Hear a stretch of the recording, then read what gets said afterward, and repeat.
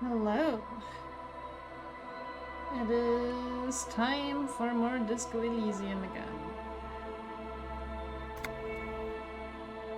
Yesterday... Oh, that music was so much louder than the rest of the game. Yesterday... I talked about stickbugs and cockatoos. Kim left to bring the body away. And now I've been alone. And I investigated the ghost in the commercial district. So I guess we still have like half the day left without Kim. So let's see. I know we can technically continue with the main quest, but I'm not sure how good to do that is without Kim. So let's just explore a little bit for now, I guess. I'm guessing I still cannot interact with the store here. You see a heavy steel door. Okay, let's see. Surely there's something that I have not seen yesterday. Or that has changed, considering the day has changed.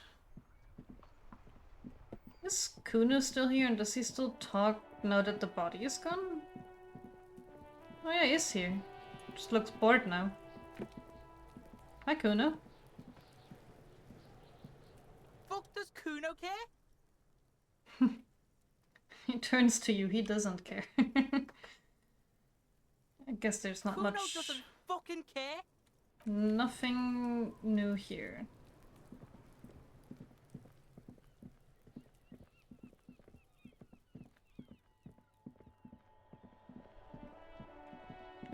This woman is new, right? So I'm just gonna run around and see if there's any other characters that have appeared now.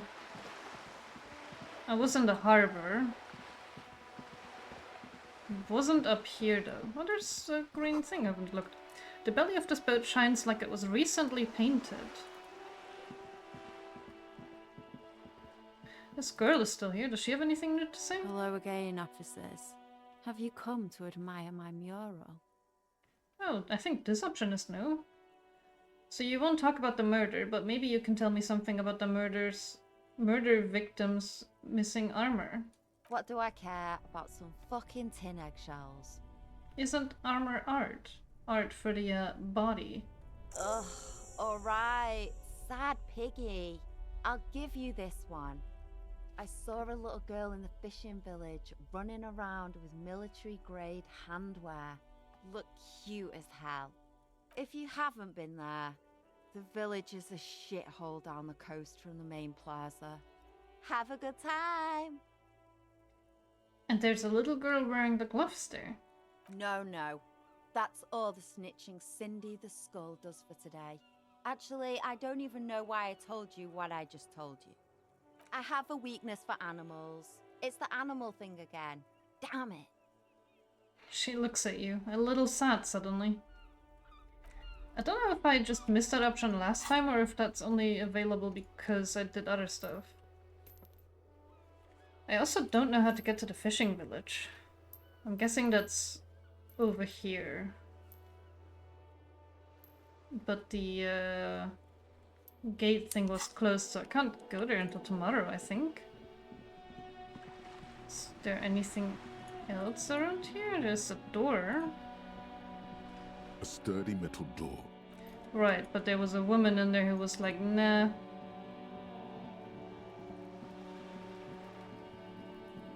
And then there was the door here, but I also couldn't go inside, I think. A balcony with a view to the yard. And the hanging.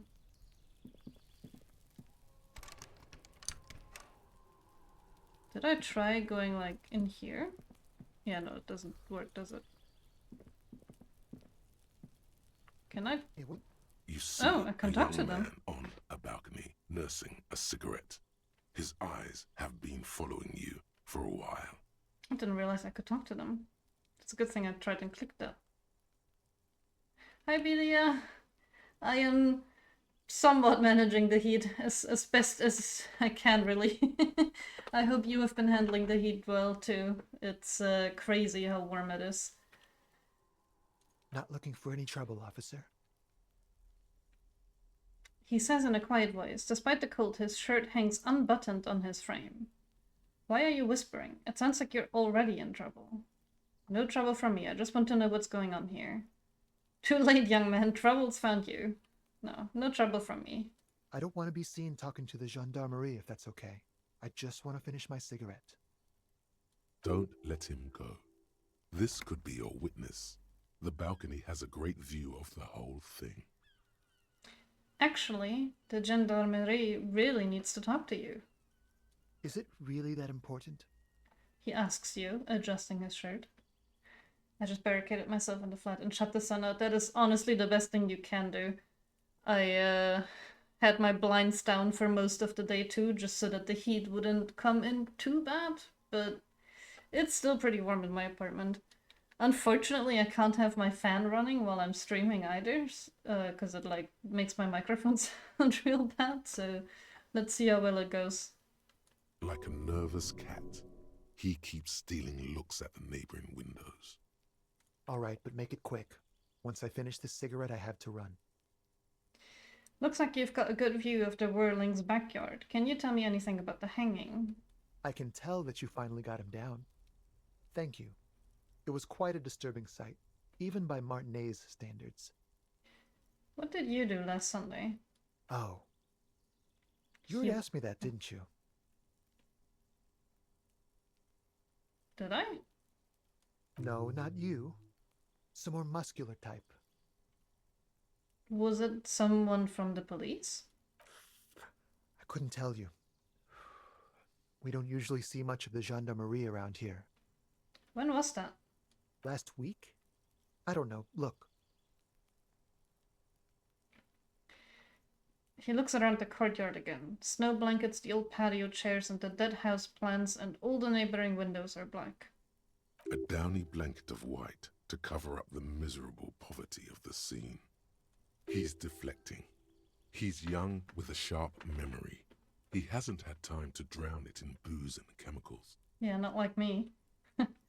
You still haven't answered my question. What were you doing last Sunday? I had a friend over. Why is what kind of friend the option again? It was my Sunday friend.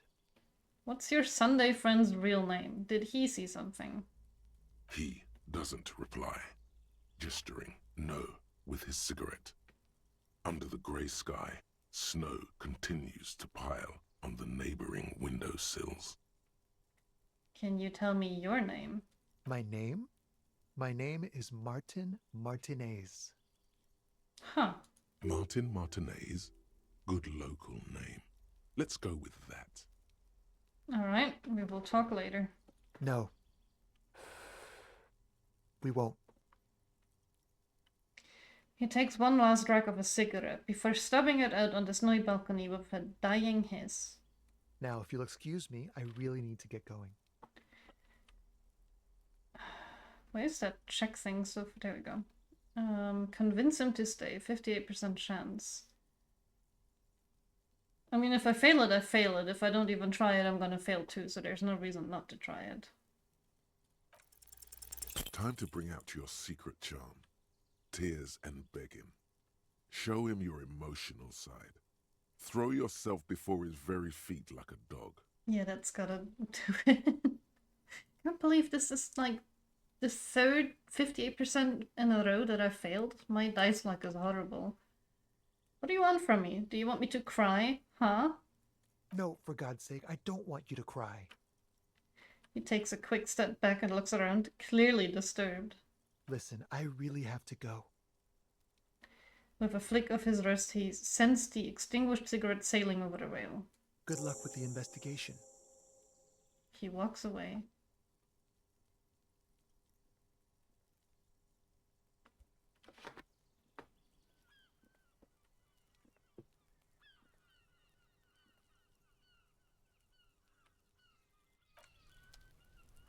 And I guess that is it. Can I? Well, I can't interact with this thing. Like, rigged like the dice rolls in Baldur's Gate 3, I agree. I swear. I've not... The majority of my dice rolls on this game so far have all failed. You met a mysterious stranger smoking on the balcony of the apartment building north of Martinez. He knows something about the murder. Finding out where he lives and question him again. Find out where he lives. Find a way inside the large apartment building in the north. I wonder if I shouldn't have done that without Kim here. Yeah, Kim is currently bringing the body away. I managed to get the body off the tree now, and Kim needs to drive the body to the morgue. Therefore, I am alone for the rest of the day. This And must come be it. tomorrow, I get him The back. basement door is weather-worn. The copper nails holding the upholstery in place have turned green from sea air, and there's a knocker shaped like a lion's head. Did I click on this last time? I don't remember. This must be the door Everett mentioned. You still need to get the key from Anyana first, though. Right, I forgot about that. That is something I should do too. I guess I can do that right now.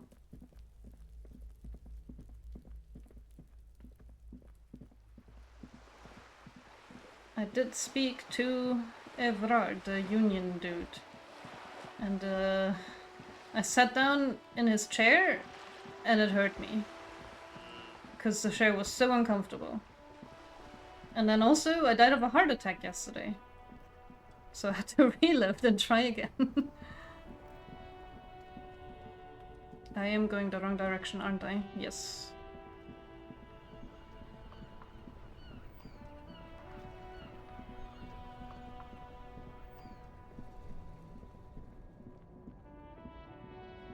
Honestly, I've had the thought of my guy just imagining Kim a couple times too. Kim is a real cool dude though. Alright, Manana. Give me the key. So, how'd you like our harbor? That's nice enough. It's but a rest area on the path leading across open plains. He nods solemnly, then turns to you, a wide smile adorning his face. Right. You talk to the boss, eye to eye, like men of the plain. If you have any more questions, I'm set to talk.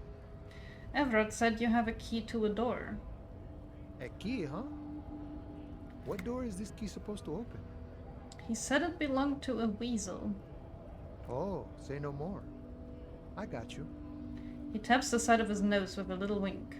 I got that key right here. And let me tell you, it's mighty good of you to help us out during the strike.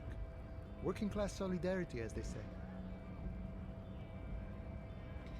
I heard something about a weasel and it didn't sound like a local polar weasel, if you know what I mean. I'm not opening the store for myself, I'm opening it for all working men. I'm not really doing this for political reasons. I saw an opportunity and I took it. I am a hustle grinder. Polar weasel? Oh, I know what you mean. I'm pretty sure he's actually Occidental, though. So you're gonna be committing fratricide, my racist friend. That is not at all how I understood that. Oh no. Well, it's a good thing Kim isn't here. What you're looking for is a basement door behind the greenhouse. That's behind the wailing in rags. That's all I know. Our organization is what you call compartmentalized. Means we keep out of each other's business. I genuinely didn't realize that was racist. I thought my character was just joking because he's so unhinged all the time. Where did you get the key from? The janitor gave it to me. Nice fella. We talked about life and things that really, truly matter. His gaze wanders off onto the distance. None of this mess we're in. This jiving and juggling. What's it for? To feed our children, I guess. Anything else I should know about this task? This weasel person, when he will be home? I'm more of a philosophical dock worker. I like to talk about the big picture stuff. Who I am, who you are, what we are fighting for. The man takes a big sip from his flask. Who he is and what they're fighting for? This is interesting. Actually, do you know anything about the Hardy Boys? Los Ardis? They're an independent militant group. A bit too high-strung, but it comes with the responsibility. They're sort of like you. Preserve the rule of law and all that. Except it's Everard's law. But really, they're just like you. Why are you striking? Didn't I ask him that already? We're negotiating our share. Your share? Aye. He seems pleased with himself. How large a share would you like? All of it. However, right now we want all the harbor workers to be on the company's board, so they could take part in the decision-making process. The bossman, Everard, what can you tell me about him? I think it's best you make up your own mind now that you've met him. In my eyes, he is a capable organizer and a decent businessman. What does bossing the union entail anyway? I guess you kind of get to be the village chief. He oversees the harbor, makes deals with the owners or other relevant parties, watches out for his own. You mean corruption? By heavens, why would he not be corrupt? We live in a harsh and disordered world, see? And in this world, the old man is corrupt for our benefit, and we know it. Appreciate it even. He is, personally, not too lavish. The desk seemed lavish to me. It was kind of a huge desk with a huge chair. He is reasonably lavish, sure. That's his prerogative. It's not like you want a saintly demeanor on a corrupt motherfucker. That would be a manipulative illusion. Besides, there are no non-corrupt systems in the world anyway, and moralism is the most corrupt of them all. Are you a communist? No. I don't think I'm a communist. Seeing something of value and saying I want it all to myself is a much older and simpler notion. No science to it at all. Even a weak child can think it. The only things holding someone back are I can't and I shouldn't. But the stuff you do aligns admirably well with the World Republic. Why not call yourself a communist? Right on, brother. You shouldn't take what's not yours. Cool, I don't have anything to add to that. But the stuff you do aligns admirably well with the World Republic. I have nothing against communists. They are honorable boyaderos. They He have good takes, analysis. he takes a swig from his flask. But my own code serves me well. If my code starts failing, a code can fail a man as well as a man can fail a code, then I will have to submit to a new one, which may well be communism. He knows who he is, firmly grounded, has no need to reinforce or elaborate his political identity to himself or others. I guess I understand. See, I am primarily a lazy person. He looks very amused, as if thinking about some private joke or mystery. You seem to have spent a lot of time thinking about the political situation. Sure, I've had the necessary free time.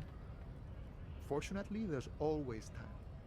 The look in his brown eyes conjures up an understanding. For him, having command of his time is the most important thing. It all comes together now. The way he speaks about scabs, his general attitude. He's a follower of a 500-year-old Franco-Nigerian Boyadero code, itself an appropriation of Vespertine cool. That of a noble peasant or a traveling herdsman. True to yourself, independent in your actions, loyal to your friends. Maybe I am a boyardero? No, No. What if? no. The man sits on the railing, his hands reaching far and wide, yet it feels as if he could, effortlessly, go even wider, if need be, an endless torrent of time. Any idea who killed the Hanged Man? I already know who killed the Hanged Man, but I guess we don't really have much more evidence than them saying it. The mercenary, eh? Who could have killed him? That's indeed the question. Why even do such a thing? He shakes his head solemnly. The merc was hanged with a very specific type of cargo belt, one often used in heavy transport areas, for example, harbors.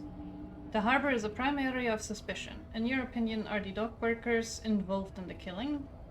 No, I'll do the first one. What a thought! Why would noble workers resort to such a thing? Unless they were pushed, of course. Pushed how? Your dead guy was an enemy combatant. What does that mean? He was an agent of the opposition, attempting to undermine our honorable efforts. Didn't you kill him? I ain't the murdering type, but that's just me. Large organizations like our union have all sorts of men, with all sorts of skills.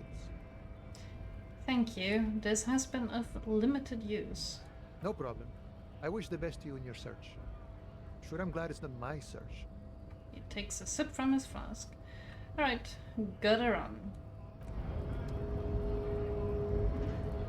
Guess I got the key now, so let's go back and open that door.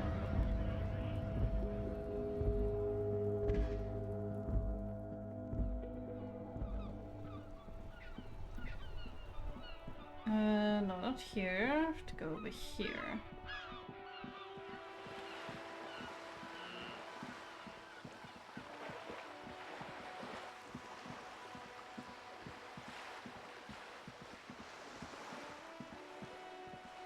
Oh, wait, no.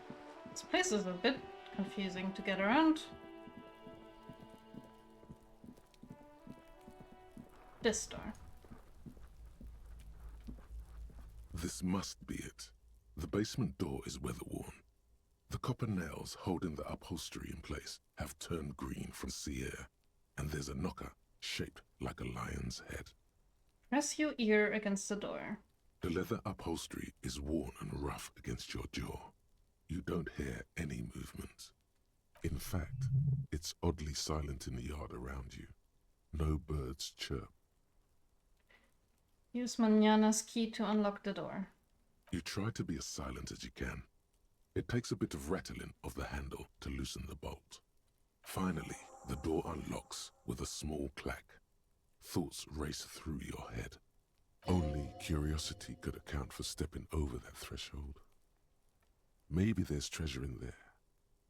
A white alligator. A fountain of quicksilver. Yes, it's all those things. Maybe there's a bear in there. God, can I actually go inside? Let Everard know you unlocked the door. If I click on it now, do I actually go inside? Just in case I die, I'm gonna save. Well, there's no one here.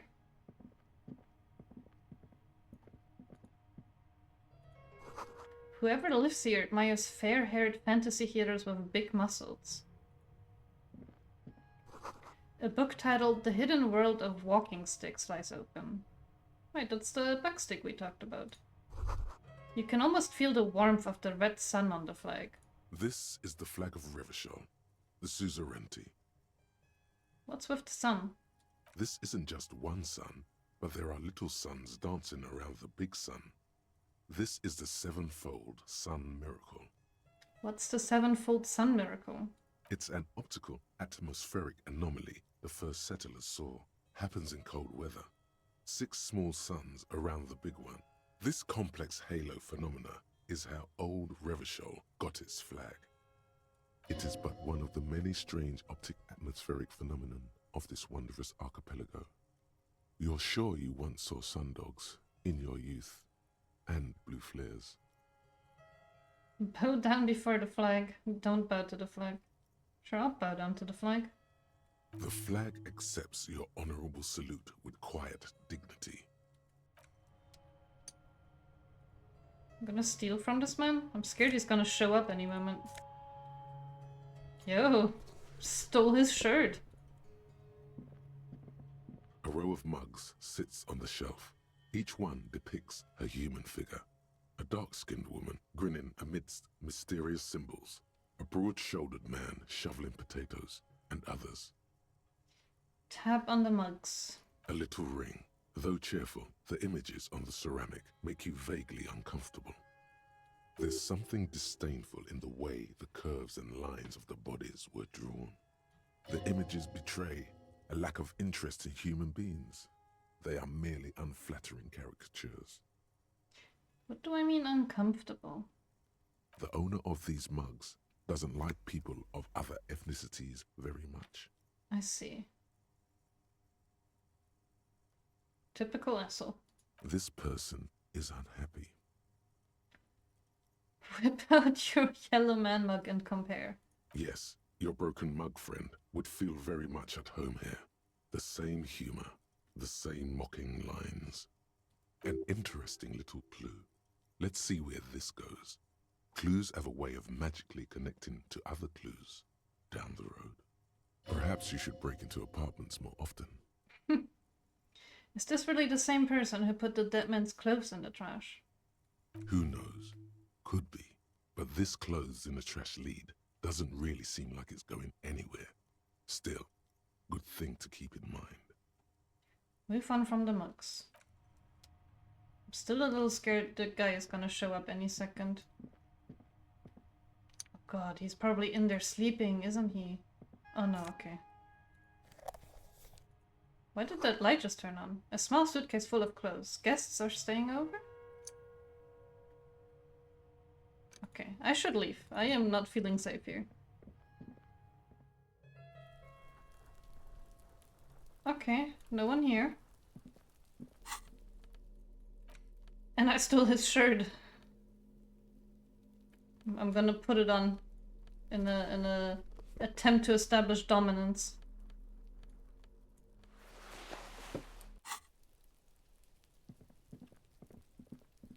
Okay, I guess I go back and tell Everard about what I've done.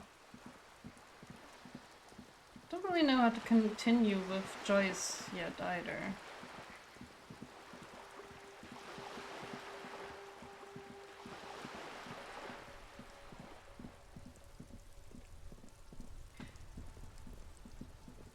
Hi Lottie! How are you? It is so warm.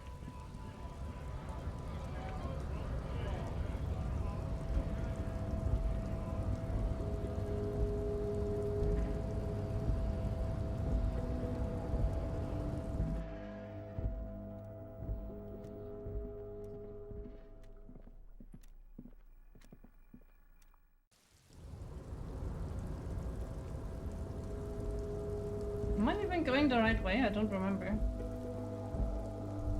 Oh. Numerous empty wine bottles glisten in the rain. Someone partied really hard here.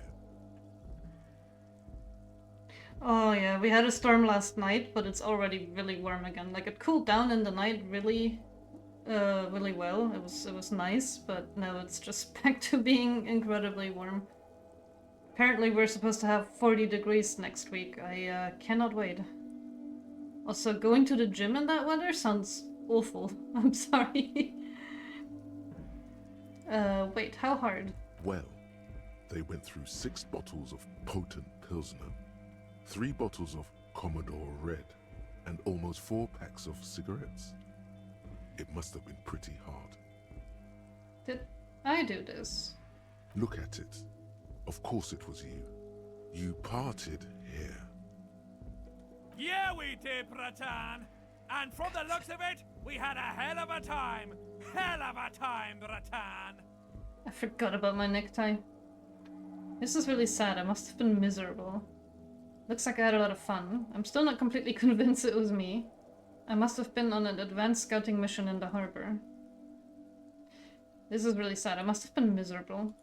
No, Bratan. I'm sure it was a blast. When do you and I not have fun together? Don't answer that. Just take that positive feeling and run along. Okay, I guess I will just take that feeling and run along.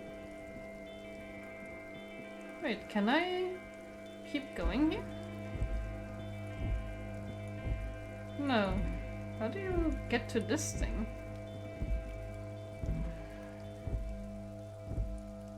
Okay, well I'm sure I'll figure it out.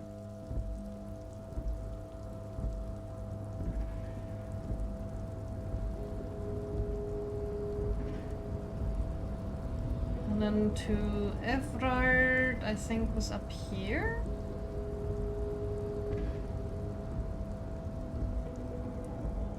And before, oh yeah, there it is.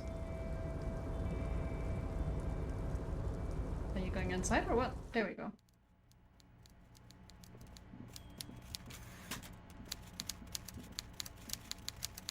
Mr. Dubois, a pleasure as always.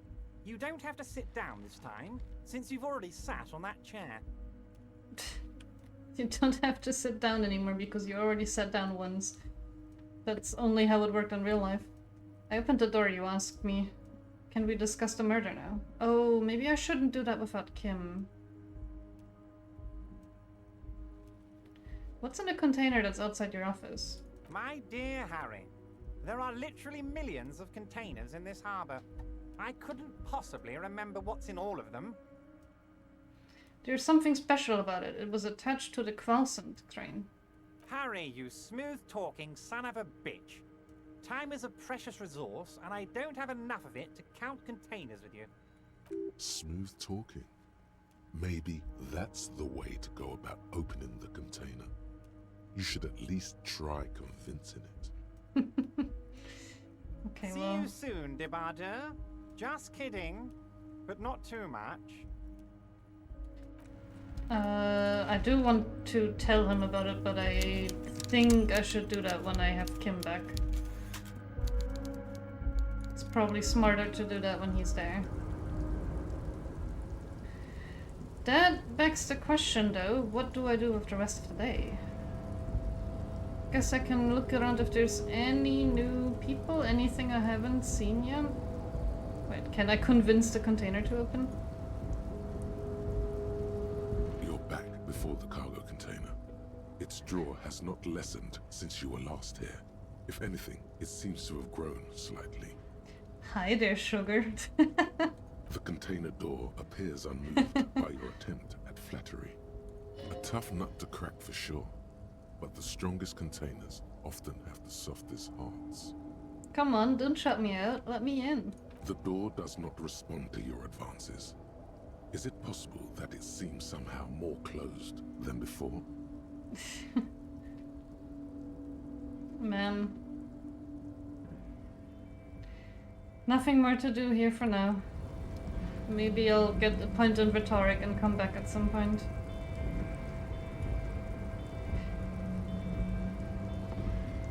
I guess my guy has been sober too for a whole day. He has been sober for one day. We shall all be proud of him.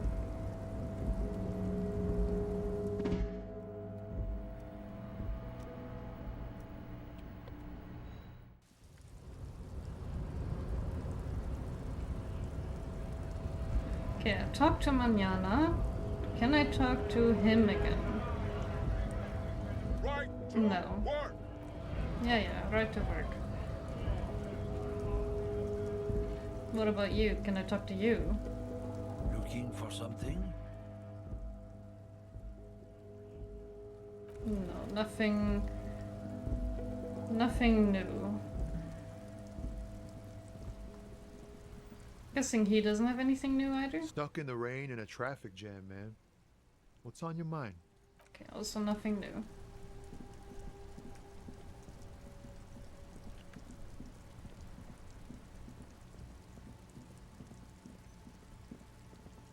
And this thing I have to wait until tomorrow. I'm not sure where's this like shack here? I guess it would be here somewhere?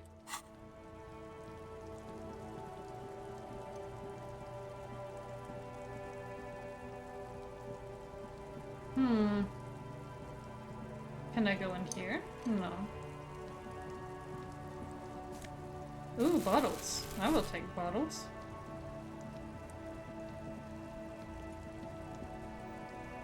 You see a Samaran street vendor surrounded by a motley assemblage of goods. When he realizes you're looking at him, his face breaks into a wide, welcoming grin. Oh yeah, I am also very curious if I'm gonna have actual withdrawal symptoms. I hope I do, because it would be really interesting to see. The name Sileng is embroidered over his breast pocket.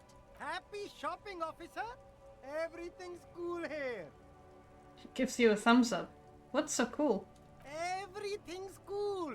The goods are cool, the customers are cool, the place is cool. And one more thing, officer, You're very cool. Bang, bang, bang, bang! He makes both hands into finger pistols and fires a few finger bullets into the air. Really, you think I'm cool? I am not cool. What?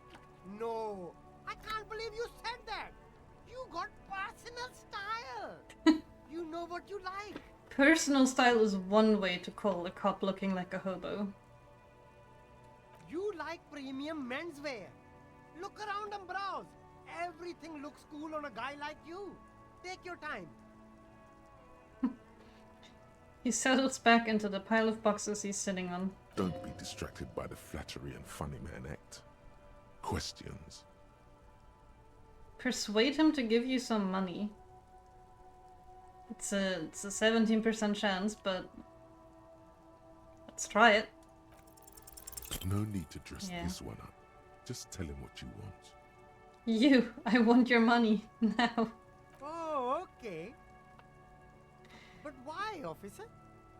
Because I am corrupt? I don't really remember how it works. Though being corrupt, I mean, I don't know. It was just the only thing I could come up with in my head to ask you. I need to get money somehow. Ah, yes. Money is very important. The street vendor nods, dead serious. You see, I'm an honest entrepreneur. I can't help you if you don't give me a good reason as to why I should. Sorry, detective.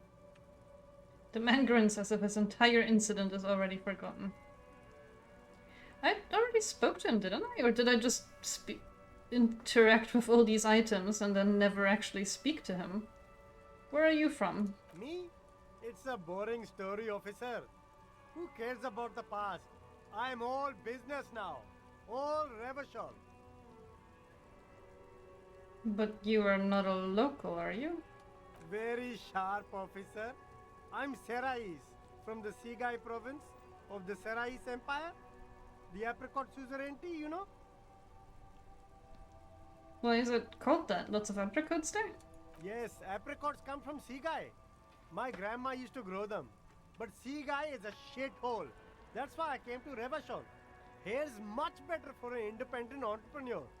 Less laws. Speaking of, why not support an independent local entrepreneur?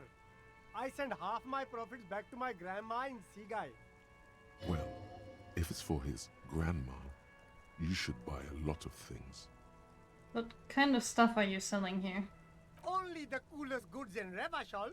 I've got sneakers, speakers, extremely comfy pants too. Try them on right here.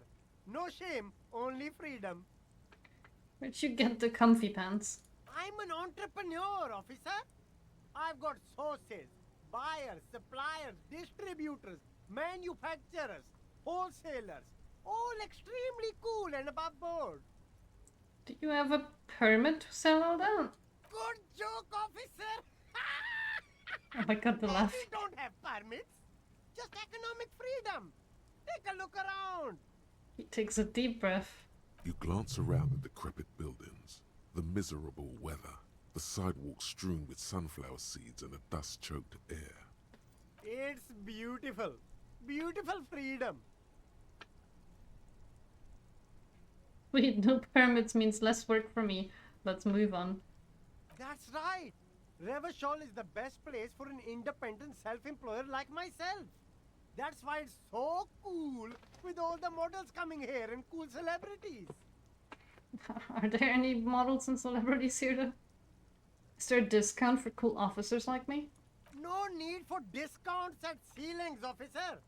Everything's already on sale. Anything you want, 50% off. But did he first mark them up 100%, just so that he could put them on sale? Are those things really on sale, or did you just jack up the price first? My man, you know how the game is played. You and me, we should work together. What do you think? Shake things up? I guess I can't accept it. That's all then, let me ask you something else. Anything for you. Okay, nothing new. Oh wait, what's my inventory? Wait, nothing is in my inventory. Why did it glow? Okay.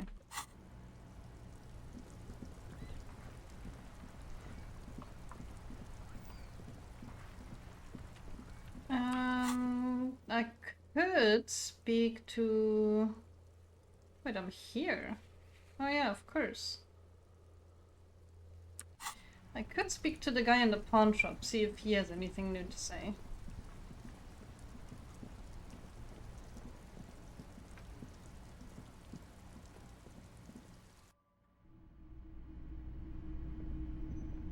Hello again. How can I help you? Oh yeah.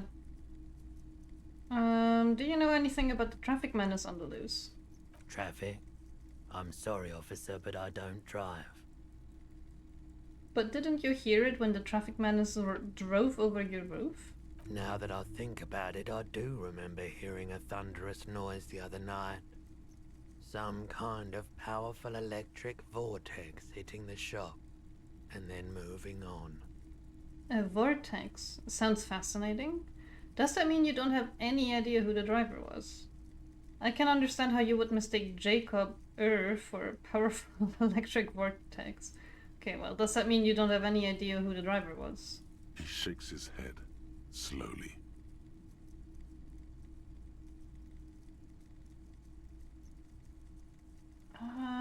Do I attempt another check even though I've been failing every single one? Sure. Okay, he definitely is high. Whatever it is, you've probably done it, and many other things besides. But you can't cut through the jumble of sensations to get to the answer. Looking at his wares, talking to him, that might give you more clues. A guarded man like him wouldn't tell you if you asked out loud. Well, Sure thing. have people from Everard Players Union come here to track that gun? Maybe. Shady-looking guys came in here yesterday, looking like they'd just taken off their Wild Pines overalls. They asked if I have a police weapon to sell. I told them I already sold it. They went their way. It was a trip, but you know, all sorts of people come here, asking for all sorts of things. Wait, then it might be true. Everard's claims. Thanks for the review. Let's talk about something else. Sure then. Okay, that was all there is here as well. I still need to find the password for that machine from yesterday as well, but I'm not really sure. Let's have a look at my book. Find the armor pieces. For that I need to go to the fishing village. I can't do that today. I have no idea where I am. I should talk to people. Don't really know who they mean with rich people. Or maybe I could talk more to Everard about this. I'm surprised it still says that my name is unknown, because I know my name is Harry Dubois now. Sing karaoke. Explore this whirling secret passage. I don't know how to open that door. The victim's tattoos. Joyce's info on the lynching. Who put the clothes in the trash? Track down your badge. Find smokes and smoke them. I'm gonna try to avoid that. First, you should find the vehicle the Joyrider used in their escapades. Well, I guess I can't do that here either, because I drove over to the other side. Close the waterlock on Wednesday. Okay, I don't think I can do any of these things right now. This is for tomorrow too. Prove your authority. The special borscht. I guess I can talk to the cook in the kitchen actually, yeah. I did open the door, I'll do that tomorrow as well. The glove. And I need to get inside the apartment building, but I have no idea how to do that. Okay, I will go talk to the cook.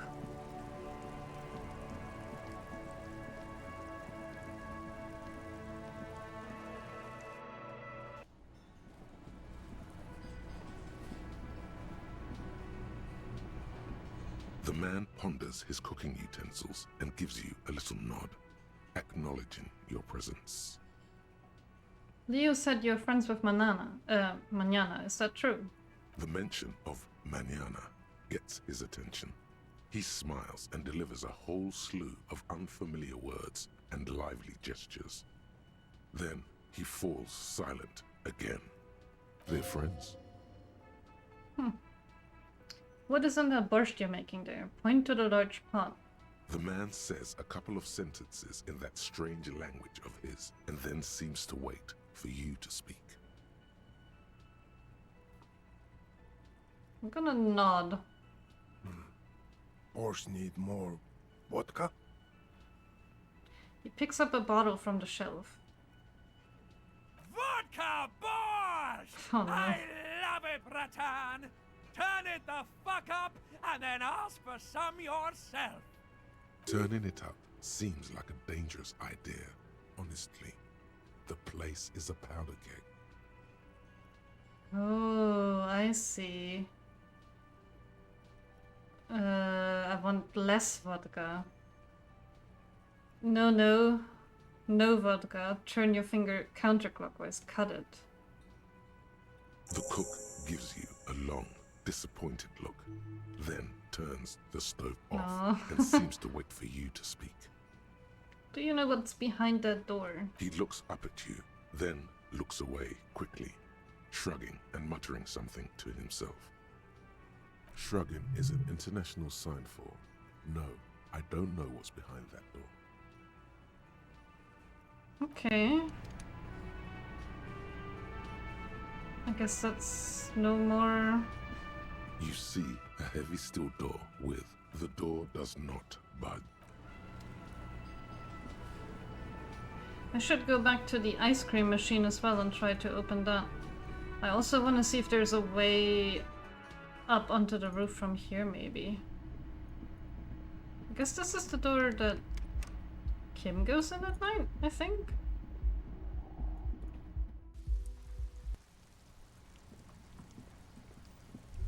Oh? A gust of briny wind washes over you. Yeah, I want to get over here, but I don't know how.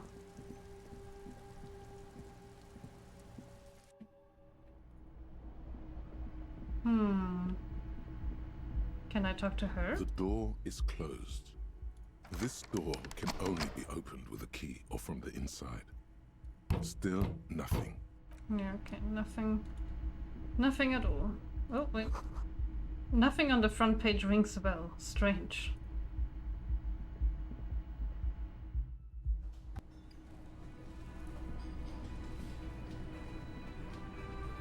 Oh, hello, dear. There you are again. I'd really like to hear more about cryptids. Of course, dear. Is there a particular cryptid that you're interested in learning about? The biggest one. I thought we'd agreed on just one cryptid, sweetie. But this is so much more interesting than my real job. Your work must get quite frustrating. Well, okay, just one or two more. She smiles mischievously. The biggest cryptid is, of course, the Giant of Kokonur. It's huge. The giant lives in the most arid parts of the vast Kokonur Desert in South Samara, casting a strange light across the barren wastes. Wait, what do you mean a strange light? Mirage or psychogenous luminance. She does not elaborate the nature of this luminance further. And just how big is it? No one knows for sure. It is like an awful mountain appearing from below the horizon and expanding to cover almost a third of your field of vision. Is it dangerous? The towering luminosity of Kokonur is a bad omen in local folklore. Some say it's a fata morgana, others, fate unimaginable. That's what makes it so peculiar. A species surviving at the very limits of scientific law.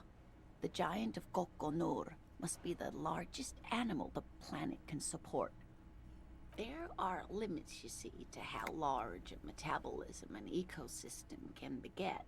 Some say a gravity anomaly below the Kokonur desert might allow the creature to grow to these gargantuan sizes. Great. This is great shit. You need more. Gravity anomaly. Digging it. Digging this parascientific stuff right here. What is the most dangerous cryptid? The gnome of Jeroma. She pauses for effect. The gnome of Jeroma doesn't sound too bad. Honestly, gnomes are kind of terrifying. Oh, yes. None of its victims survived. Grieving relatives never even found their bodies because the gnome's venom dissolved organic tissue. What did this cryptid look like? It was reportedly a small creature with webbed fingers and a protruding forehead and a gangly little thing. Quite scary to look at. A couple of campers found it when it was already dying. They heard an odd wailing in the woods and followed the sound. They were scared and wrapped it in tarpaulin to suffocate it. It still took the gnome of Jeroma an entire day to die. Are there any photos of it? Alas, no. And the first scientist who got his hands on the creature's corpse put it in a jar of formaldehyde, thinking that would detoxify the gnome's venom. Instead, all the venom leaked out of the creature's teeth and into the surrounding liquid, dissolving the creature itself.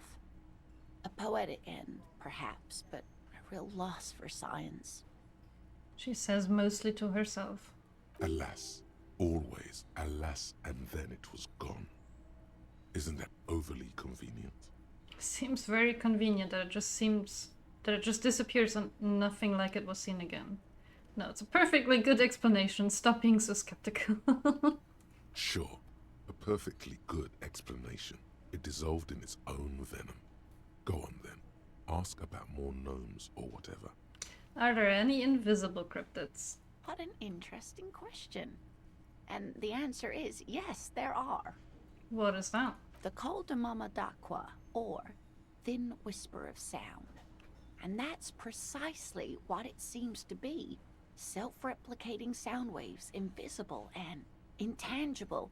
It's very afraid of us, which makes it incredibly difficult to track. Sounds like average Australian wildlife from what I hear. It will either eat you or poison you. Yeah. Maybe this is based on Australia. You never know. What does it sound like? Like nothing. It's such a high-pitched sound that us humans can't hear it, nor can other animals. It could be ringing right outside your window and you wouldn't even know it. Could be anywhere. Everywhere, even. But why is it afraid of us if we can't see it or hear it? Many scientists have asked the same question. Some have claimed that it isn't itself a sound, but a tiny corpuscle that emits sound waves. But there's no evidence to support this theory. Could it be here, right now? It could be. As I said, it could be everywhere. And we wouldn't know any better. It could be ringing all the days of our lives and nights.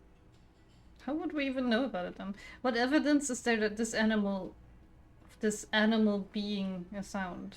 Plenty. It's the evidence that led to its discovery. In the 20s, a group of Areopagi ornithologists, that is, scientists who study birds, were trying out a new recording technology for capturing sounds outside the range of human hearing.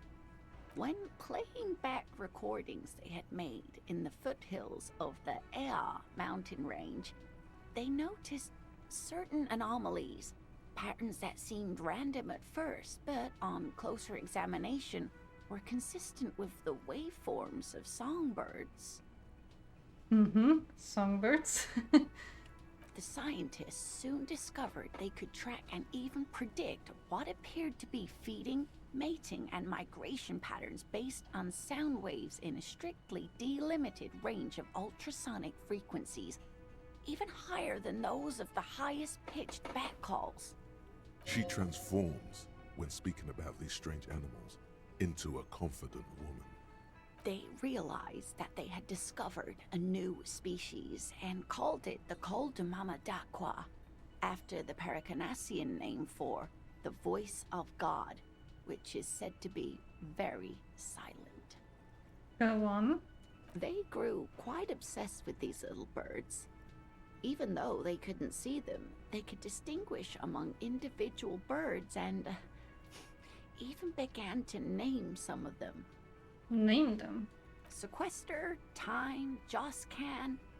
Those are but some of the Mamadakwa they followed individually. Why is the Mamadakwa so afraid of us? That is a sad story. A group of university students assisting with the field work in their enthusiasm for the project, and no doubt because they were preoccupied with impressing their professors, nearly drove it to extinction. Extinction? They tried to communicate with it and had no other means but sound. So they started sending out sound waves at frequencies they thought might match the Mamadakwas. And what happens when a sound wave meets another sound wave of the same frequency, dear? This lady really should be a teacher. She's really good at the explaining things thing. They cancel each other out. Exactly. And these tests were performed so recklessly that when they happened upon the right frequency, well, they wiped out most of the population. Great regret washes over her. A wending cloth. After that, the corpuscle appears to have migrated elsewhere. There have been recordings of anomalies similar to those spotted in Ea, but they've been few and far between. It's impossible to confirm the presence of any stable Kulta Mamadakwa population anywhere. Interesting. What about... what? I guess that was all of them. Of course, dear. I don't think... I don't have anything new here, do Looks I? like the circus left town, but the clowns are still here. Titus does not look particularly happy to see you. Yeah, okay. I think I might just have to sleep for the day, because most stuff I just cannot do tonight. Or today, I guess. And I have several things that I know how to do tomorrow, so... I'm just hoping there's not like a time thing where I have to do it in like 7 days and then I fail if I don't manage. But I genuinely don't know what else to do. Everything opens up tomorrow. The bed is still cold from the broken window, and not too inviting. But it's yours. You've earned it. Oh, I can't rest yet, right. I guess I have to spend my time doing stuff. Well, actually, I can just sit on the bench and have time move forward on its own.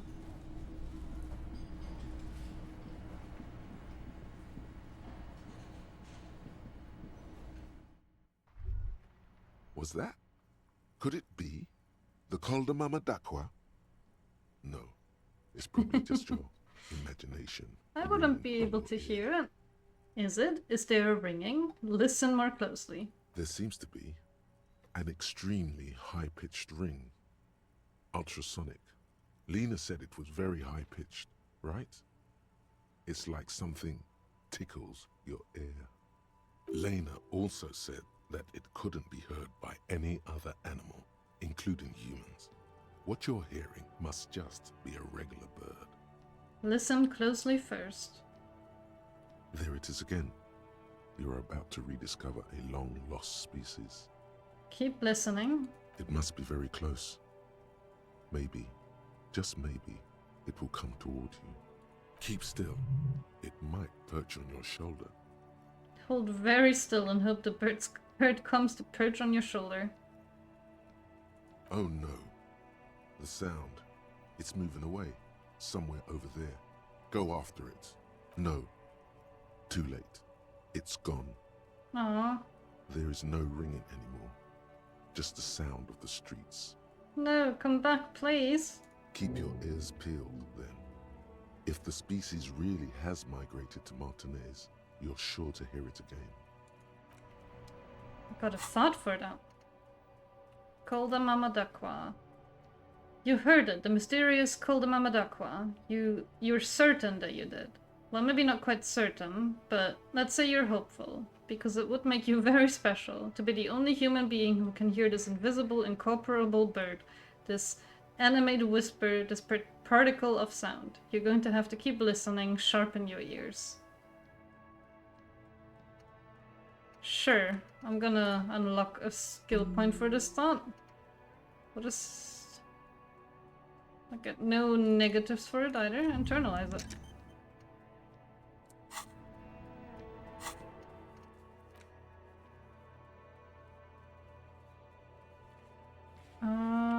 Okay.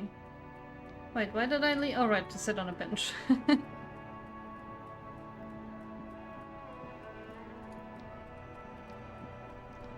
I don't have any books, do I? I have the... Well, I used to have the cockatoo book. Where's the cockatoo book? Oh, right, it's here. But I already interacted with it. A cockatoo is a parrot. This book talks about... Yeah, okay, I already read that book. You sit on the wind-worn wooden planks of the bench. Your feet ache. Think deep thoughts. Wait 1 hour. You finally stop picking your nose. I'm not sure anything will have changed, but I guess I can have a quick look around.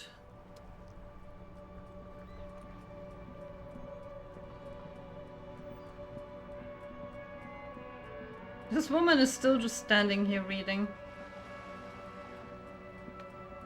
Hello, sir. How is the investigation going? Found any curses yet? Oh, yeah, I found a way into the doomed commercial area. Oh, that's great! I hope exciting adventures lie ahead. And maybe you can help Mother become less afraid. Who is that? Point to the woman browsing books. Oh, that's Auntie Billy. She's nice if a bit distressed. She's your aunt. No, sir. She's a working woman who comes to look at the books a lot. Why is she distressed? I think she is a bad husband. Not very nice or helpful. Oh. Can I talk to her again now?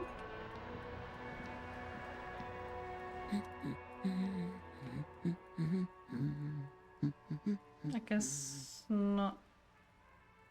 The woman before you nods and returns to her reading. Alright, little girl, tell me about... The lights are so pretty when it gets dark. Tell me about the crime business. Crime fiction is about murders or burglaries or things like that, and the work of a policeman or a private detective who's trying to solve a crime and catch the criminals. So, like me. Wait, not crime fiction. I need to know what crime is. Why would anyone want to read about crime? Okay, I get it. Crime murder gets the people going. Why would anyone want to read about crime? It's exciting to people, I guess. They get to imagine dangerous things, and it's kind of like a puzzle, where you can guess who the criminal is, or how the good guys are going to catch him. I am a policeman myself, by the way. You don't look much like a policeman. She examines you as if to find something policeman-like. I mean, yeah, I am holding a trash bag. And I'm wearing clothes that I fished out of the trash, so... Well, what does a cop look like then? Didn't mean to offend, sir. Sorry, sir. It's just that you don't look like Dick Mullen. She points to a book cover on which you see a strapping Vespertine officer. He stands grimly over the body of a dead woman. I used to be exactly like that Mullen guy. Then I decided to live a little. You know, nobody actually looks like the guy in the picture. That's just a stupid fantasy of a man. It's not your body that's important in police work anyway. It's your point to your head. Wow, look at the guy. I'll never be as good as Mullen. It's not your body that's important in police work. It's your mind. Head? Yes. No, your mind. A quicksilver mind. This Mullen guy looks like he needs 4 hours just to come up with a single idea. No, he's wicked smart in the stories. Sure, when the author does all the thinking for him, real policemen have to think and act on their own. Like you, sir, of course. He's just a fictional character. He's no match for you. Maybe you can show me some real police work, sir. Like in the books. The cover image of Dick Mullen seems to stare at you with harsh disapproval. Oh. Sure, let's do this and hope that I don't fail the 83% chance. The girl keeps her hands folded, hidden. Why is that? Hey, why do you keep your hands folded? What do you mean, sir? She looks away. She looks worried. She knows where this is going.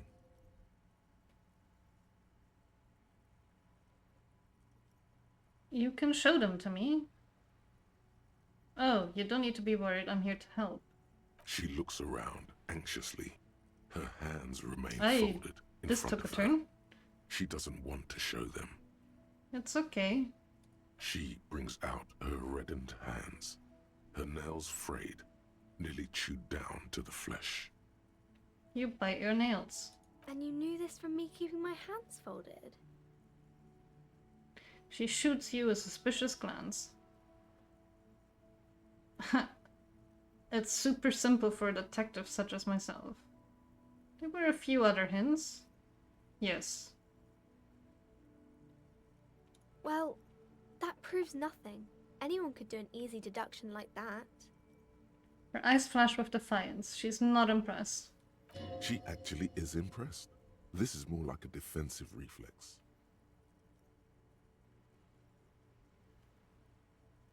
You think so? Fine, do better. Do something about me. I don't know if I want to go into this kid's psyche. Okay, well, bet I can figure out why you bite your nails. She nods, half provocative, half enthusiastic. You're uptight because of your mother and the pressure she's putting on you. Rats have been nibbling on your fingers. Yeah, of course it's rats. Chewed on nails means you're recycling your body material. It's an intense dedication of the way of business. There are no riches without personal sacrifice. Well, you're uptight because of your mother and the pressure she's putting on you. Maybe so, sir. Okay, I know it's a bad habit, and I shouldn't. Either way, another ace deduction by the #1 detective in town. Oh, I hope this entertained you. It was okay, sir. She's still got a rebellious streak. There's more that can be achieved here. Ask her to do the same. Alright, to do something about me. You're quite sober. She snaps back quickly. Wait, how do you know I'm usually not? Yeah, about that. Maybe you could point me towards some booze. I am also sad and my head hurts. How do you know I'm usually not? Because you usually aren't. I'm also sad and my head hurts. I'm sorry, sir. I hope things get better soon. She looks you in the eye, a gleam of sympathy on her face. There she stands, swaying on her feet, assaulted by the early spring breeze. She smiles at you. The whole situation suddenly feels familiar, somehow. There's something you're missing. 58% chance. Ooh, I'm gonna fail this, aren't I? What are you missing here? Why does this feel familiar? Wait, suggestion. Do I have any clues for suggestion?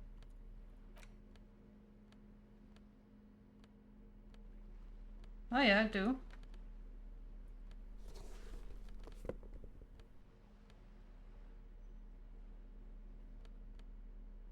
Does anything give me negative suggestion? No. Okay, let's try. Hi, Ace Detective. Are you Oh. here for more books? That changed dramatically from 58 to 72 from just 1 point. Because you know each other. She's been talking to you so openly because you've talked before. Hang on, so you know me? We have met before? Yes, I stand in this spot all the time. She sways back and forth on her feet. You've been running around all week without your shirt on, sir. Oh no. Apologizing to everyone. I don't really understand what you've done wrong. Did I ever talk to you? Of course, you've stopped by a few times. You certainly look better than the last time I saw you. What do you mean better? I look like shit. Thanks, I am trying. Yeah, I can see. You don't have party eyes anymore. Party eyes? You know, like a cat in the dark, all big and wide-eyed. It certainly looks odd on a man. The swiveling eyes of a loony drug addict. That is what she meant. You were probably gurning too. Fuck yeah. You should get some party eyes right now. Snap those sequins on you, boy. Does that mean I've been partaking in narcotics? Oh baby, that's not what you have to worry about. Worry about the important thing. So why didn't you tell me you knew me to begin with? I didn't know I had to do that. Well, to be fair, no one would think you'd have to do that. I don't really like this detective deduction anymore. Thanks, I have learned something about myself today. Yeah, she's done everything, right? I'm glad I could help you, sir. What is romance? It's the type of book where there's a rich lady and she has to choose between the good man and the bad man. She smiles at the thought, perhaps imagining herself in that situation. Or there could be a story about a poor lady getting a rich man. It's about man and lady business, sir. What about a poor man getting a rich lady? It happens, but usually the guy gets rich in the process. Or should actually be rich himself, but has lost his family property unjustly, like during the revolution or something. Those are unhappy books, for most of the pages. People sad about what they have lost, but then it all turns out just fine in the end. What about when both of the men are bad? These are not very common. You can't have a choice between bad and bad. Nobody wants to read a story like that. What if it's written really well? Well, maybe then it's fine. Maybe if the lady then decides not to pick either, because she doesn't need a bad man. Yes, that would be interesting. What about when everyone is poor? That's really not a proper romance story. That's more like everyday life. She's not wrong. Sometimes you have to write about real things. Not in romance books, sir. These are about nice and pretty people, and everyone is happy in the end. What about a book where the man and the lady business doesn't work out at all? I haven't read many of those. Maybe you should ask Mum. You think she has one about an excruciatingly painful breakup? I don't think it's a romance story if the main characters break up, though. She pauses, trying to figure out the appropriate answer. No, think about it. One where they plunge into a torrid spiral of pain and recrimination. Only it's really long and drawn out. Scarred for life, phantom limb. No, I don't know. Doesn't ring a bell? Alright, I will ask your mom. Yes, she knows books. Definitely. What was that? An idea for an unfinished novel stuck somewhere in your forebrain? You clearly have issues you need to address. That is enough romance for me. I had other question. Maybe some about other books? No. I think I am good on the books. The woman... Okay, I guess I can lay down... Was it a 8 or 9? I don't actually remember. Has anything changed here? These people are still here. There's a bunch more people here, but I can't talk to any of them, can I? No. Okay, I will sit for 1 more hour. I think it was 9 that I can sleep. And then start day 3. I think there's a lot of stuff I can do day 3. You sit on the wind-worn wooden planks of the bench. Time passes. You wonder how your gun is doing. Hopefully, it's okay. You're really starting to regret the poor way you handled your own sidearm. I'm sure I will find it again.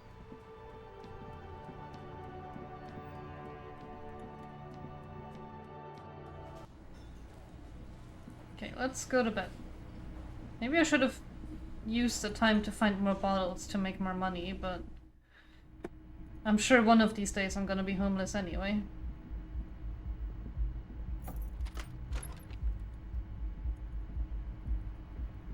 The bed is still cold from the broken window, and not too inviting. But it's yours. You've earned it.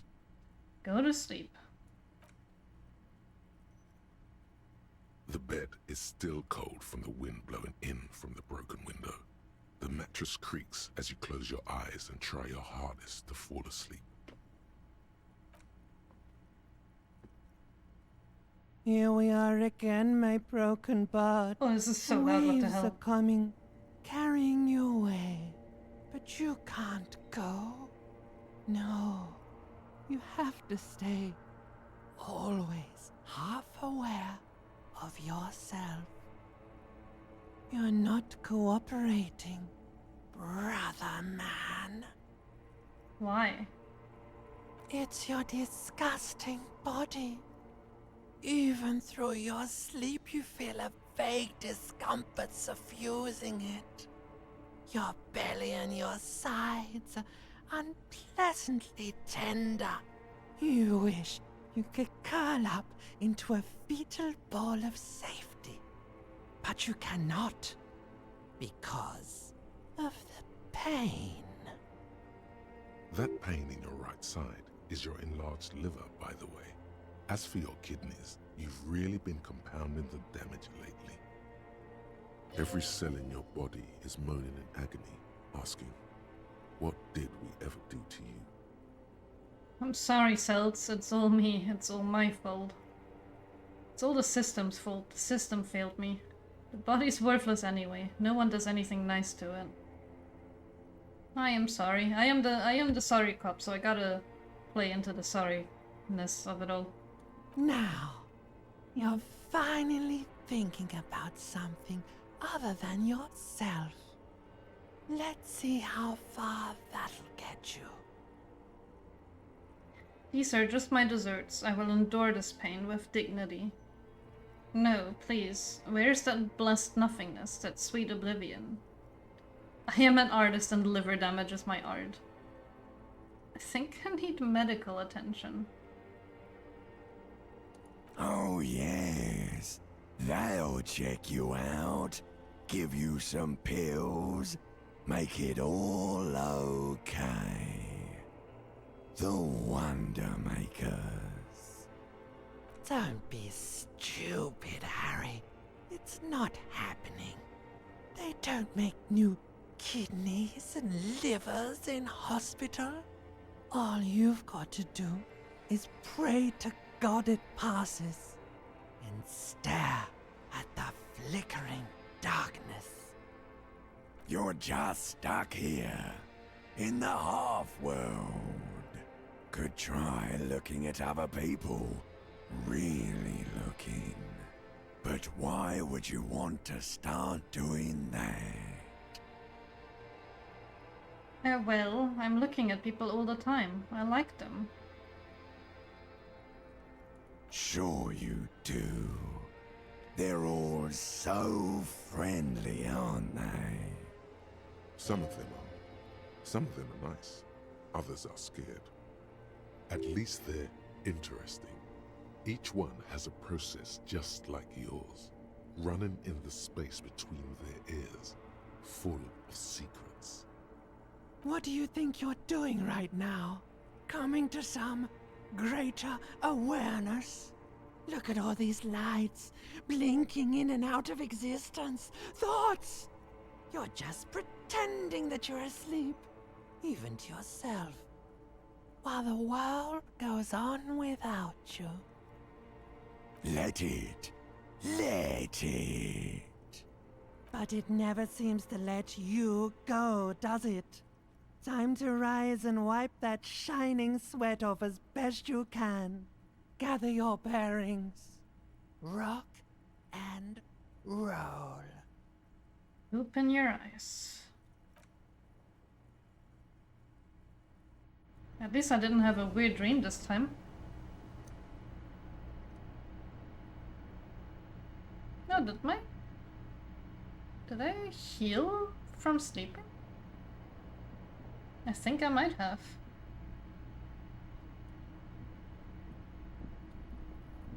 Alright, Kim, where are you?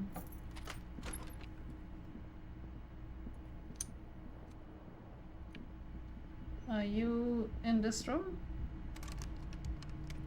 It's probably downstairs like last time. The door.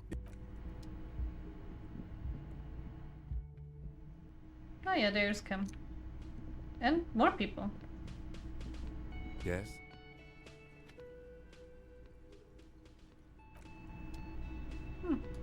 So you just come with me now. Oh yeah, look at that. Who are these people? The woman in an RCM patrol officer's uniform winces Oh. as she notices you. I would really prefer not to talk to you right now. A patrol officer is the lowest rank in the RCM, below lieutenant and sergeant. Is every... Oh, hold on, you're a patrol officer in the RCM? Yes, I am. I'm on a murder investigation. Are you the cavalry? I'm definitely not the cavalry. I'm a cop too. I know. Here's the real deal. Thanks, Kim. Is everything alright? Why don't you want to talk to me? I don't know. I mean, why would I want to talk to you? Have I wronged you? I've done that to a lot of people. No, you haven't wronged me. It's okay. She shakes her head and breathes out. Something changes in her. It's pity. Pity comes over her. Okay, fine. Let's talk. What did you want? So what precinct are you from? What precinct? Am I from? God, he doesn't know. Fucking deranged lunatic. Sunglass-wearing man pushes through his teeth. You're getting an intellectually unsatisfying vibe from this conversation. Maybe you're doing something wrong. You're the police, right? Cool. So am I. I don't know what to say. Don't say anything, Judith. Is he police? Me? No. I'm just a man with sunglasses. I like wearing sunglasses inside. Sunglasses and a fucking wig. Okay. What are you, the police, doing here? I'm just looking out for... You? No one. I'm just a man with sunglasses. And you are? Policewoman? Well, I'll say nothing. I just want to do my job. That's all. She says quietly and looks away. Something about the man with sunglasses and you, the energy between you two, is making her uncomfortable. Okay, goodbye. Let's talk to the You man. look like shit. Your ruffled face reflects in the man's sunglasses. And I don't mean that as a metaphor. You look like shit, Hustle. I don't look like shit. I know, it's intentional. The last couple of days have been rough. Looks don't matter, it's on the inside that counts. Yeah, I know. That's what I'm going by here. Oh, come on, Jean. It looks like it's been a rough week on him. It's not just this week. What you want? There's something about this guy that matches with a face in your head. A similar but different face. 58% esprit de corps. Right. Watch out for yourself, loser. Do I... The clothes really made a difference, so...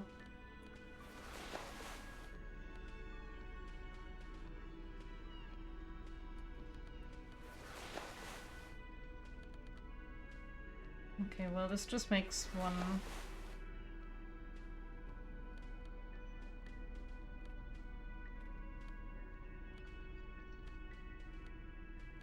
Okay, let's see if the Again? thing's higher. I can't Yes. believe this shit. You know what it is. It's like the two of you know each other. Just ask him. Tell me the truth. Do you know me from somewhere? Oh, I definitely know you from somewhere. He looks similar to me. Another life. From where? From another life? Yes, from another life. A different life. Maybe the life of a police officer belonging to the ranks of the... To what station do you think you would belong in this alternate and totally fictional reality? 41st?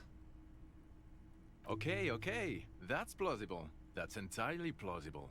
Now we're really getting somewhere. He gives you a long, meaningful look and adds. Somewhere good. Let's talk more about that hypothetical Station 41 you mentioned. Okay. Where's the UK part in this? Oh, the hypothetical 4-1. Yeah, let's fantasize about that. He blinks aggressively. I'm not busy, you're not busy, let's just play around. So what would our relationship be in this alternative universe? Let's be crazy. Let's say you and I are partners. How's that for a thought experiment? You seem like a cool guy. I'd love to have you as my partner. Kim's cooler than you. Like partners in crime, or... No, because in this thought experiment we are police officers in a police station. We don't do crimes. We're not crime bros. Come on, stop it. Do you have a crime to solve? Oh no. You see, I enjoy watching other better cops solve crimes. And let me tell you, it's been quite a privilege seeing you work. This isn't helping. She's shaking her head and looking at the man with sunglasses disapprovingly. Who else is in our imaginary police station? You're not going to believe this, but... police officers. Yes, sir. Solving crimes, locking up bad guys, and get this, and not getting that drink on at 2 o'clock. Just some regular boring motherfuckers in suits and uniforms. Nothing spectacularly extravagant like you, the far-out son of Lang. Who is the far-out son of Lang? Oh, it's you, you eccentric genius. I mean, with your unorthodox approach to police work, it has to be you. Want to tell me more about him? Or her? Not even a little bit. It's an urban myth about an officer who is so far undercover he can't remember who he is. As I said, just an urban myth. You are not the son of Lang. He's trying to protect you from further rough handling, dished out by this sunglassed man. Okay, yes, you get the joke. Leave it at that. I can't imagine it anymore. Conclude. Neither can I, partner.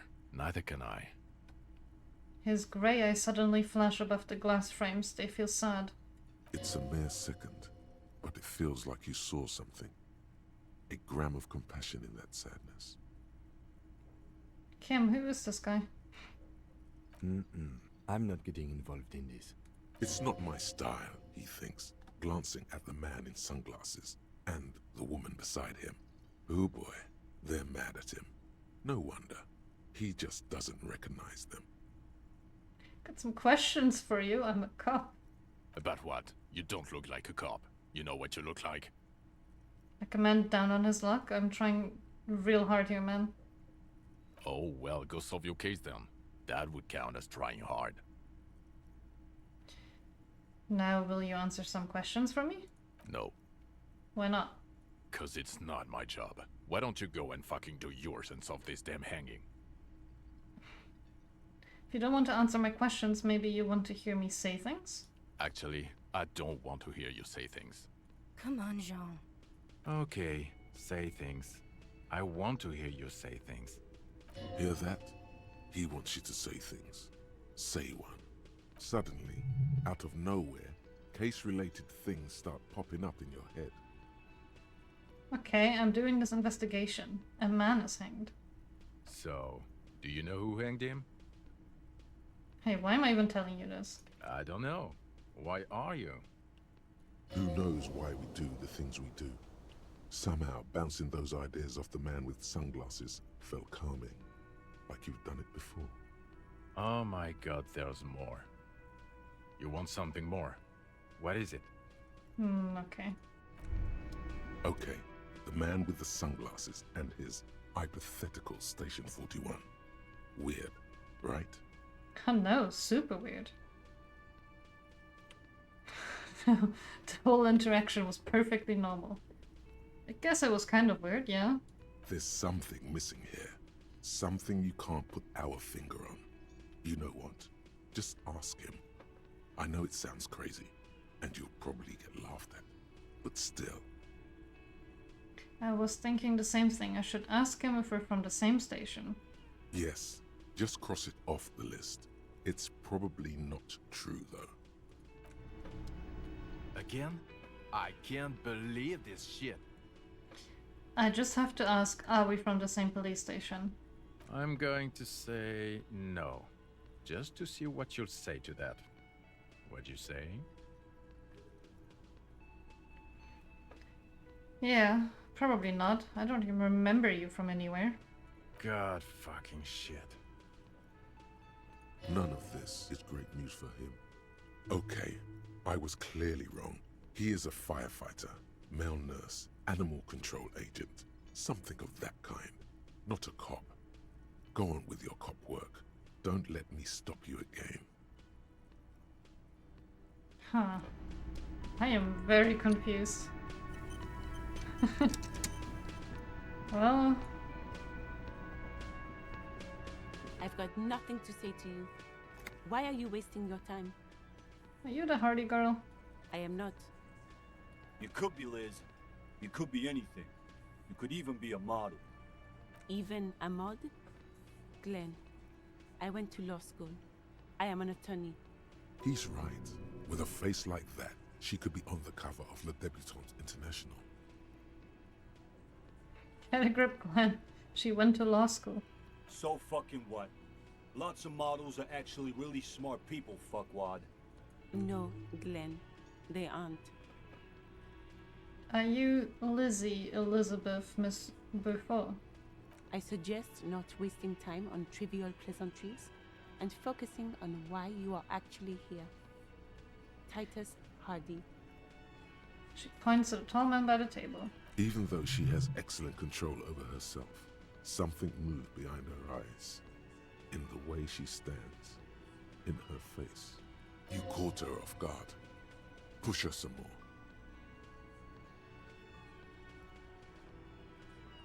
Easy. Leo told me about you. He likes to talk a lot. You are not here to chat up the legal counsel. You are here to question these men. You set the pace and the topic of these conversations here.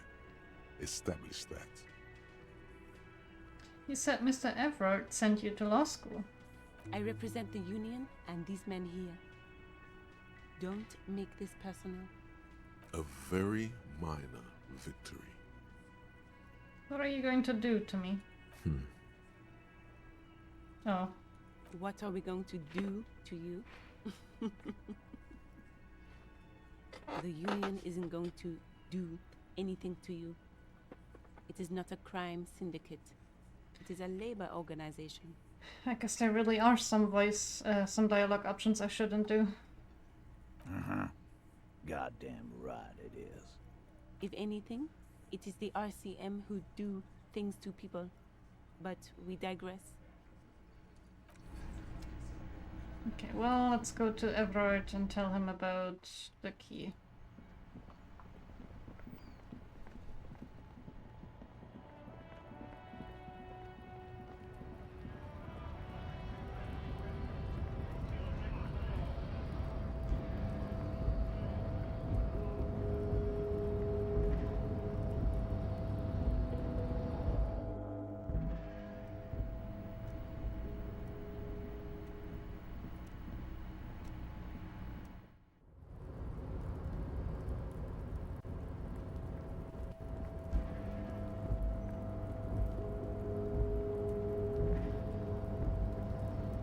I really like the snow. It's very nice and calming looking.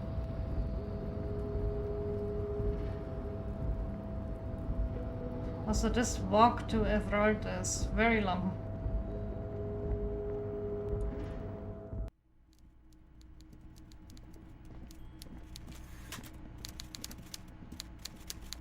Mr. Dubois, every worker, He leans towards you, waiting for you to complete his sentence. A member of the board? That's right, Mr. Dubois. I see the socialist democratic fervor now burns in your heart, too. How can I help you today? I opened the door, you ask me. Can we discuss the murder now? I'm very glad to hear that, Harry. One question. You didn't actually happen to stumble in and see what's inside the apartment, did you? There is no way to sway this man in any direction. He is unsuggestible and unswayable.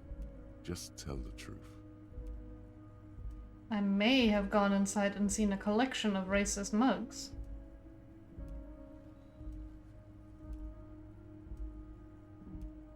Just as I thought. Culturally antiquated mug collection. What a weasel. Pissing on Everart's Rainbow Coalition. Now let's get down to brass tacks. It's time for men like me and you to figure out who's killed who and why. Real police work is gonna start happening now. I promise you, Harry, this is gonna be good. The mug collection I mentioned was in the apartment. I found a similar mug in the trash of the hanged man's clothes. I've heard about a connection between the lynching and the strike. I'd like to hear what you know about it. Well, let's ask him about the mug first. Racist mugs in the trash and in the apartment?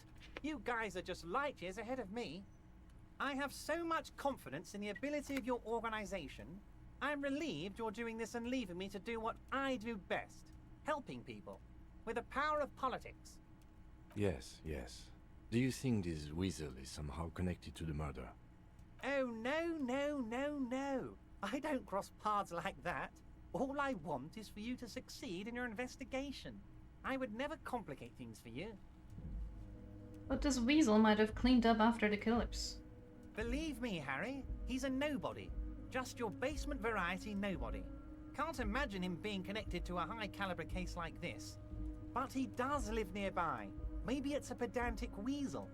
Fascists are known to be neat freaks. I feel like a real detective right now, Harry. Am I getting this right? He imitates bashing something with an imaginary baton. Great technique, you'd make a great sergeant. There's more to police work than whacking an imaginary baton. Of course, Harry. I'm not a real police officer. You are. I've heard about a connection between the lynching and the strike. I'd like to hear what you know about it. By now, I'm sure you've figured out who the dead man was working for.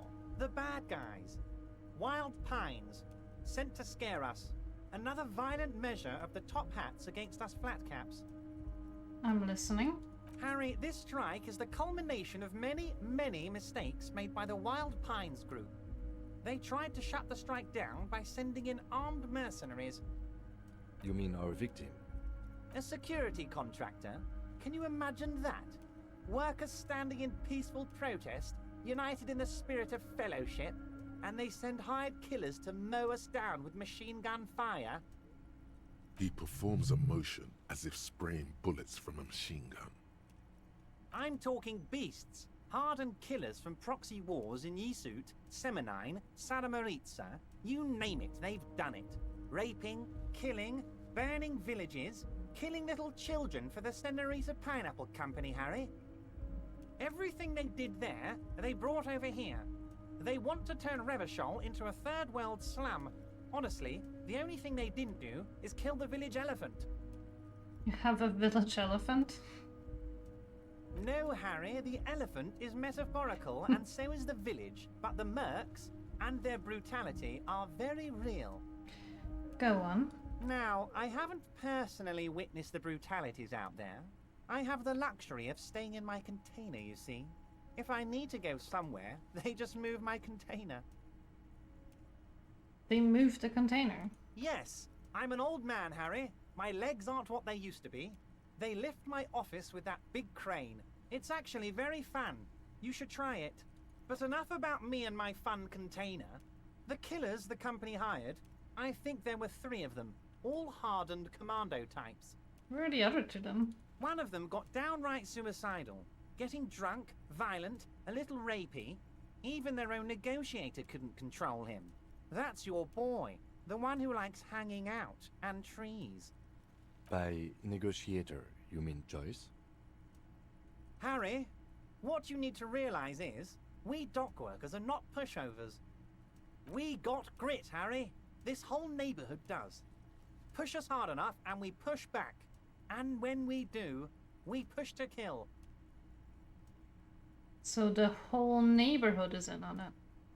Potentially, Harry, potentially. We got arm wrestling champions, rowing club people, ex-coal miners, tough guys, all ready to spring into action for their home base. Who exactly did the pushing? There's a militant wing inside the Union. A group of people whose duties don't involve manual labor, but peacekeeping in the neighborhood, making sure everything runs smoothly. That sounds a bit like organized crime. They're like you guys. Idealistic people who want to make sure bad things don't happen. And if they already have, well, punishment must follow. Again, that sounds like organized crime. So these idealists killed our victim? One day Titus Hardy, leader of this peacekeeping faction, comes up to me and says, "Boss, socialist democratic fervor drove us to take it upon ourselves to kill this beast that was burdening the land." He probably worded it differently, but that was the idea. Sure sounded to me like they killed him. I gave them 2 weeks paid leave and told them to lay low to avoid retaliation. Aren't you worried we might arrest them for this? Oh, I'm not at all worried about that. These are not the kind of men who get arrested. They're Martinez boys, tough and gritty. I'd like to see the man who takes them in. Besides, I sent my lawyer girl to look after them. If he's just boasting, then it sure doesn't feel like that to you. He's not worried. How do you know the mercenaries were hired by the shipping company? How do I know? Let me tell you about these people. That's their MO. It's what they do. Last winter, some poor workers in Terminal E went on a little strike. The company sent in Sediment, a security contractor. The strike was over the workers' right to wear protective footwear, Harry. These guys turn up and start beating people. Tell you what, Harry, I wouldn't be surprised if we got the same mercenary company after a little rebranding. And I'm sure as hell not surprised to see an army of scabs under my gates. So you believe the scabs were organized by the security contractor? You said it. Hell, one of those guys looks big enough to take down that proverbial elephant. Boys like that don't just happen to show up during strikes. The name of the company is Crenell this time. It might have been Sediment before. Of course. You're always one step ahead of me, Harry. I'm no genius. I'm in this position because people like me. You mentioned a lawyer girl. Oh, Liz is a bright one. I paid for that law degree myself, thinking it'll probably turn her all fancy. But hell, Harry, she came back a firebrand socialist. Sometimes she scares me with her zeal. Tell me about Titus Hardy and his crew. Oh, they are simply fine young men, all 7 of them. Exemplary union members, always working to advance their position in the local socialist democratic movement. Core members. Old Theo used to run them, but things really kicked into gear when Titus took the reins and named the group after himself. Gotta love his initiative. Interesting. Who's second in command? They're almost all of them great guys, born leaders. Whatever happened, I'm sure they only had the best interests of Martinez and Revachol in mind. Work with them. Hell, interview them. But don't fight them. They really are just like you. Men who like beer, women, and some order on the streets. After I've met these Hardys, can you ask them to cooperate with me? But of course! It's the least I can do for my good friend Harry. I'll do it right after we've concluded this talk. You can now go and tell Titus about this. See what he has to say. Also, Harry, here's 5 real. Why are you giving it to me? I'm not giving you anything. I'm just holding out 5 real. Needless to say, this is another move. Don't take it. I don't need it. I only wanted you to help me with the Hardy Boys. Oh, I wasn't offering it to you, just holding it out there. but I'm willing to share information. Was there anything else? Good talk, let's conclude for now. Was it a good talk? I'm not sure we made much headway here. I was hoping we'd bust the case wide open. Heck, I even wanted to tell you what I really want to achieve with the strike. I don't know what happened, Harry. I wanted you to feel like Mr. Martinez. And of course, I also wanted you to find your gun. But it's like I can't completely trust you. Yet. Yet? Yes, Harry. It's like I can't fully trust you if you're not a man of the left. I want to, but I just can't. A man of the left, so you have to be a social democrat. He's been hurt too much in the past by men who aren't social democrats. I am not a man of the left, I'm a patriot of Revachol. You're right not to trust me. I take care of me. I'm a hustler. I grind. I'm a money engineer. What's that supposed to mean? I'm more left than you are? This is another corrupt scheme, isn't it? I'm neither left nor right. I do what my heart tells me to do. I'm a police officer, so...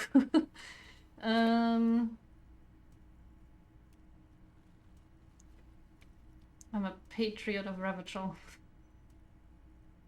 I feel like... I guess none of these options would actually get him to trust me. You're saying it, but I don't believe you. You know how it is, company snitches, agent provocateurs everywhere. I'm barricaded in this fortress of mine, and I need to get a message out. Will you help me? And what would this entail? Once again, I require nothing unethical or illegal of you. You just need to get 2 little signatures on this piece of paper, and then mail it to my accountant in La Delta. What are these signatures for? I'm glad you asked, Harry. The Union is going to build a modern youth centre in Martinez. It will be righteous. We're gonna get those teenagers off drugs and on roller skates. There's a nameless little street on the coast with some old houses around it. Most people have already signed. I just need 2 more signatures to get this mission off the ground, Harry. Kim, what do you think of this? It depends. I don't think what we just got from Mr. Clare was very useful. But he thinks it's your call. As I said, it weighs on me heavily.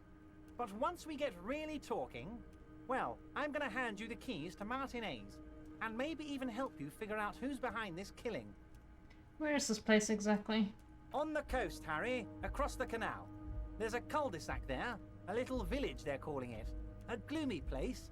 You'll find it. I trust your detective skills, Harry. Thank you, Galaxy. I shall hydrate. I think that didn't work with my little hydrate puppet, did it? Or if it worked and I didn't see it, but I should check that later. Thank you, though. How warm is it for you? Because if it's warm for me, I can't imagine how warm it must be for you. It didn't pop. Okay, that's weird. I gotta fix that. I will do that after the stream, though.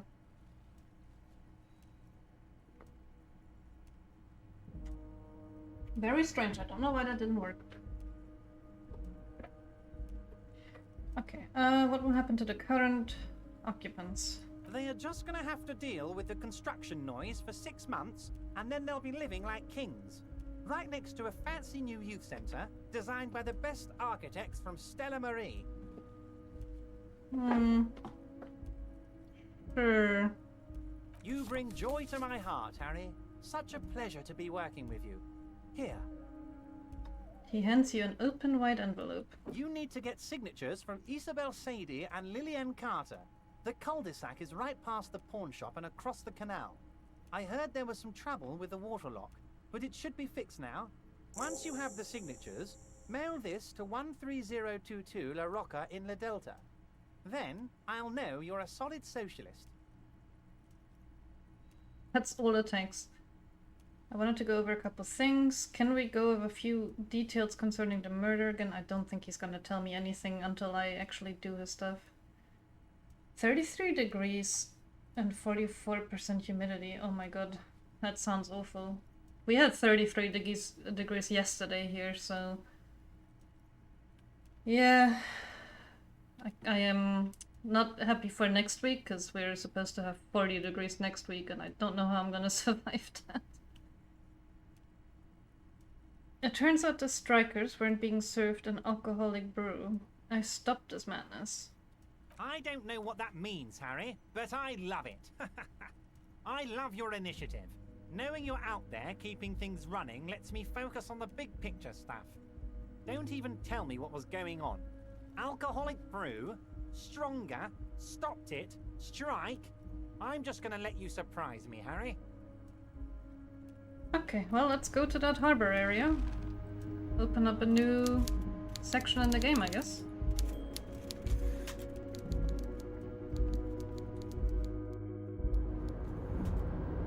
Oh wait, what is this? I got skill point, I got the envelope. A white envelope with a stamp attached to the upper right corner, handed to you by Everard Clare. Inside are some legal documents with 2 names printed on them. Isabel Sadie and Lillian Carter. Both signatures are required. You take the legal documents out of the envelope. A 12 to 40 month construction period and the zoning plan in the addendum. Look at the zoning plan. The youth center cuts into the ocean like the bow of some great modern ship. Apparently, it's going to cover most, if not all, of the street and the square between the existing houses. It's 3 stories tall. It's going to be awfully close to the already existing buildings, almost wall to wall, practically integrating them into the youth center. This is either an ominous or cool architectural choice. Hard to say. My money is on cool. Looks like a cubic pyrite. Kim, what do you think of this? I'm no property lawyer, but it looks fine. I like the print size. They're not selling or leasing anything. It's not a perfect solution, but... He shrugs. Try to find a loophole in the deal. Cool cubic pyrite. Well... There is no loophole. The simple truth is, the current residents are going to lose their street access, and for the next 12 to 40 months, their lives will be dominated by constant construction noise right next door. What are the ramifications of this? Look, Kim, point to the photocopy. These people are going to have to move away. Can we do something about that? The noise will be tough on the villagers, but I guess it's just the cost of progress. Well, it's... I should have seen it. The lieutenant frowns as he reads over the document again. Everard probably has eyes on us, but we could try to get other people to sign this instead of those listed. Or you could forge their signatures yourself. By the time he finds out, we'll already be gone. However, we'll need access to the coast before we do anything. Everard won't believe you got villager signatures if you can't even get to the village. You can try a forgery as soon as we can cross the waterlock. Put the documents back into the envelope for now. Okay, well the gate should be open now, because it is Wednesday. And I also still need to make that phone call to the lady in Kim's car.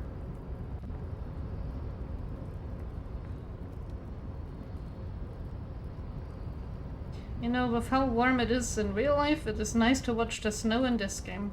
It makes me feel a little cooler. If just in my imagination.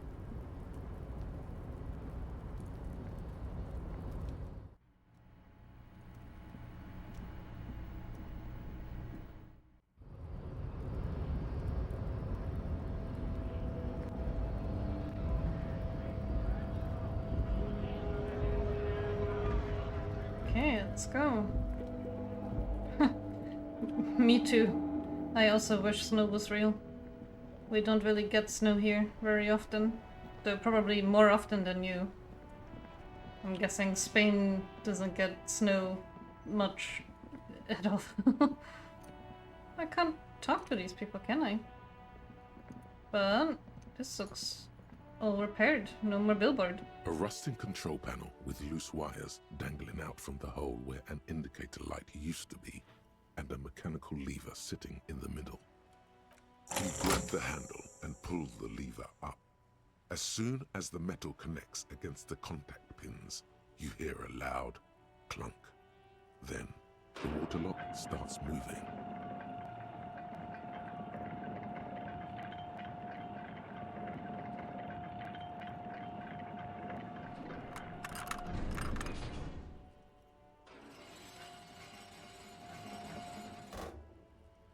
All right, we can go to the coast now.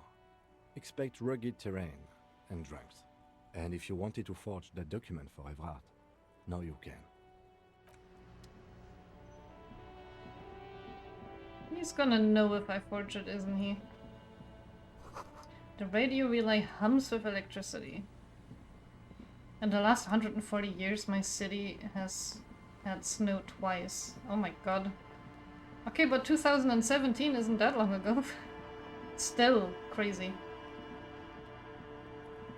We've definitely had snow more than that. We usually, where I live in Germany at least, have like 1 day of snow a year. There are some parts in Germany that have a lot more snow, like south.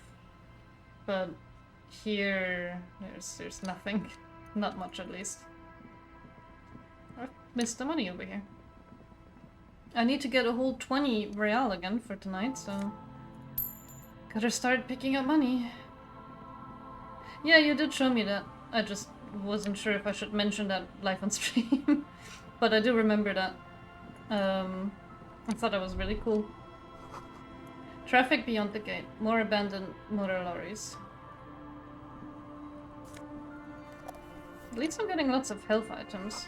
The sign says no entry. Someone scribbled an inverted star on it. I can't walk over here? Yeah.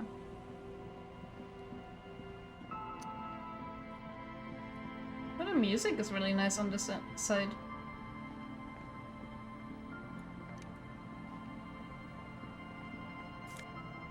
$0.90, a real.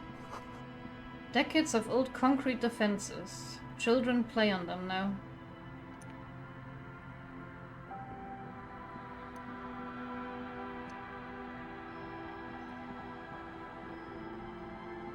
Oh.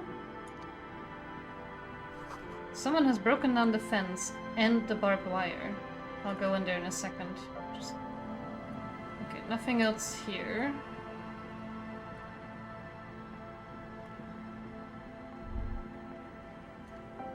Oh, no. What's the yellow? A creaking ahead. A broken axle grinding. That's the car.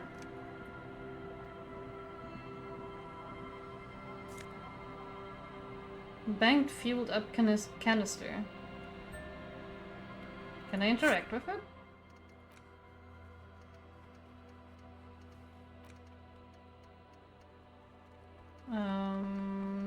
I wish it would tell me which one it had just marked done. A dented stainless steel canister for transporting and storing heavy fuel oil. A logo on its side has been partially stripped over years of use. Government issued red dyed fuel oil inside looks like paint, though it smelled much, much worse. Do I just sell it?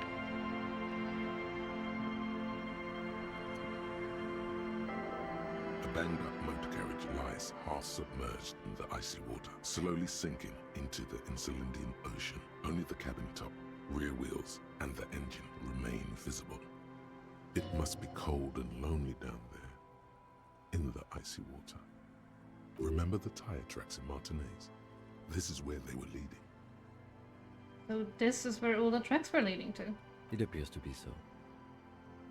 The lieutenant has a peculiar look in his eyes as he inspects the wreckage. Let's investigate. I agree. We should definitely investigate. You get a sudden, sinking feeling. Stomach acid comes up as you look at the motor carriage in the deep, dark, cold water. Why the doom and gloom? It's just a sunken motor carriage. Some motor carriages are bound to end up in the sea. Run your hand over the cold metal. The motor carriage is properly stuck in the ice. Getting it out would require a team of specialists. What is the make of this MC? Can I see a logo? The logo is too deep in the murky water. You can't make it out, but you do see a monkfish float by. How long has it been here? The ice hasn't closed around the vehicle yet. My guess is it's been here since last Saturday or Sunday. The estimate is correct. The incident probably occurred on Sunday evening.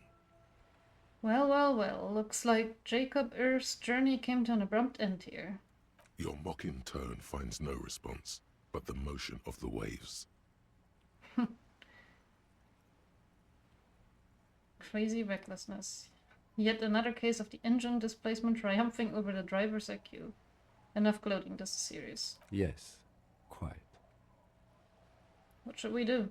Let's wait for the low tide and see what's inside. Great idea. Then we can get the things inside.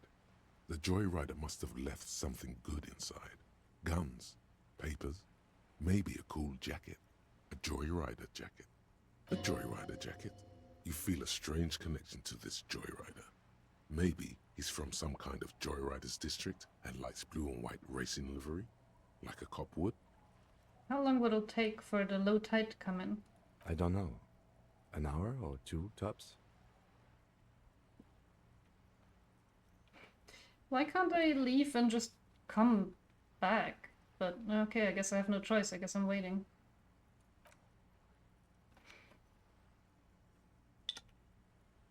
As you sit down in the old rusty playground, the world around you becomes very silent. Nothing but the sound of seagulls high above in the sky, echoing like distant laughter. Ice cracks around the blue motor carriage in the sea. Hold on, it looks very blue. Point to the sunken vehicle. Yes, it does.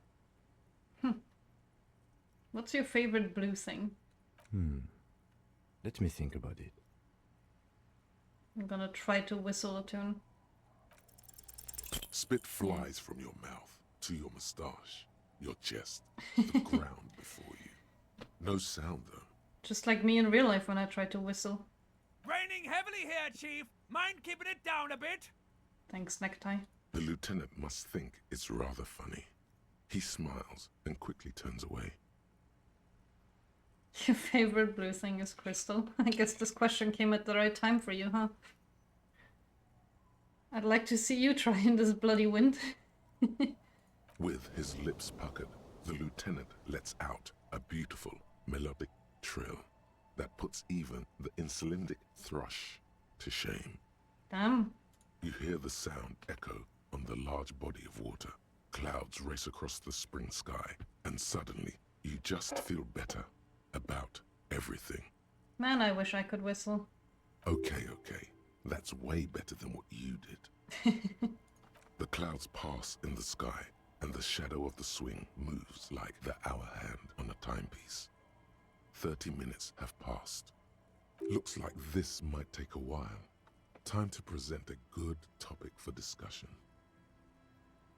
So was your dad also, point to your eyes? God, the tide sure is taking its sweet time.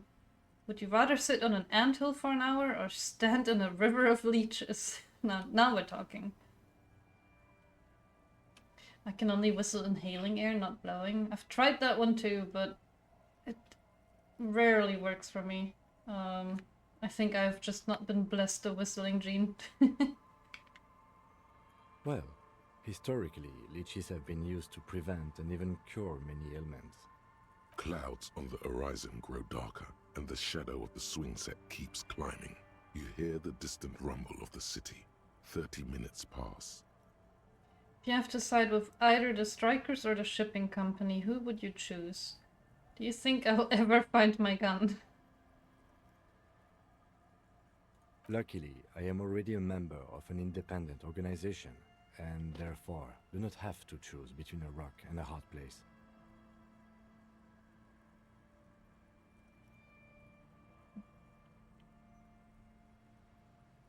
But if someone puts a gun to your hand? Your voice echoes on the water, strange and out of place in the environment. 30 more minutes pass. Can you make out the mark now? Detective, I've been able to make out the mark ever since we arrived. Oh I no. find it odd that you haven't. It's a Capri, Model 40. It is a simple and rugged machine, favored by working men, government offices, firefighters, animal control people, you know, those kinds of people. Is that a number on the side? Yes, 41. What do you think it stands for? Does he know something about that speed racer? My precinct is 41, isn't it? Oh. Oh no, was it me? I'm sorry, Harry.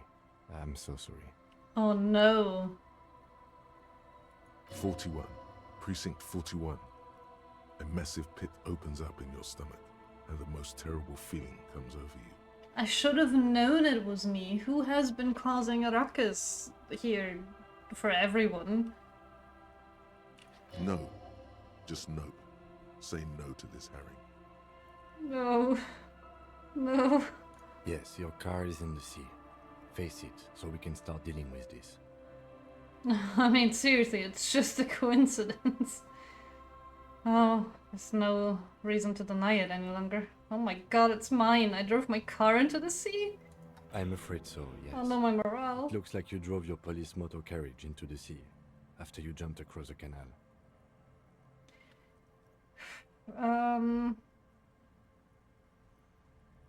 They're not gonna take me back after this, are they? The badge, the gun, and now this? The lieutenant adjusts his glasses and doesn't say anything. There is also a fourth thing you've lost. A fourth thing? More precious than the gun, the badge, and the motor carriage combined. Lost forever into the deepest of seas. They're not gonna take me back after this, are they? People are more valuable than machines. Training a police officer is even more costly. How do we get it out? Detective, we don't. A rescue operation really isn't viable at this point. We're at the bargaining stage. I can still fix it. That is very unlikely. All the electrics are toast. That goes for the electromagnetic steering and brake systems as well. You'd be lucky to find one undamaged component in there. In a few months, there will be nothing but rust left of this vehicle. It'll be cheaper to buy a new one. Well, not cheaper. This motor carriage costs 40,000 real. But in the long run, it still makes more sense to buy a new machine than try to refurbish this. People are gonna be angry at me, aren't they? In Precinct 41. Let's face it, this is a substantial loss to your district's budget.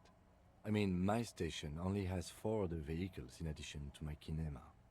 This was 20% of the station's vehicular budget. So it's just gonna be there like that? I'm afraid it will have to be there like that for many years. Look at it. Parts of it might be salvageable, but overall, this machine is a write-off. Maybe I was in pursuit of someone. Of whom? I don't think so. Yeah. If anything, you were probably drunk. Well, at least I can see what's in there now.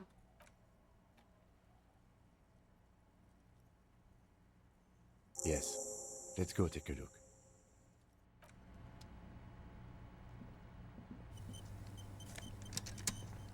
Oh, my badge.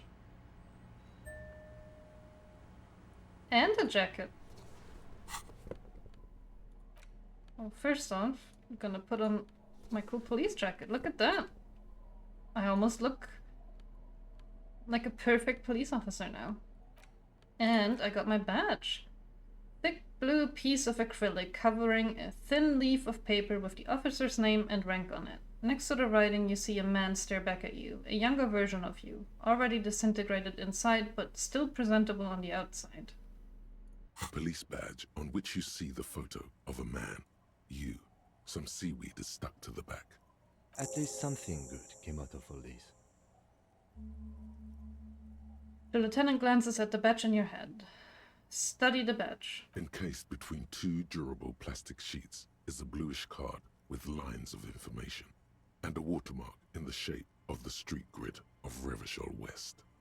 You see a photo, a name, a rank, a document number, the date of issue, and, in the lower right corner, your precinct. Look at the photo. The man keeps winking at you with his green-grey eyes. The photo is old, no doubt about that. But the badge is new. You used an old photo for a new badge. Good choice. A newer photo would look different. How old? 8, maybe 10 years. The guy in the picture is rather good-looking. He's got a nice haircut and is distinctly lacking in massive sideburns. What do you think? His face is already contorted by the expression, although it looks less grotesque on him than it does on you now. The badge in your hand shines as you rotate it, catching light. You see lines of information on it, and a shining watermark. Name Harry Dubois. Harrier. That's long for Harry. So you are Harry. Evrard was half right. Probably not a lot of people know your full name. Whoever told him you're Harry Dubois didn't. What kind of name is Harrier? Well, there's a bird called Harrier, so I think it's a cool name. But I don't want to be Harrier Dubois.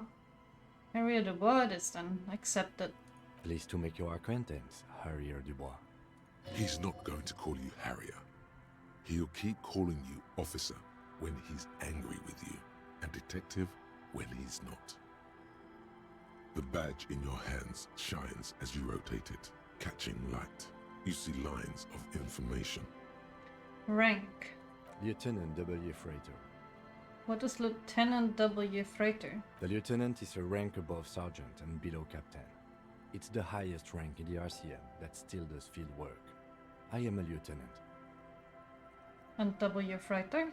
The title of Freighter is added to your rank when you decline a promotion to a higher rank. In your case, captain. You have declined twice, thus you're W. Freighter. Declined? There are many reasons one would do this. The rank above you in your precinct's decomptage might be taken, or sometimes promoted officers do not want to replace their superiors out of respect. And sometimes they just prefer the type of police work available to their current rank. In your case, lieutenant. Heavy-duty case-solving machine. What's a decomptage? Decomptage is the hierarchical system employed by the Revachol Citizens Militia. It means counting down to twos.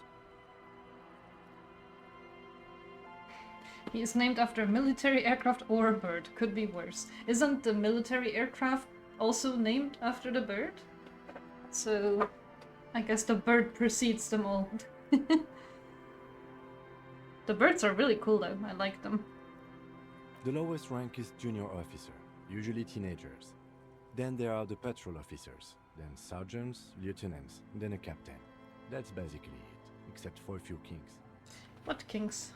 Kings like satellite officers and the additionally a freighter rank I already explained. The long and short of it is, you're his superior.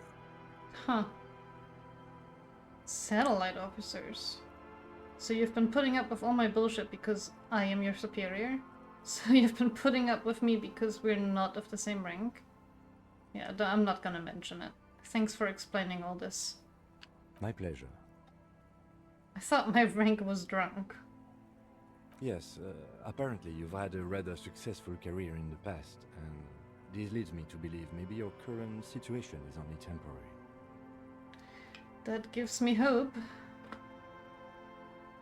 I don't want to get better, I want to get worse. No, that gives me hope. Good. Turn back to the document. Such a small yet precious thing. Expensive paper caught between thick plastic, like a fly in amber. It reads... Serial. That's just the serial number. Revachol, Jamrock, Precinct 41, with some numbers thrown in there for good measure.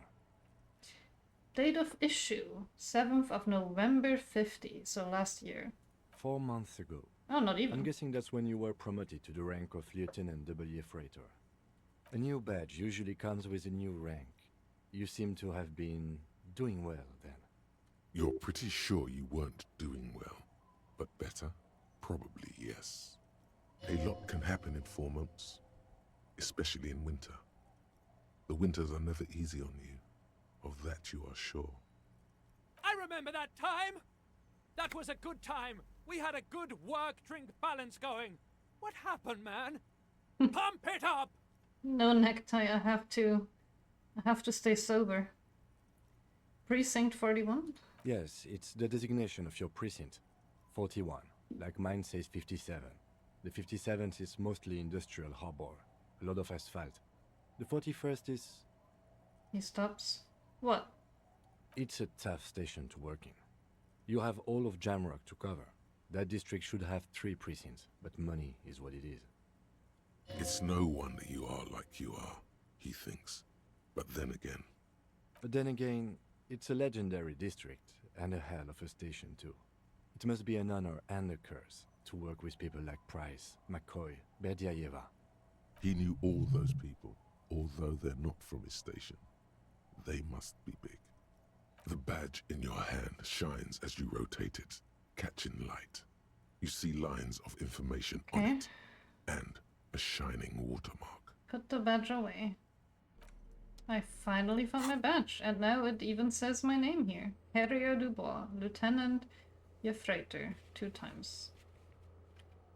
I've killed 3 people, I have solved 216 cases.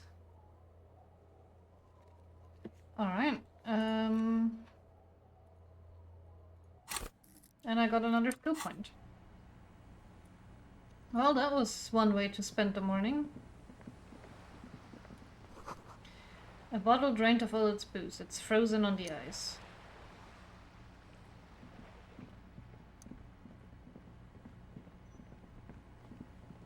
Yellow, not green. Footprints in the snow. They lead away from the accident.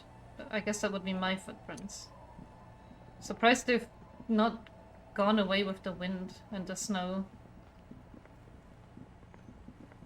No, Harrier is the one we're talking about, Galaxy. Because my guy's name is Herriot Dubois, and Herriot is a bird, and apparently also an aircraft. The underside of the boat has recently been tarred. Isn't there another boat that has recently been tarred? Oh, this place is big. Okay, that's...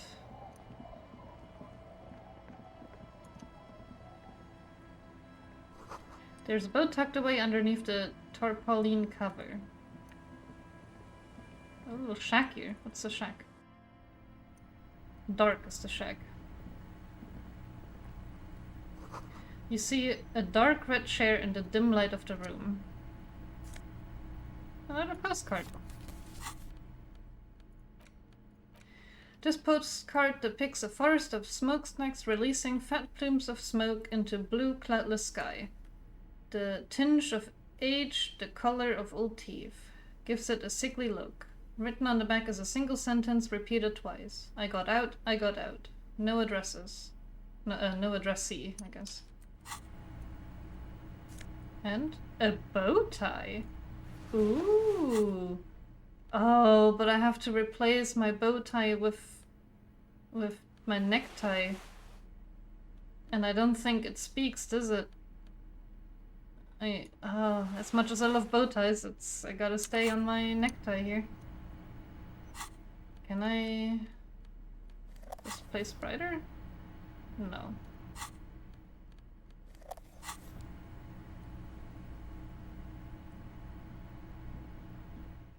See, even though I play War Thunder sometimes, I don't really know much of military aircraft. Through the broken glass, dusty shelves and forgotten chair. Oh, there's a box here. With a bottle.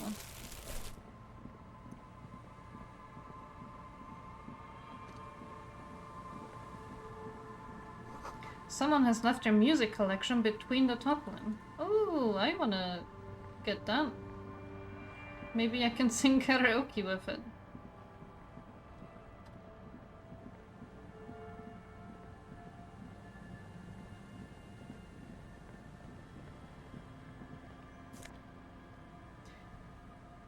Smallest church in Sansai.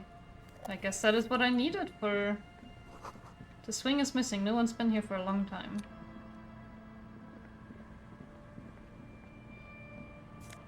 And more money. Gonna need all of that if I don't want to be homeless tonight.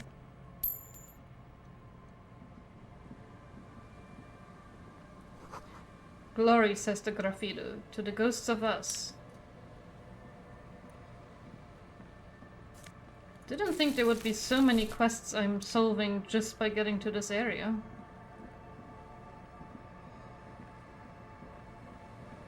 Oh, I guess this is the fence area I was gonna go to. Okay, so now I can walk up here. Oh. Great news. The boat is big enough for a grown man like you to fit underneath it in a supine position. Why would I be doing that? I don't know. Sleeping? What do people do under boats? This is merely a measurement from your visual cortex. Do with it what you want. Great news, I found somewhere new to sleep. Huh? I can pretty much finish the case from under the boat there. It's dry.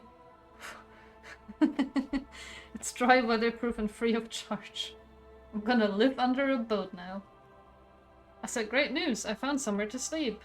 Point at the boat. Under this boat there. It will be free. Sarcastic self-pity is not what we need at this moment, officer. I understand the situation looks grim, but we must continue with our investigation. No, Kim, you don't understand. I actually don't have any money. Think of it as a salvation. You have a home somewhere. All cops do. When this is done, you can return. Oh, right, I can interact with this. The tape you found from the shack on the coast. The side has smallest church and Sant Sae written on it, while the B-side is supposed to contain the instrumental version, requires a boombox to play. There's no way to listen to the tape without a working tape player or portal reel at hand. But even just holding the tape makes you feel a little sad. A pawn shop would have a tape player.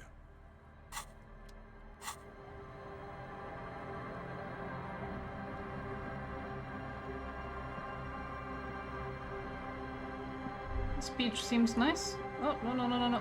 Give me the yellow. Sounds of life in the north. A washboard scrubs filth from fabric.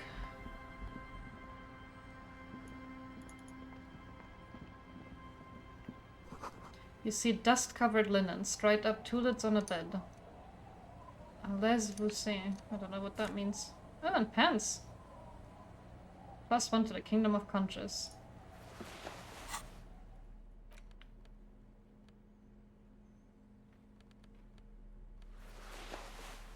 Sure, let's wear these pants. Oh? These are some wonderfully regular pants. Not too tight, not too loose, moderate in every sense. You'll blend right in at some pleasant dinner party. I like regular, normal things. I know you do. These inter-Isolari pants are like wearing a perfect compromise in your nether regions. No one will call the moral intern on you like this, that's for sure. You're a little more moralist now, buddy. A little more normal, even if you didn't want to be. Makes sense? This is what wearing boring office trousers does to you. Huh. Cinder blocks chart. A makeshift fire pit with magazines for lighting. The bushes are too thick and thorny to pass through.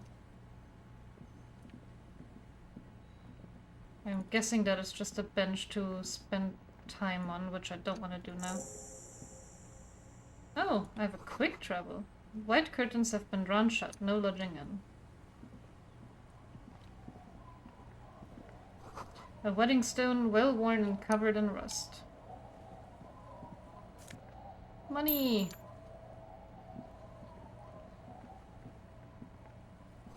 Construction material. Whoever planned to build this house left in a hurry.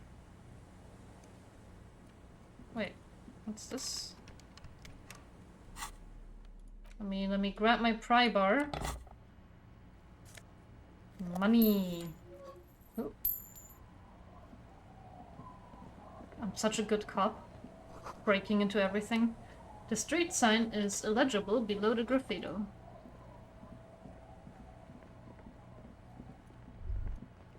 You stop mid-step and put your hand on a garish necktie.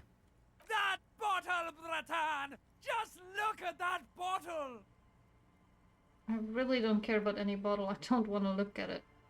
You should care. I'm getting a very special vibe from that bottle. Please go talk to him. I need to look at it closer. Which bottle? Wait, what's this? Oh. I'm sure he didn't mean this bottle. Ooh, there's a fly. Money. Guessing... I'm scared.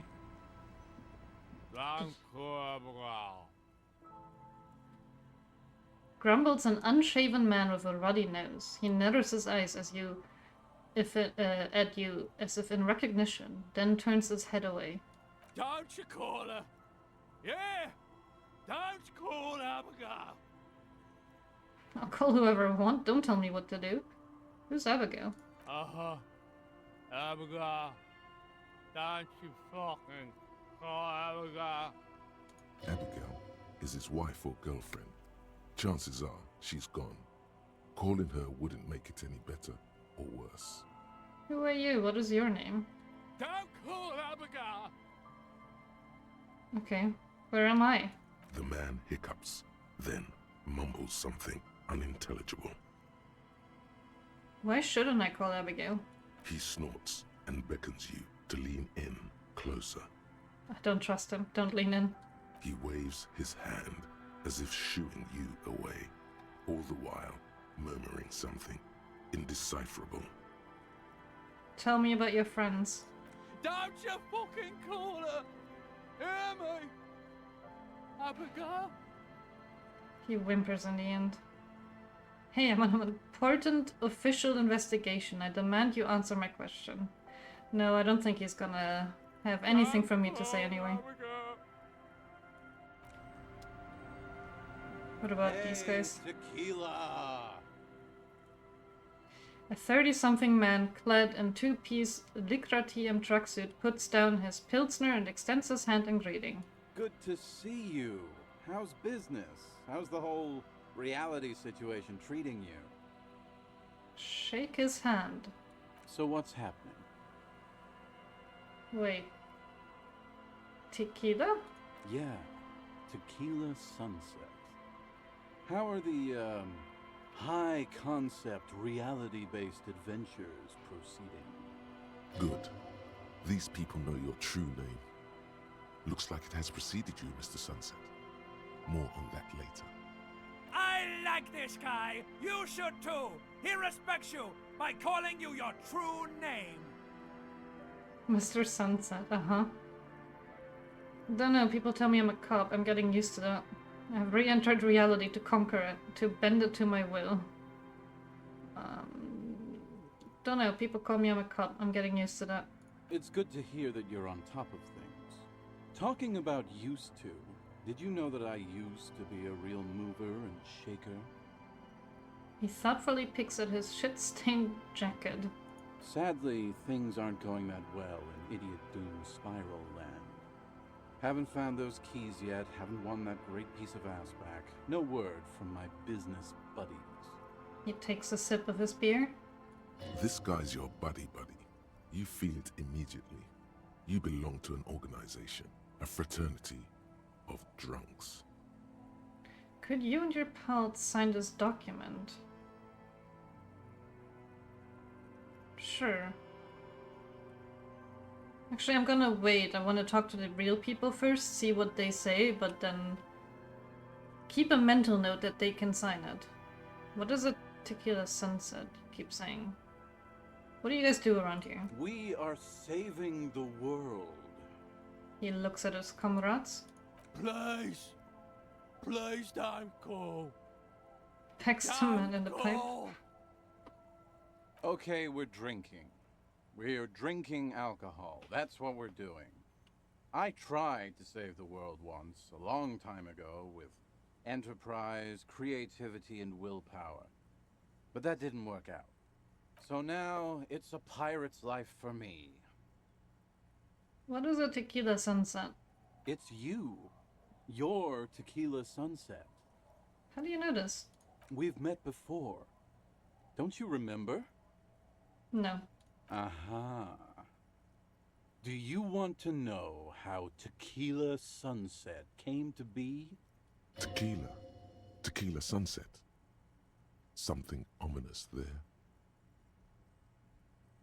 For some reason, the name Tequila fills me with foreboding. Maybe I shouldn't learn what it means. You think you feel bad now. Wait till you've heard the story. No. You need the wisdom. Do I want to do this while Kim is here? I'm scared. This is scary, but... Go ahead. Let me take a sip to moisten up my cords. Tequila Sunset rolled into Martinez last Friday. And by Tequila Sunset, I mean you. The man, the myth. Did we meet on Friday? Hey, let's not jump ahead of ourselves. This is your story. Stop interrupting. He takes another sip, then continues.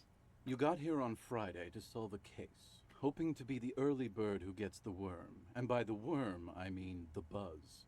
Because as far as I know, all you did was get piss drunk. Word on the street is you went around the local hostel telling people that you're a police officer, and that it would be really fucked up if you shot yourself in the head, right in front of them. That's pretty high concept, if you ask me. The lieutenant's brow is furrowed. He's listening as casually as he can. What happened then? It was a late Saturday night when we, the Union of Moribund Alcoholics, were getting our drink on. Nothing remarkable about this. We get our drink on 24/7.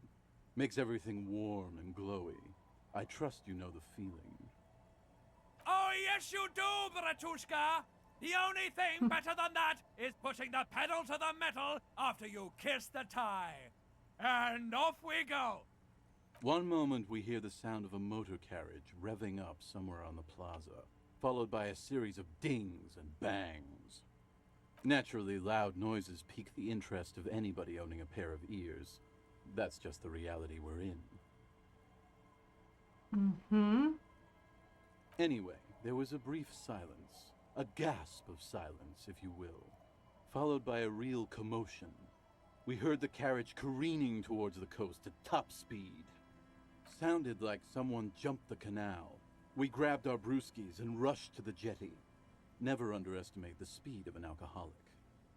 What we saw was a sight to behold. A beat-up police carriage containing you. Right there on the beach. You revved the engine and screamed at the top of your lungs, "The time hath come!" So, naturally, being the curious cat I am, I asked what time hath come. To which you replied, "The time hath come for Tequila Sunset, the end of all things." It's more dignified that way. Every word I said was true. Oh god, what happened next? Your reality contracted. You jammed the pedal, plowed right off the jetty, and through the ice. We ran towards the ice, whilst you crawled your way out, miraculously unhurt, covered in seaweed and shit, like some kind of sea monster. When we finally got there, you were sitting on the beach crying. You said that your badge and uniform were in the car. It was too late to get in there, though. The carriage had sunk too deep. Recognizing a brother in need, we offered our condolences and invited you to party with us, which you naturally agreed to.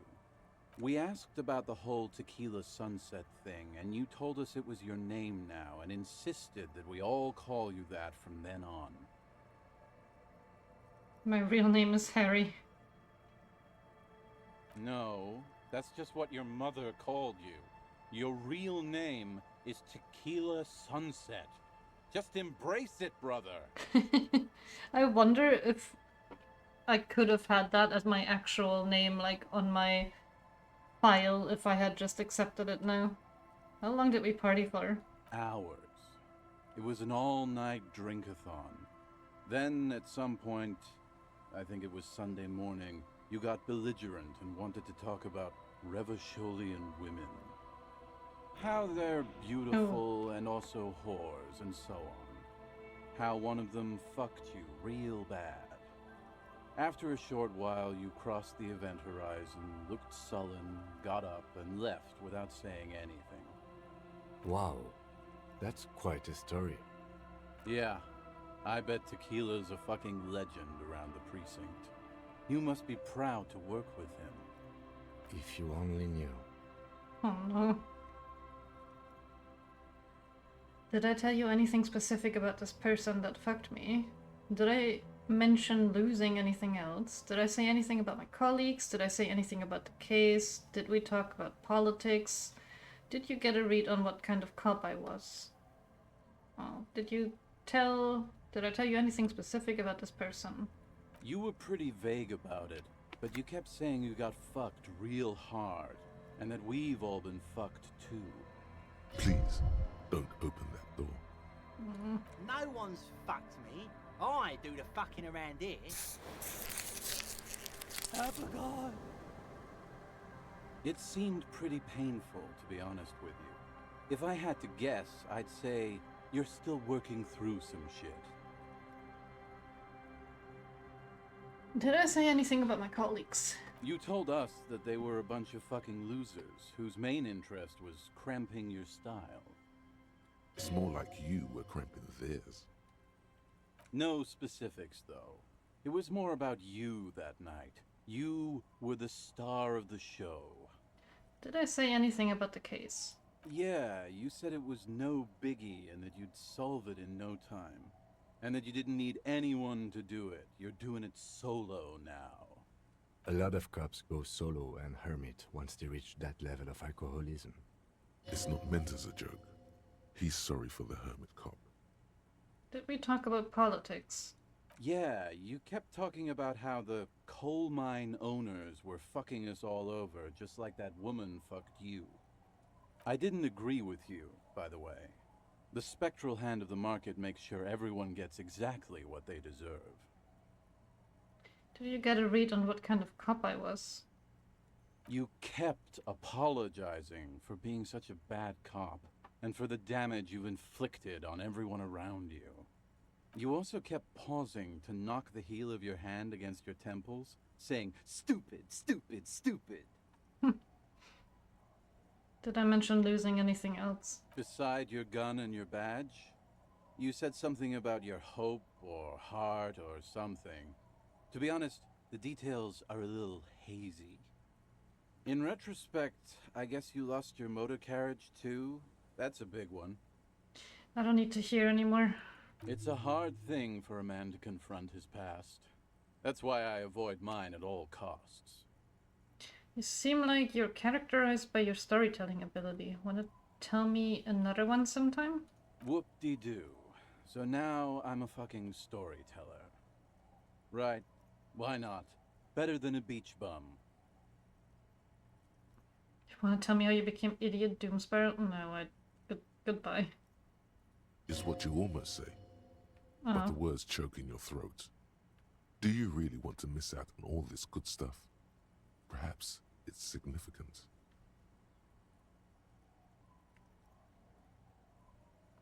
Why not? What's in it for me anyway? There might be interesting details, fresh experiences, exciting rewards. You'd really ignore it all? Stories suck. I don't want to hear any of them ever. Oh, no, I wouldn't want that. Not at all. Exactly. So you know what to say. It depends, really. Are you willing to help me out? What do you need? Booze. Did you already forget our party? The thing I relayed to you earlier. So, have you got anything for good old idiot Doom Spiral? A bottle for a story. Seems fair to me. I don't want to give you any alcohol. I'm not an enabler. I'm forcing everyone to become sober with me. In that case, I'm not a storyteller.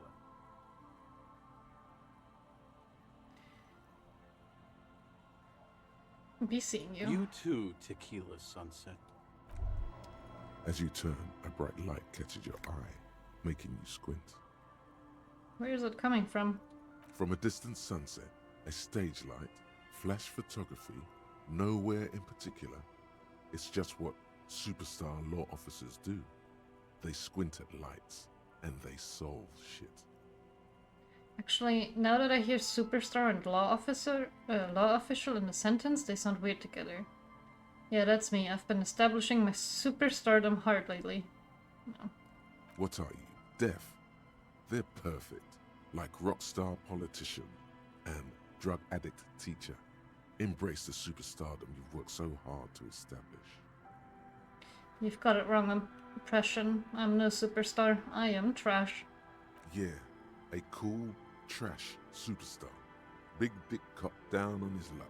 Salam Rocky by here. Badass on the edge disco cop. Time to recede into a ludicrous fantasy world. Here we go. Camera. Lights. No. Wait, why did this glow up again? I haven't spoken to this guy. Good to see you, friend. Do I have deals set up for you, buddy boy? He spreads his arms as if wanting to embrace you. What are you talking about? So what do you want? I've got smokes. They're cheap. Very cheap. I've got Pilsner. Great deal. You won't get a better deal on that piss. Spirits I can let go for 300 real. I also have speed. And by speed, I mean amphetamine. See? There it is, Bratushka! The spirit! Let's buy the spirit! 300 real is a lot, but this has to be done! It's our end game!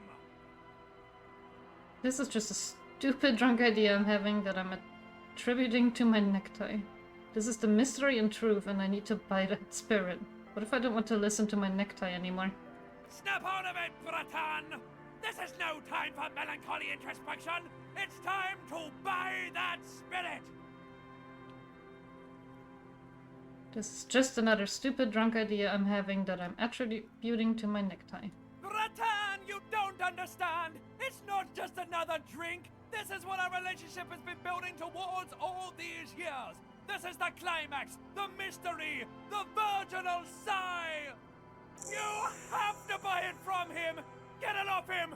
Kill him if you have to! Our ultimate fate depends on it, and the fate of many worlds. The lieutenant looks at you, looking at the bottle of spirits, then at Rosemary, suspiciously. He knows something is going on in your head. Okay, well, even if I wanted to embrace my drunken self, I don't have that kind of money. I really wonder if I could have gotten that much money by now, even. It's money for a pilsner, I want a pack of smokes. Sell me some speed. Quite the business venture you've set up here. Oh, the system's been good to old Rosemary here, and I'm milking her like a bitch goat in the backyard. What do you mean? You see, friend, man makes his own luck, and I made mine real good. Got my hands on 3 bottles of liquor exquise, sold 2 to the fellows around here, and immediately invested the profit. Bought cigarettes, bought beer, even bought a bit of speed. And look at me now. I got everyone on my hook. He spreads his arm and smiles a crooked, toothless smile. The hook. Where is it? I can't see it. Impressive entrepreneurship. Point at his vice stand. Well, looks like you're on your own hook too. Of course, of course, of course. It is what it is, you know. What it's always been.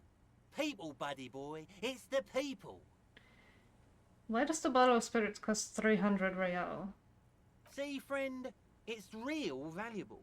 Worth every real, if you catch my drift. Got it from a bit of a business venture.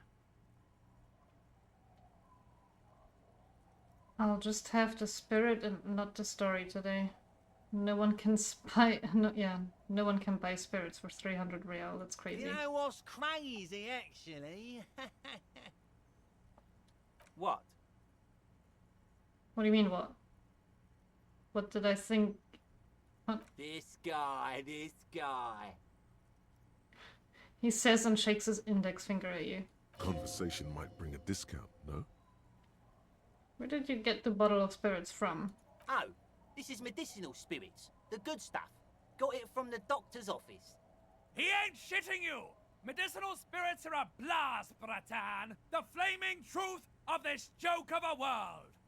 I got one of those scientific ampules a few months ago. Torpedo, they call it. It's supposed to keep a man from taking a drink. Didn't stop me for shit, that's for sure. 5 lemons with half a pack of butter and you're good to go. Sounds dangerous. It was. In a week, the goddamn kidneys started giving me all kinds of help.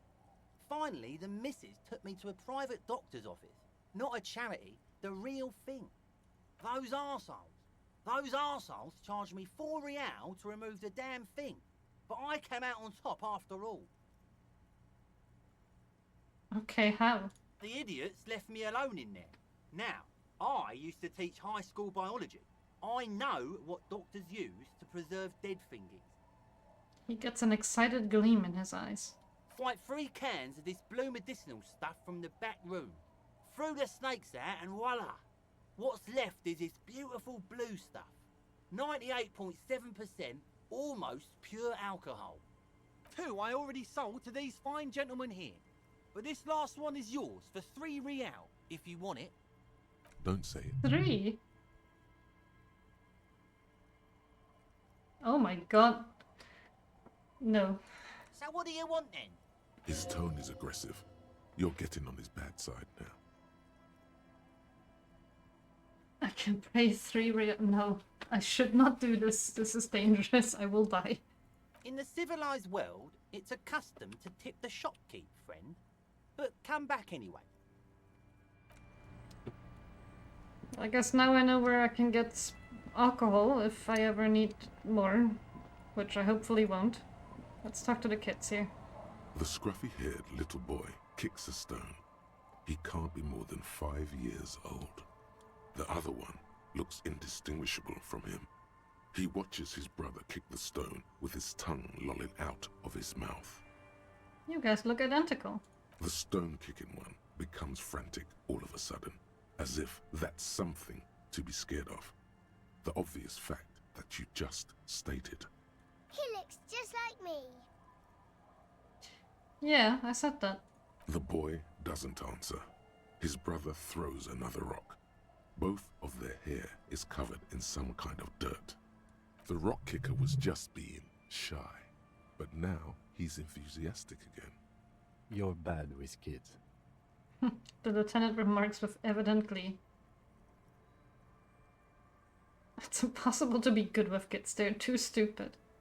And what are you, Kid Master General? Well, I am bad with kids. Don't worry, everyone is. How about we do some police work now? We're not getting anything here. Bye, kids.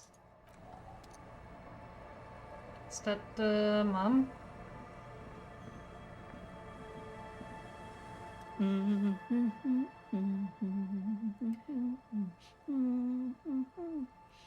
The woman next to a bucket of clothes hums an odd melody. Her eyes are closed.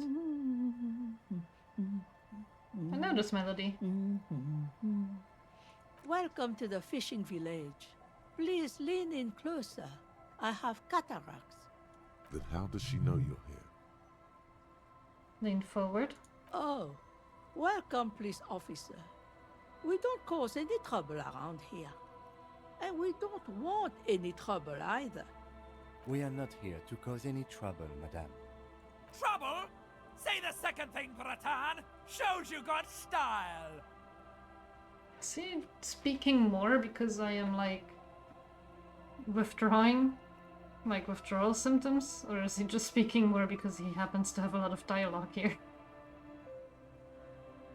We're cops, we don't cause trouble, we take care of trouble. Oh, of course. Last time we saw you around here was 12 years ago. You also came to take care of trouble then. Wish you did. But still, in Martinez, you're considered an ill omen. What kind of an ill omen are we talking about? Oh, the usual. Dark tidings. Black hound. That's you, all right. A black hound licking your own heels. I am an ill omen, alright? If I'm considered an ill omen, why hasn't anyone told me that? Maybe they are afraid. Why? Because you're an ill omen. But you're still welcome here. As long as men with guns aren't chasing you. And maybe even then. Because that's the kind of fishing village we've built. I'm sorry there's not a lot of room to park the motor carriage. And not a lot of houses. Or a lot of people. My kids are long gone. Searching for treasure. So are others. Ah, look at me ramble on. What brings you to us? Where could someone stay around here? Stay? Most people here are trying to leave. That said, if lodgings is what you're looking for, I've got a free room in the shack.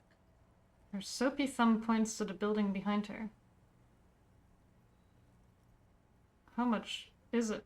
I won't charge you for it. Take it as a gesture of goodwill from the village to the RCM.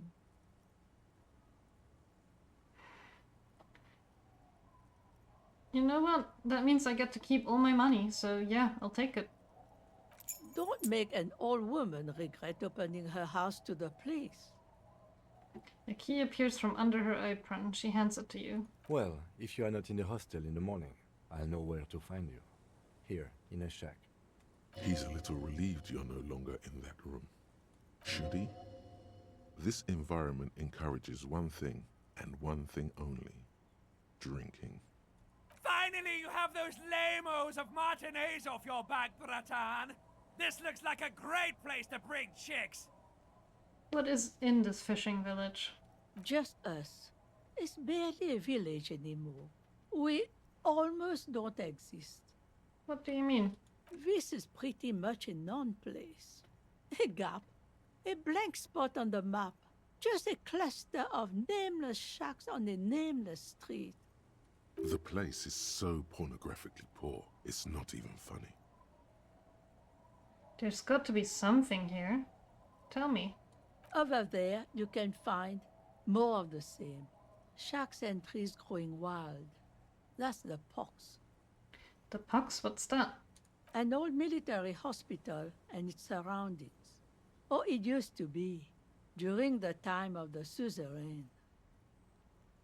After the war, it was turned into a goodwill hospital for shell-shock veterans and folks looking for some quiet in the old sanatorium gardens.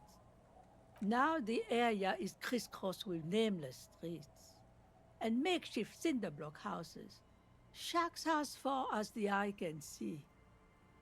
The goodwill ran out. The staff left and the place was shut down. It's long gone by now. Who else lived in this village? Well, there's Lillian and her kids.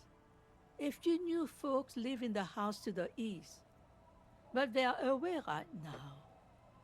And then there's the drunks. Not a pretty sight, but there's little we can do about it.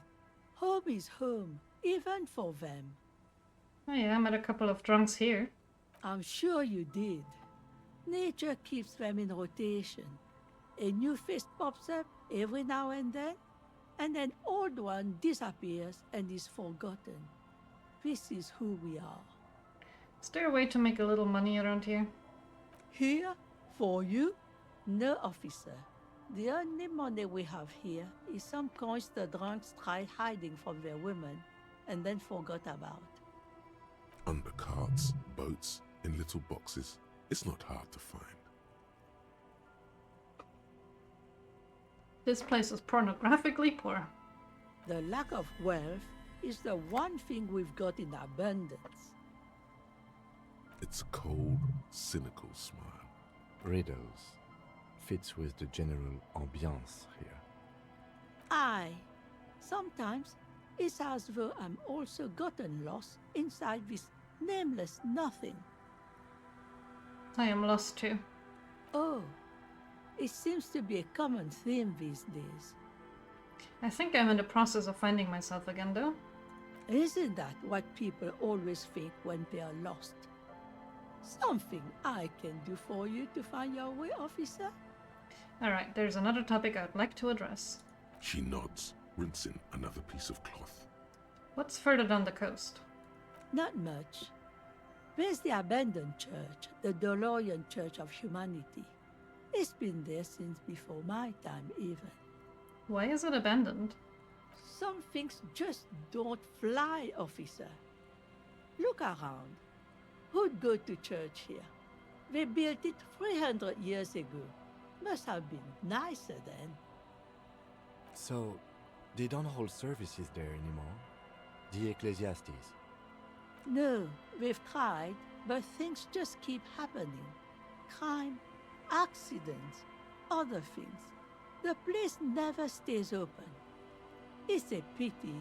It used to be such a nice church. She's not telling you all she knows. Keep her talking. I get the feeling you're leaving stuff out. What else is going on? Well, there's that music. Music from across the sea. Huh. It started a few days ago, and now it's blasting, even through the night. And now, suspicious-looking people are sneaking around the church. I don't like that. Interesting. You could look into this ruckus if you have the time. Perhaps the mysterious music is somehow connected to the case. A Rusalka or a half-demonic Apsara singing. What else is down the coast? Before you get to the church, there's some ruins, an apartment complex, or some kind of electrical plant. Run-down bunch of houses, empty. Which is it then? Apartments or electrical plants? I don't know exactly. A pre-war place. It used to be something. Before the war. I wasn't here then, you know. Was born in Samara. Anything else of note? Of note? The old fish market up on the boardwalk. But it's closed. Who would come to a fish market here? No one. That's why it's closed. It was once a bustling place, back when I was young, and so was everyone else. Now, what catch we do bring in goes straight into a lorry for the Delta or somewhere else. That's it? There's gotta be more along the coast. What? You're one of those real estate people with big plans? If you want a development opportunity, you can check out the abandoned building over at Land's End. Used to be a supply depot, we think, sending goods and ammo across the bay. It's jammed shut though. We tried to get in, see if there was anything to sell or scavenge, but it's impossible. And now you know everything there is to know about this coast. Okay. Tell me about yourself. Who exactly are you here? Me? No one. Just an old washerwoman. Mother called me Isabel, if that's what you ask. Oh, that's and my her. married name is Sadie. Now it's your turn, Mr. Lieutenant W. Freita Heria Dubo. You can call me Tequila Sunset. Well, no, I guess we have accepted Heria. Quite a handle you got there. So many titles. One of them double. Oh. Can I? I'm gonna save, but mostly because I don't understand some. Oh, I can't save. Wait. Oh, right, a breakthrough.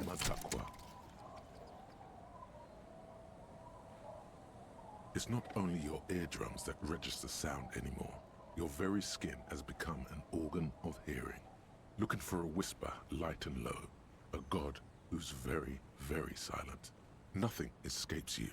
A cockroach in the other room. A candy wrapper falling on dry grass. A drunk falling from a chair in a bar 20 meters away. In fact, you haven't heard the Col du Mamadakwa, but you have discovered that you have amazing hearing.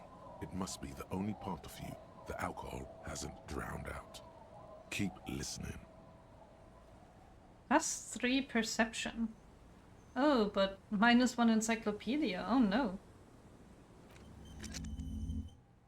Okay, but +3 perception? Bonuses from thoughts. Minus, minus, minus. And then +3 perception. Why do I have minus authority? Which one gives me minus authority? This one.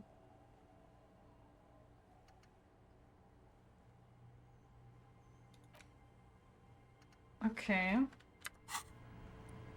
I wanted to save. Our tenant, the policeman. I hope the waves don't keep you up at night. What can I help you with? I was asked to get your signature, but I hope she doesn't just straight up sign it, because I want to know what she says about it. Eh? What's this about?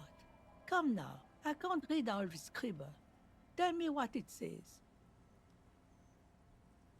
Ephrat wants to turn part of the village into a little youth center. Huh. I might be half blind, but it looks like part of the village is gonna be a street. The best part. The part we need to get out of our houses. Have you asked Lillian about this? I won't even consider signing till I know she's on board. Where can I find her? She's right over there. The dark-haired woman, leaning over the railing. I'll go ask her first then. Yes. Oh yeah, there she is.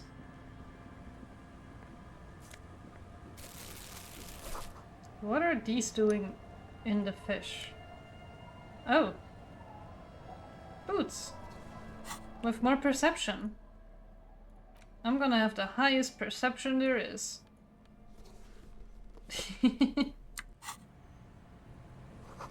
This boat is floating freely in the water, unmoored. Hi, officer. A woman in a raincoat stands on the quarry, considering an overturned boat. A sword in a scabbard hangs from her hip. Anything I can help you with? That depends. Where are we exactly? A fishing village on the seashore. This place doesn't really have a name. It's sometimes called Elysium. Why? The sign on the street leading here is illegible. Has been since they built this place. I have questions. The first is, what's your name? The name is Lillian. People call me Netpicker. She I think I gestures. have time for questions. And that was actually the second one. I can't believe every time I think the narrator stops talking, or the people stop talking, I start like reading the things they don't read, and then they actually keep reading. Indeed, you're always confused as to your whereabouts. Ask her about the cool sword. Helps to break the ice. Nice sword. Point at the saber on her hip. Does it come with a story? Unfortunately, the factory sold this one with a 3-year warranty instead of a story. It's to intimidate folks, mostly. Do you know how to use it? Not really. I know some basic moves, and I know it sure as hell beats a knife when you're in a tough spot. It is imposing. It's a regular mass-produced sword, like a shovel or an axe. Nothing fancy, just for intimidation. Why do you need intimidation tactics? From time to time, people need a lesson in respect. That's just the way it is. Back in the day, I caught the eyes of many men. And believe me, men need a lesson in manners from time to time. Can I borrow that sword? Why don't more women arm themselves if it's so effective? What makes you think we haven't? The truth is that almost everyone in this life is scared and tired and stupid and too dull for that. That goes for men too. But they put on an act for us. Pretend like everything's good and living in shit doesn't bother them. Like anyone falls for that. Behold, point to the expression on your face. I'm a proper man, believe me. True, most people I have met are scared. Aye. No one wants to talk about how frightened they are. But only frightened people are really dangerous. And plenty of them are dangerous. So where are all the men now? Some went to patch their wounds, their lesson learned. Others were more thick-headed. And one of them, I ended up marrying. Wait, why if they're thick-headed? Guess I enjoyed the way he bled. Her expression doesn't change. It's hard to say if it's a joke. If it is, then why the melancholy? Where's your husband now? Gone. Gone where? To the waves. The sea took him. It was a long time ago. That's bad. What happened? Who knows? Maybe he fell over. He didn't respect the sea. Went out there, drunk like a skunk, and sure enough, one day the boat was found floating empty. The bloated corpse turned up 2 weeks later. Now, before you tell me how sorry you are for my loss, know that it was 4 years ago, and I've moved on. There's only so much mourning you can do for a drunk with sinewy muscles. You should have thrown yourself in the waves after him? Oh god, no. Time really is the best cure for sorrow, isn't it? Us working folk don't have the luxury to be bedsick with melancholy. I buried him, mourned for an appropriate amount of time, and went on. Life didn't really change that much for me and the kids. She glances at the village where 2 little kids are playing with what looks like rocks. This is neither a touchy nor a very interesting topic for her. She looks like she's ready to go on a date with another, better, drunk. Ask her. Both of you could need some action. Do it! Hit on the widow! It's the right thing to do! Have a 3% chance, but Kim's present makes it awkward. I am not gonna ask her that right now. I am looking for someone maybe you can help. Let's see. Who are you looking for? I am looking for a missing cryptozoologist. I don't think I know what these are. Care to elaborate? People who look for animals who are hard to find. Aha! Like snowmen. I haven't heard about those. 2 odd guys have been wandering around here, nose in sand, talking nonsense about snowmen and the like. Where did they go? I don't really know. Further down the peninsula, I guess. I mean, that's where they were heading. Who else are you looking for besides snowmen? That's it. I'm not looking for anyone else. Well, how can I assist you then, officer? Is that your boat? Sure is. The Sun, I call her. Coated with a fresh layer of tar just yesterday. It'll take some time for it to dry, assuming the sunny days continue. I was gonna say it's raining, but also she named her boat. I am very proud to have finally met a person who names their boat. Sunny days, put your hand in the rain. Aye. Sunny days. You got a problem with that? No, man. We have no quarrel with sunny days. Good. It would have been bad news had it turned out it wasn't a sunny day. Bad news for the skiff, bad news for the nets, bad news for the kids. There's a moment's silence. She looks at the rain streaming down the yellow belly of the boat. When do you think the boat will be ready? In time, when the sea turns and the winds settle, she will be ready. My prediction, it will be at least 2 days. What do you do around here? Like I said, fish mostly. Sail the waves, take care of the kids, pick nets. Right now I'm tarring a little skiff. Is that enough to make a living? Sometimes I also walk to the beach to see what the sea has given up. The sea is full of surprises. This is what is called a conversation. You don't have to be guarded right now. Interesting. What have you found? Wood, pieces of glass. Every once in a while we see dead bodies. Human, animal, fish, other odd sea creatures. A mine washed ashore once. Bottles, drugs also. Lost cargo in general. Most of the time it's just wood and glass. All right. Major choice moment. You only get to ask one thing. It would be weird to say them all. Choose wisely. Human bodies. A mine. The drugs.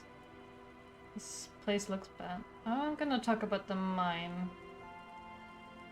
Wait, no, I will talk about the bodies. Well, you're barking under the wrong tree then, officer. I have no interest in floaters. Seen enough of them in my life already.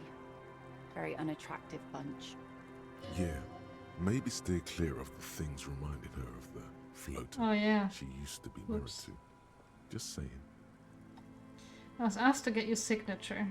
Were you? This says by signing, I agree to living with construction noise. What exactly is the Union building? Efrat's planning to turn some of the village into a youth center. What a nice idea. Wouldn't have thought that... Thought what exactly? That Evra and the Union have nice plans for anything. I thought they only cared about themselves. Well, I guess Union members have children too. Don't say that. Aye, if you say so. Probably better that way. I mean, who likes construction noise? I guess I don't really know how to handle the papers yet, but I think... Buy spirits from the rosemary? Oh, from the rosemary. Yeah, right. I don't want to do that. I got this from my necktie. I won't do it. Money. The planks crank beneath your weight. Ooh. The ladder leads to a school of fish swimming in the kelp.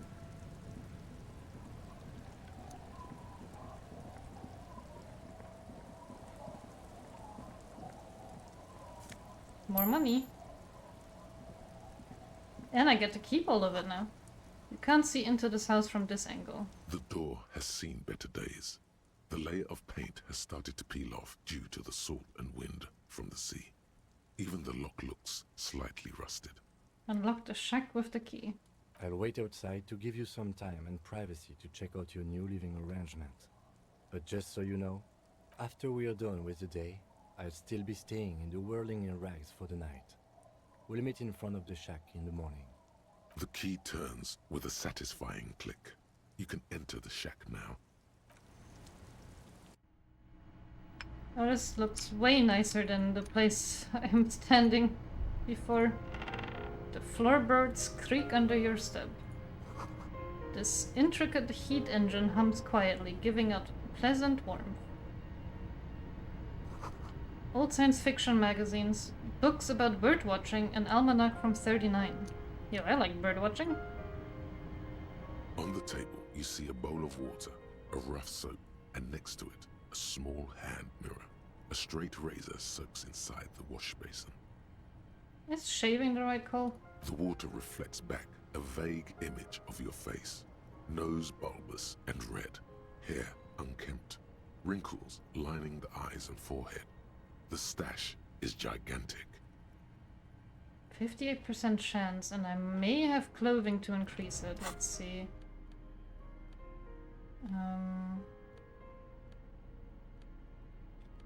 Hand-eye coordination.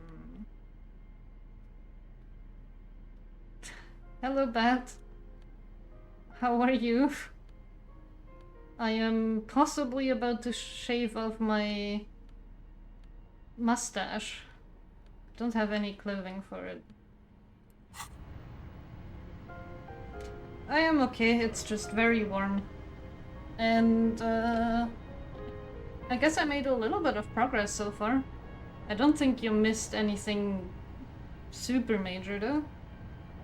On the table, you see a bowl of water, a rough soap, and next to it, a small hand mirror. A straight razor soaks inside the wash basin. Your hand trembles as you scratch your cheek. Oh no, that's not how a grown man shaves. I swear to God, every single 58% chance I have failed. Every single one. Leave it for now. Thank God, I would have cut your throat. The centipede is exaggerating. People don't actually cut their own throats when they're shaving. At least, not accidentally. But I could have looked so fresh. An old mirror hangs on the wall. You see the reflection of your face in it, adorned with the expression. Let the mirror be for now. Ooh, and a code. With one logic. How does that look? Oh, dang. Not sure that's my style, but fancy. Okay, was that everything in here? Yeah. I guess I have a comfy bed now, too. Inside you hear the cozy sound of some kind of heater sputtering. Oh, I like that Kim is standing in the shed so he's not in the rain.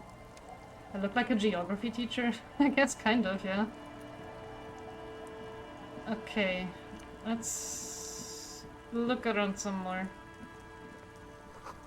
Hard to see the details, the colors, all warm and welcoming, are cozy though. What's in here? Bird? Wait, I get to just keep the bird? It's my bird now. The dead body of a grouse stuffed with some unknown material. From a distance, it might just pass off as the real thing. The bird itself looks extremely ruffled and slightly grumpy. Slightly grumpy. It's so pretty. Wait, why was the interact thing glowing? I don't have anything to interact with.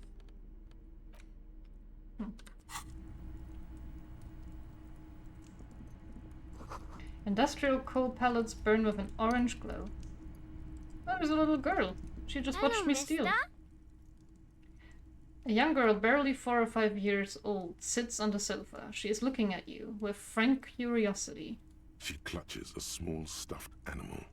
Occasionally, she twirls it around. I heard there was a little girl here who has an armored glove. Is that you? Oh, I had gloves. Very big ones. Heavy, too. Where did you get these gloves? Found them when Lemmy and I were playing hide and seek. In an empty house. Where no one lives. I think someone hid them there. She doesn't want you to think she stole them. And where are the gloves now? I hid them. The twins were gonna take them. They're stupid. She lifts her stuffed toy up and looks into one of its remaining eye, as though searching for confirmation. We're going to need those gloves. It's for important police business. He enunciates the last 2 words carefully. Oh.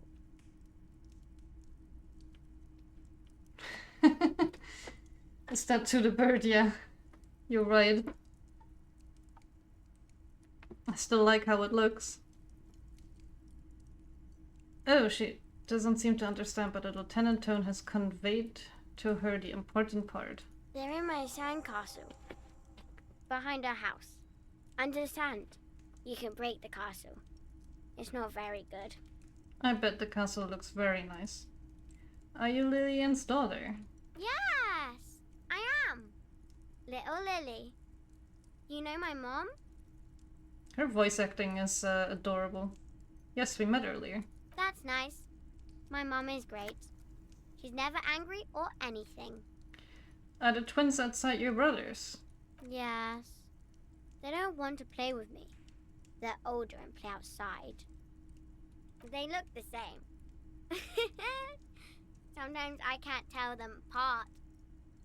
They look identical, right? I said the same thing. They look identical. How cute. I'm not even a child person, but that is very adorable. What's this? Show her the stuffed bird you found from the ceiling. It's a grouse. That young and she already knows what kind of bird this is. She is my kind of girl. You might be able to get on Gart's good side if you replace the broken skewer you almost certainly broke. Can I have it? I know someone who really likes stuffed birds. Sure. I mean, you already took it. I don't like it anyway. It looks angry. What's that thing you're holding? It's Lammy. He's my friend. Sort of. Like... She holds the fuzzy beast up to demonstrate. Lambie is a stuffed lamb that, admittedly, has seen better days. One of the eye buttons is missing, and the fur is tattered in several parts. Okay, well, pleased to meet you, Lemmy. Lammy usually doesn't like strangers. But you're also fuzzy, like Lammy. Don't know if that's a compliment or not. Goodbye. Bye! The girl's large, curious eyes remained fixed on you. That was cute.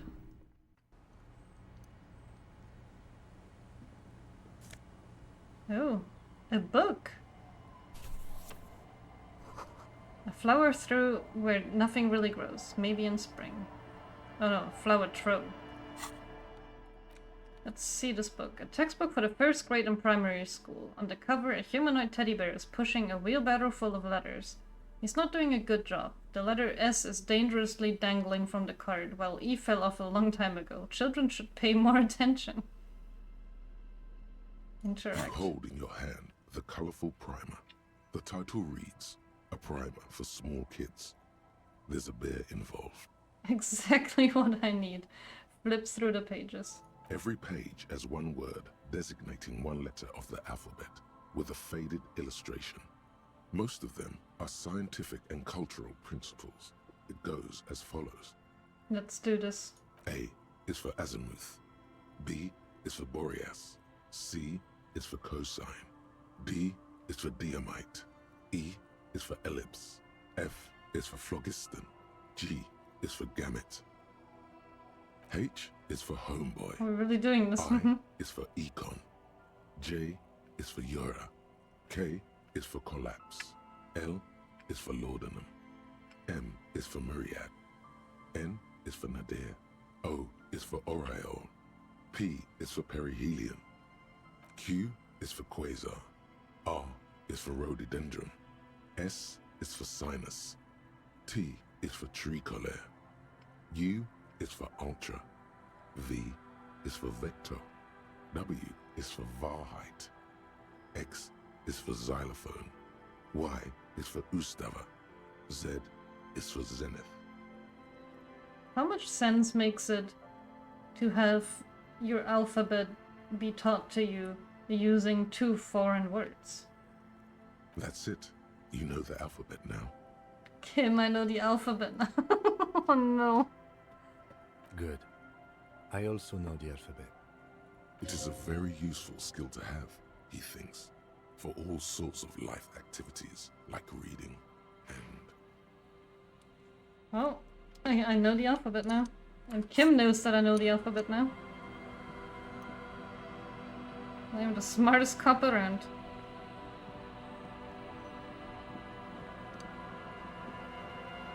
Weather has not been kind to Lily's little sandcastle. The once mighty towers are quickly eroding away. You can see something shining back to you from what must have been a vast underground catacomb network. Kim's a really nice guy for humoring me. I mean, I also feel like he probably partially pities me, but still. Reach in the catacombs and pull out the shiny object. The walls and floors give way to the giant's greed, collapse and present you with a pair of ceramic gauntlets.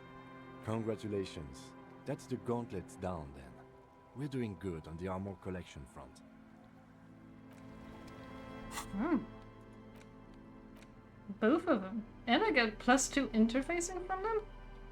Dang. Clenching and unclenching your fist has never been so fun. The tiny ceramic plates make a lovely clicking sound when your fingers move. The gloves are a bit sandy, but the grip is phenomenal. Dang, look at me with my fancy gloves. Sounded more like a phonetic alphabet? That's actually probably true, yeah. That might be what it is. Bring my bird to Garte. I will do that later. Not yet. As you fold your fingers into a fist, you realize you could knock anyone out with one punch. The white ceramic gloves wrap around your digits comfortably. I do match the promotional art now. Your movements cause tiny little clicks, like dice rolling somewhere far away, as the plates reorient to your motions. I'm glad I caught that before I got the gloves though. That I saw the promotional art and I was like, wait, those are... I've seen those gloves, or well, I know what those gloves are. I'll be responsible with this. This is just to protect me from harm, not to show up. The hardened vitreous enamel, at once sleek and voluptuous, adds a glow to your cheeks and a spring to your step. Just imagine what a full suit of this stuff could do for you. This gear could line my pockets with cash? No. This is the long sought after enemy technology. I can't just enjoy it, I must study it. Remember, this is a highly specialized kinetic redistributor meant to stop bullets. Wear it. Observe its properties. See if there's a weakness in the design. For the day you have to fight someone covered in the same material. Let's see. It really hurts to punch this armor. A sword... I cannot read anymore, it's too warm. A sword wouldn't leave even a scratch. A bullet would bounce right off. Still, there must be some flaw in that would allow you to stand your ground against this dangerous enemy technology. You just have to figure out what this is. Possibly by beating yourself while wearing it? Shooting yourself? Let's see. Oh boy. Hard move. I guess I shouldn't do any jumping or anything like that while I research. Oh, well, while I think about this. Might be useful though, so let's internalize it. Hi Mardo! I hope you're well, especially with the heat.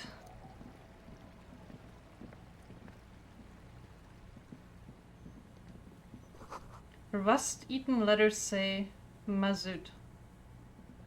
Wait, is there more over here? This is a big swamp. The water runs from the west. The source is upstream. A broken pipe?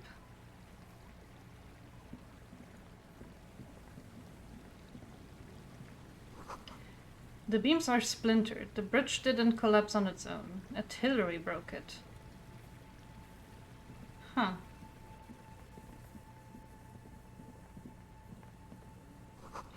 The rear tire of a motor carriage adorns these reeds. There's a little bird flying around.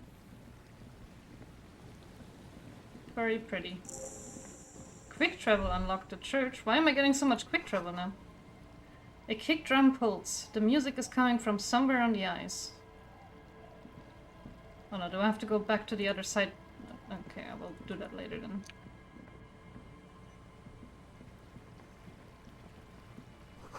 A school of fish huddle around the fence post, then scatter into the dark. Before you, a drawbridge. It can only be lowered from the other side. Full of holes. Could this post hide treasure? Look inside. Oh, I can look inside all of these now. Money. Alcohol potent pilsner. I'll take it, but I will not drink it. Money. Money. Money. I'm getting everything. Who hid everything in here? More money. Damn, okay. That was a lot of stuff that I just found.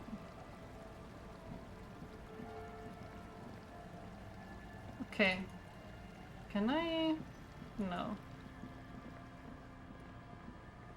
More money up here. And I get to keep all my money now. I should buy some health items in before I get hurt and everything. You feel the shadow of a very large building fall on you. Dusty pews in the shadows. Many seem to be missing. An altar shrouded in dark, or something like that. It's too dark to tell.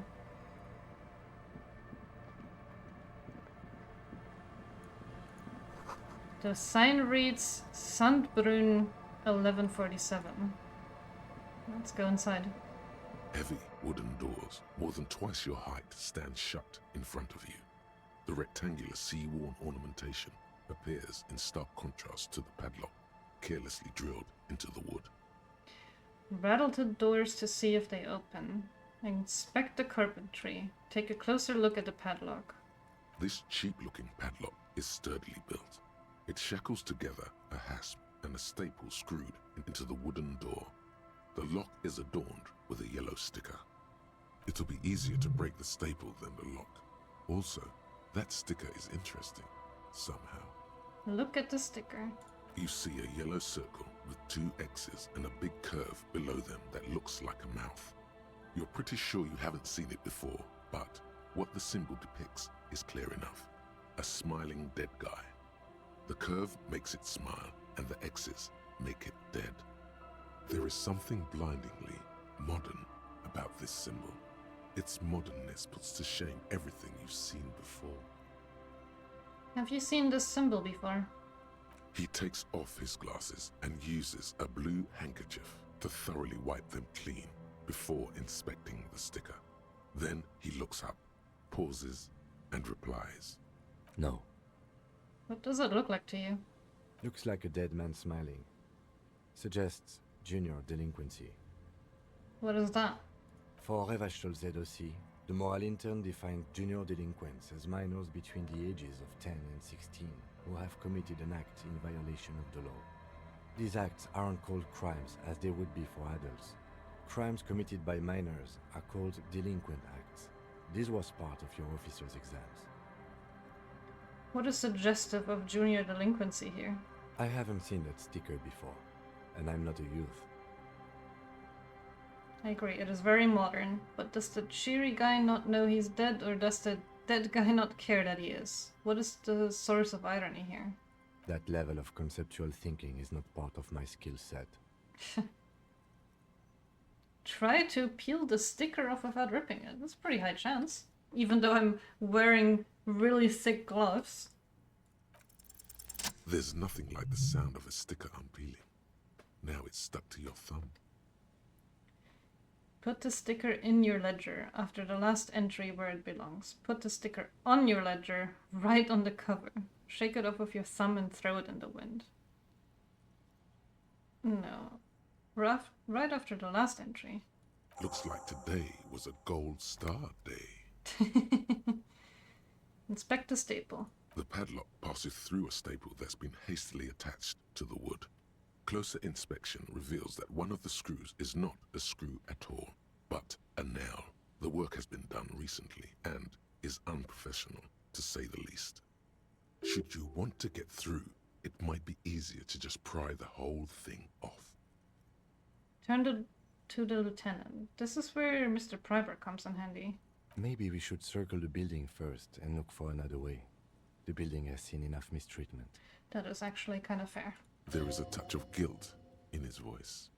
Should we start with that kick drum coming from the ice? I heard that sound before. Yes, the pulsing bass. A sure sign of junior delinquency, somewhere east of here. There's something on the sea ice there. Okay, I guess I can go there. I will, however, take a minute break to go use the bathroom and stuff like that, so I will be right back. I'll save before I go, just in case.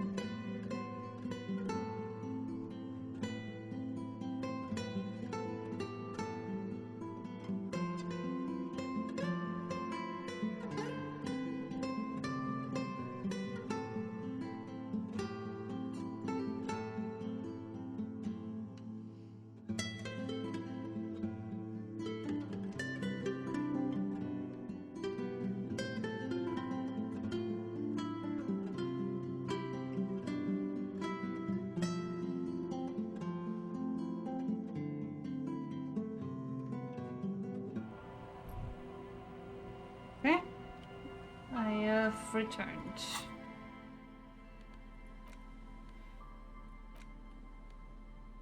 I forgot that I got this bottle. I am not gonna interact with it or look at it or do anything with it. I will just give it to the other guy.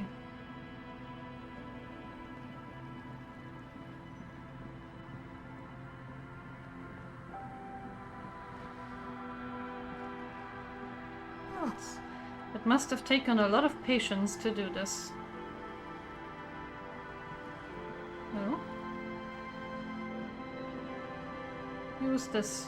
A shaggy-looking girl in her late teens or early 20s kneels on the ice with an electronic contraption in her hand. Hearing you approach, she looks up. Oh. Hello there. It's cold out here, but she's not wearing a hat. She must be freezing. Dear child, it's freezing. Where's your hat? Huh? She looks up at you, distracted. Maybe she didn't hear you. A little louder. I said you should have a hat on. So should you. But I do have a hat on. I don't have to do anything. I am the law. You have to do what the law says. I should, and I do. Oh. I didn't notice that. That's nice. You should wear one too, if you plan on staying outside in this weather. Yeah, well... Look, man, fuck the hat. Damn. Oh my god, my authority is so low. Is that kind of language really necessary? I'm sorry I said fuck the hat. I was concentrating on something else. My whole family swears and it rubbed off on me. There's a pained expression on her face. She'll answer your questions now. What's your name? Estelle. That's a cool name. Her hair is dyed blonde, with dark roots showing. There's a coarseness to her features, some masculinity below that timidness. And your surname? Why? I'm from the police, it's for the paperwork. Why indeed, forget it. Okay, it's Berger. A very common name. What's that device you have there? This is a portable recording device. It's for field recording. Low quality, but still. And the wires? Actually, just one wire. I picked on it till the braiding came loose. The wire leads to a contact microphone. What's a contact microphone? A contact mic records sounds from inside things, like this ice. Nice. You could maybe bug someone with it. Wiretapping. Where did you get the mic from? Same place I got the recorder from, the Elysium. The Elysium? Oh man, you haven't been to the Elysium? It's the coolest place in this whole drug-addled shithole. It's a music club and a synthesizer workshop on Boogie Street in Jamrock. Musicians live there, like real musicians. I once saw Arno van Eyck. Thinking about it really cheers her up. It's a long way from here, though. Sounds interesting. Who is this Arno guy? Oh yeah, guess you wouldn't know Van Eyck. Or really be a Palaceum going kind of person. I get down. I don't know what that means. I grind. I don't know what that means either. It means I'm hip beyond my years. Nor do I, but I have a concrete evidence that I rock in the form of a wrecked tape player in a completely trashed hostel room. Neither do I actually. I have no idea what I'm talking about. Get down, grind. She breathes on her fingers. Looks like she doesn't know what to say. You're right, time has deserted me. Sucks, man. Oh no. Was there something else? About the contact mic, perhaps? I thought it was funny, not gonna hurt my morale. How does that thing work? The mic? I don't exactly know. Somehow it doesn't pick up vibrations from the air. The book said it only picks up structure-borne sound, if you like technobabble. Alright. Okay. What are you doing out here in the cold? Recording, I guess. And what is it that you're recording exactly? I think I'm recording cracks in the ice, but there's no way to tell. Not without headphones. I think I just recorded your footsteps too. Not sure how that will sound. Wait, what happened to the headphones? My boyfriend sold them. What for? I don't know, man. Things. Just stuff you need for life. Everything checks out, sire. And what are these recordings for? The cracks, the footsteps? The musicians in the Palaceum used them for making music. They looped the stuff, cutting the tapes together. They make music out of cracks in the ice and keys jangling. Crazy sounds like that. It's hard to explain. At a certain age, even joking about being old hurts you on the inside. Yeah, you know what? You're not wrong. I kind of feel that, so... And I guess he is even older than I am, so... Yeah. Oh, man. Anyway, I thought I'd make some too. It's supposed to be, like, a music place anyway. She rubs her shoulders and looks around. I don't really know what I'm doing. They use synthesizers too. I don't have a synthesizer. She looks at the recording device, the thing she thought would fill her hours with joy and escape. It's turning out to be an empty fantasy. She feels childish, very useless all of a sudden. Take this, you're cold. The lieutenant begins to take off his jacket. No, man, fuck that, I'm cool. I'm sorry I said that. I'm sorry about the fuck. It's okay. He throws you a glance. Now this is where a hat would come in handy. Give her your hat. I was wondering if I could give her my hat. Also, I love that sentiment, but I'm sure I hope you are gonna live forever too. I'm gonna give her my hat. Thanks. Lost my orange bum head. She puts it on. It's a bit large for her. You said it's supposed to be a music place. What is? That? The boys think it could be a place, like the Palaceum or something. Stupid. It's really not gonna be a Palaceum, that's for sure. The boys? Yeah. Andre and the guys, they're inside, in the tent. And why is that? Why are you freezing out here while the boys are inside? They got too much stuff crammed in there. No room.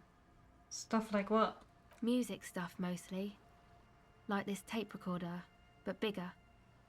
And there's piles of it. Why not just leave some of it outside so you don't have to freeze? That stuff is more expensive than I am. More expensive than any of us, really. Doesn't matter. I can take the cold. I had some other questions. Go ahead.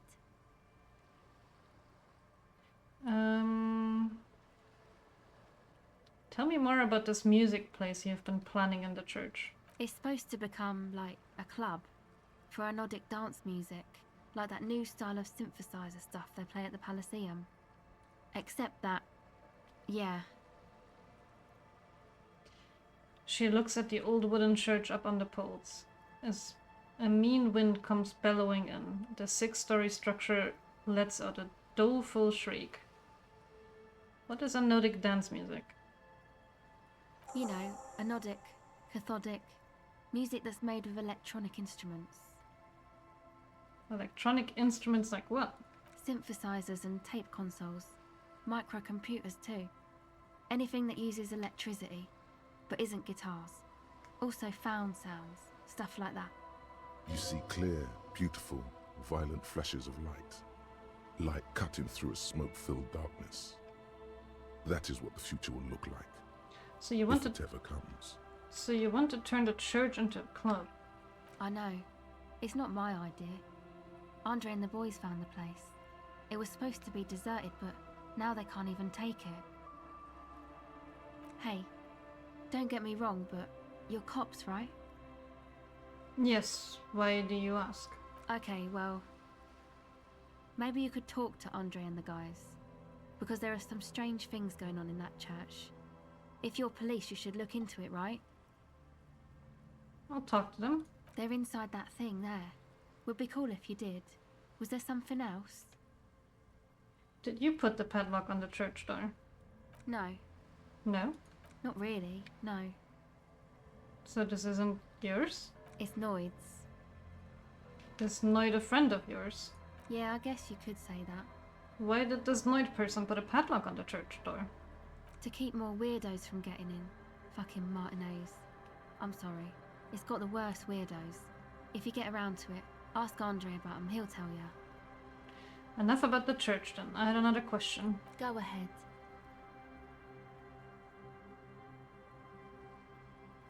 Why is this empathy? But does that mean I'm stealing it from her?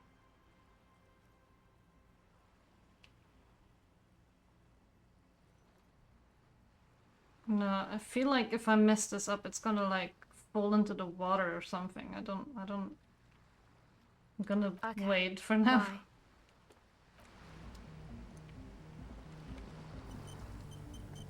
Oh, wait, I wanna see. Maybe there's more money in here. Painted with pastels. Someone is trying to bring cheer into the world. Okay, no money. Trash from some unending party. A pole screwed into the ice keeps the tent erect.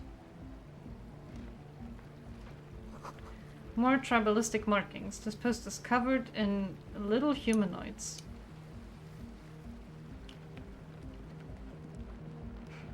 I think you're right. I think Harry is the worst weirdo in Martini. Covering a pile of stuff. The flap is open. Inside, 3 young men, all in forward-looking apparel, reminiscent of the sticker on the padlock, are listening to some new form of music. It's like nothing you've ever heard. One of them looks at you. Come on, get in and close the flap behind you. The warm stuff's getting out. It's a crazy haircut. Sorry, we barely have room for one. You go ahead. I'm too old for this. I'm actually not, he thinks. I just dislike delinquents. I'm sure you will feel right at home. I'll keep watch. Nothing. Smells like sweat and laundry detergent, plus a trace of ether. Canisters filled canisters filled with what appears to be water. The label says distilled. A speaker, the big kind they used for live music. A pile of nasal sprays, brand name Nosafed Ultra. Alright, let's talk to them. A young man with peroxide blonde hair holds up a Harman Welshi tape player, nodding along to the music. He looks at you with a knowing smile and says, as though you're supposed to be sharing some tremendous evangelical secret. Hardcore! Is it? It's hardcore! You're just gonna keep saying hardcore, aren't you? Skibbity, skibberdanger. I am the rearranger. Oh my god. Could there have been a right way out of this garden of forking paths, you think? Go speak to Andre. I'm just annoyed. What if I want to speak to you first? I suck at socialising, man. If you go speak to Andre, I'll have time to tune in, get a reading on your side.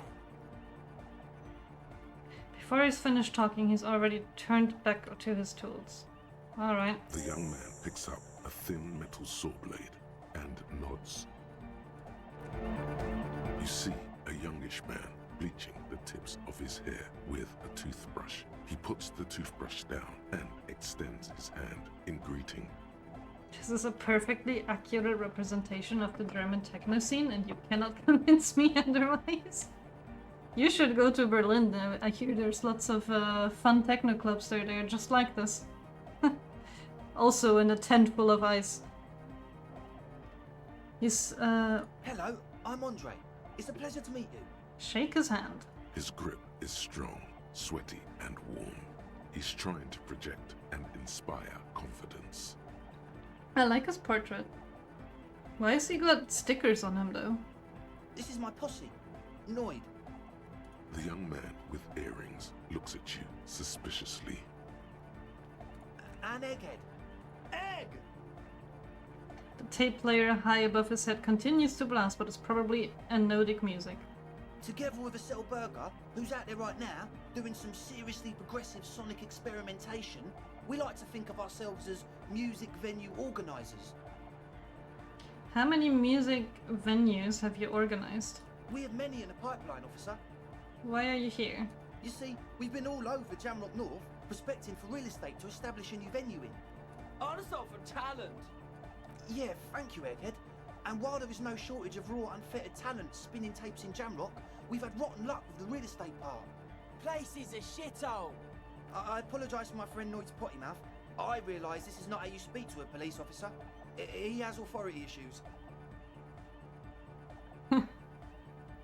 There's no need. This place is pretty bad. Was there something you wanted? Your friend Asel said there was a problem with the church. Ah, so you've met her. Good. He nods. Yeah, it's a matter of occupied ecclesiastical property. I bet you've noticed the derelict hive of Narcomania on the coast. I have no idea what he just said. An attempt to pander to your perceived conservative sensibilities. No person his age would ever use a word like narcomania with a straight face. Don't fall for it. Enough. What are you talking about? I'm talking about the church, and I'm not exaggerating. Even a place of spiritual refuge can become a magnet for all sorts of dopeheads and burnouts if left unattended. Dopeheads! Burnouts! He angrily spits on the screw, then starts cleaning it. Well, I'm sad to say, that's exactly what happened. Sad because we were just about to put Martinez on the map with one of the maddest dance clubs in Jamrock. Nah, strike that. In Revachol.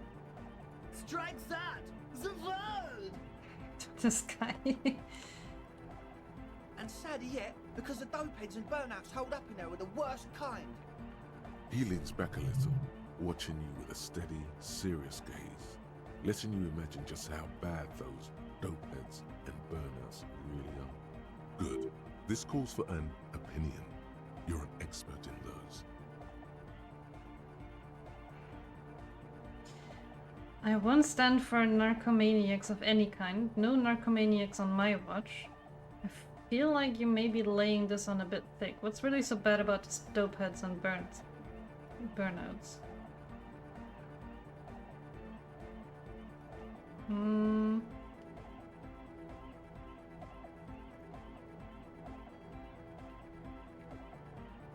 They're spooky. What exactly do you mean by spooky?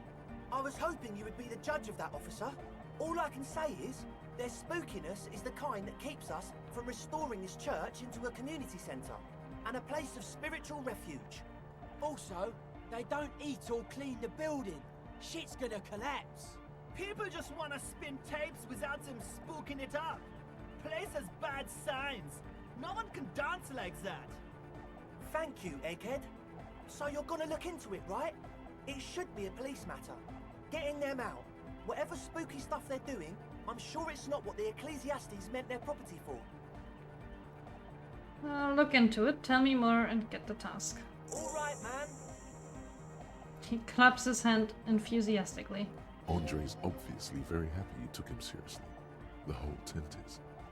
The boys exchanged giddy looks. Sel told me Noid put a padlock on the door. Why? I did ask Noid to install a measure against more drifters wandering in. It's a temporary fix, just something to contain the situation. I had to do it in an hurry.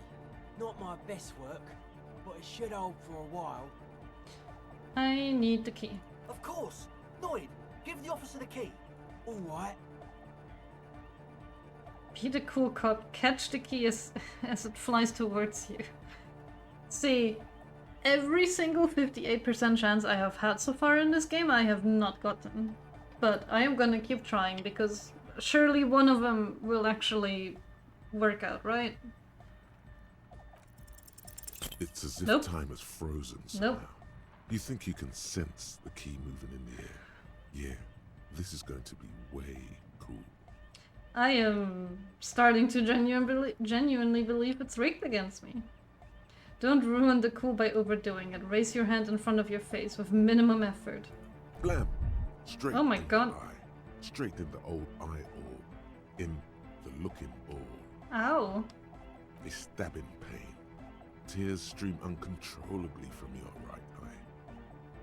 Oh my god, and I can only say this. Ouch. Goddamn asshole. What is wrong with you? Can't you see I'm in pain now? Man, I'm super sorry.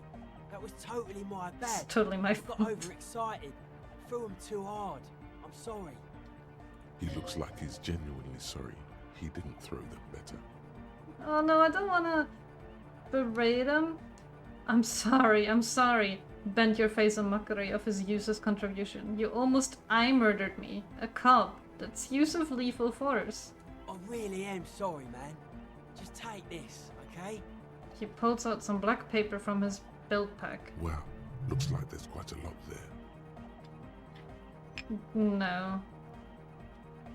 I don't want the money. The key? He cautiously hands you the yellow keyring. He is shifting in his spot, uncomfortably, still feeling sorry for the mishap. We were talking about the padlock, I think. At this point, I'm convinced the 58% means 8% in this game. Yeah, me too. I swear, like, none of them have worked so far. And every time it seems like a good idea to try anyway, but who knows? You know, the 158% chance check I don't do is the one I'm gonna actually win, you know? That's how it always goes, right? I do feel bad for him. He did nothing wrong. That was my stupid arrogance trying to look cool. How long have those people been locked in there? Not long. Like a week, maybe? Oh my god. How can you be sure they haven't starved to death? I'm super sure they're alive. I mean, come on. I'm at least 90%, maybe 85% sure they're still alive.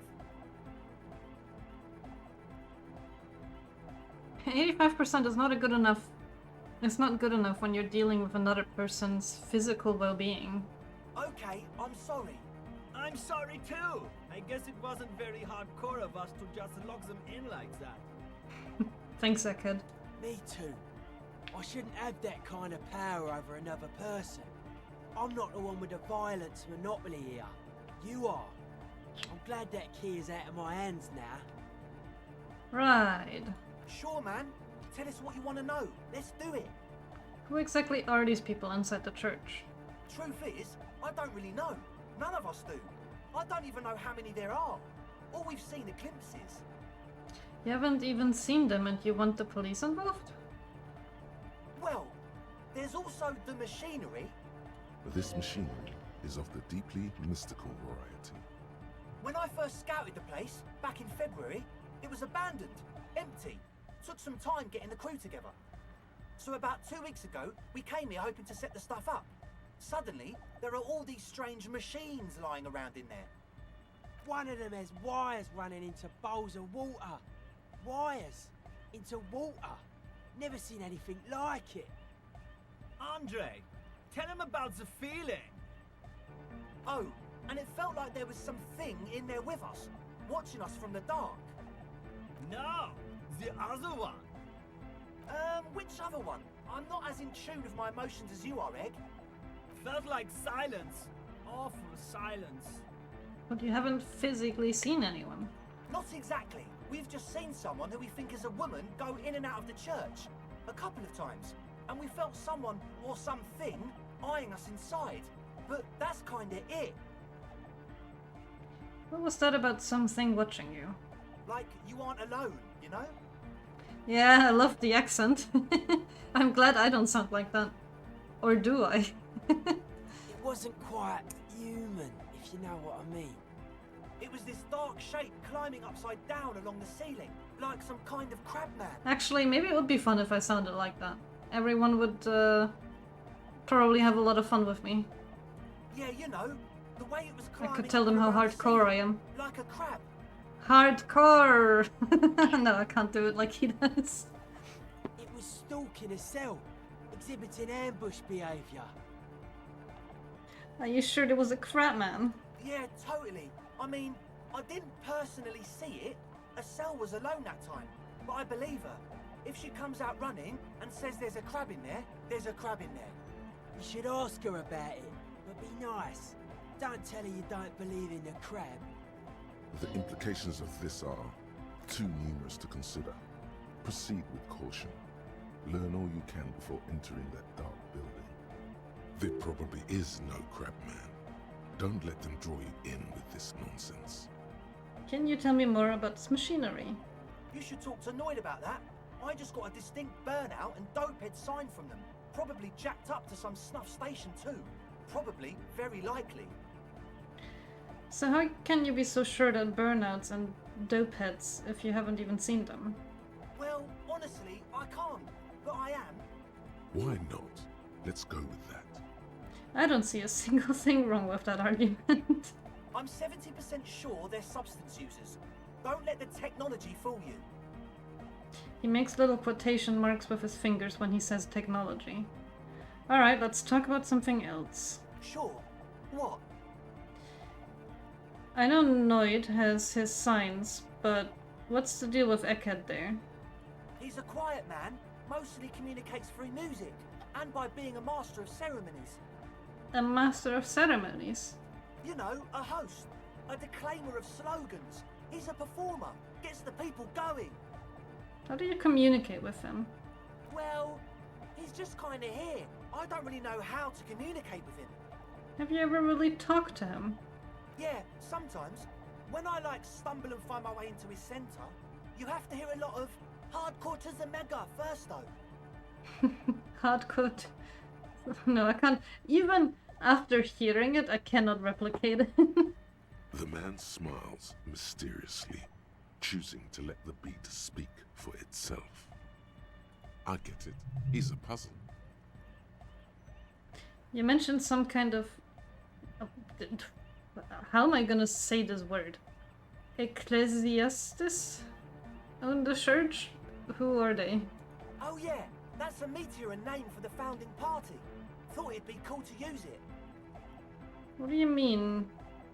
You know, of Meteo, concerning Meteo. Meteo? Meteo, a country, on Muindi, on the Muindi Isla. He looks at you, squinting his eyes to see if you're kidding. And what is the founding party? Come to think of it, I've never really looked them up, you know. I can't give you a precise definition, but they're a very powerful religious organisation. And? And they have roots in ancient mass society. And they're the custodians of the Pericarnassian church. Plus, they anoint the innocents. They, made the innocentic system, no? It doesn't sound like they would appreciate a dance club in their church. They sound like exactly the kind of who would want loud anodic music in their church. I guess I don't know. It doesn't sound like they would appreciate a dance club in their church. You're totally wrong about that. Am I? The Pericarnassian church is about love. Anodic music is about love. I got love for my Pericarnassian posse. Love is the relay out of death. We dance! He violently shakes the tape player as if to see if he can break it. Love is hardcore! Unity! Unity! Make some noise for my Insulindian posse! He turns the volume up, then looks at you with a knowing nod, as if it's obvious you will now break into dance. You feel it. The anodes and the cathodes coursing through you. Your big toe starts tapping along to the base, as if testing the waters. No words, enjoy the beat, nod your head. I don't quite understand what you're talking about. Well, let's do that. Feels good. Oh, okay. What's a posse? I guess love can be pretty hardcore. I now understand it was lame of me to suggest otherwise. Anodic music is about love and is so Pericarnassian church. Yeah! The Eggman spoke to me. The place to be! He's doing a good job. He seems ecstatic that you share his vision of Pericarnassianism. Do it for the masses. Do it for the crew. His friend forms a fist with a screwdriver still in his hand, approvingly so. I didn't want to say it, but it was pretty lame of you to imply otherwise. Anyway, you got more questions? The one with the large head is still looking at you, nodding his head, waiting for your body to start moving. Yeah! Let it out! Let the Oh my disco God. happen! Bring the disco into this world! Get this church shit on, and then dance there, motherfucker! I wanted to ask you about this tent full of equipment. Yes. What? I see you brought your own water. Yeah, good to have, bitch to carry. When I first scouted the place, I did some reconnaissance. I'm not sure the church even is running water. And it's a stilt too. Oh, She doesn't know what to say. It's the one they sell at the fuel station. Hate to tell you, but it reeks of sweat in here. No. What's with all the Nosafet? The what now? Point at the bottles of nasal spray in the corner. The Nosafet Ultra. You have a lot of it lying around. Oh, the old Ultra. I have a major sinus infection. Stuffy nose. We all do. Shit's all blasted up. Winter. Can't even breathe. Uh-huh. I guess that makes sense. Yes. What? I will not tell them about that. He nods enthusiastically, no doubt a little relieved. 3% chance. There's a white check though.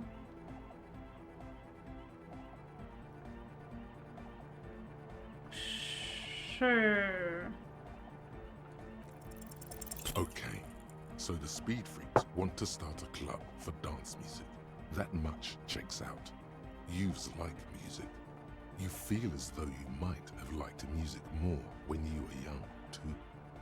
But you digress. Rub your chin. What's the gist of it? The gist of it is, they want to turn the church into a club.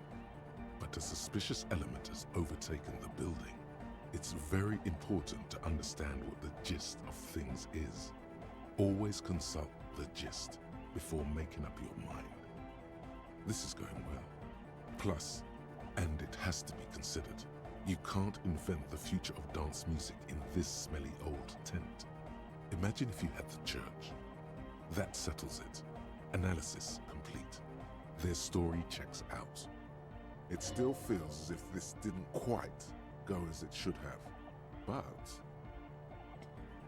Huh, I wonder. As always, we'll be right here, waiting patiently for the news. Yeah!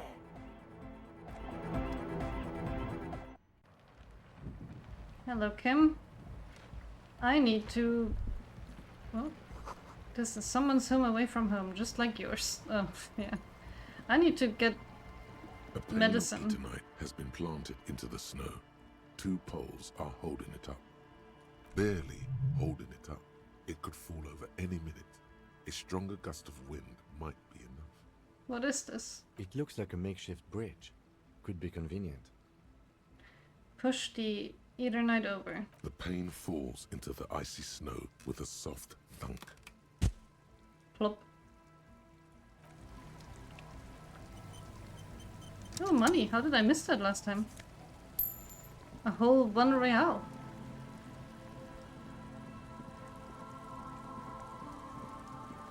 Heavy wooden doors, more than twice your height, stand shut in front of you. The rectangular sea-worn ornamentation appears in stark contrast to the padlock, carelessly drilled into the wood. You should have seen Kim. Oh, you should have seen it, Kim. It was hardcore. It sure was. The lock turns easily. You hear a click as the shackle pops open. Let's go. Pull on the doors. As you do, you hear the echo of the doomed commercial area. Its black holes and dusty machines. Then the feeling passes. A great whoosh of air rushes into the dark innards of the church, as though rushing to fill a great vacuum in the heart of the city. Where am I? Oh.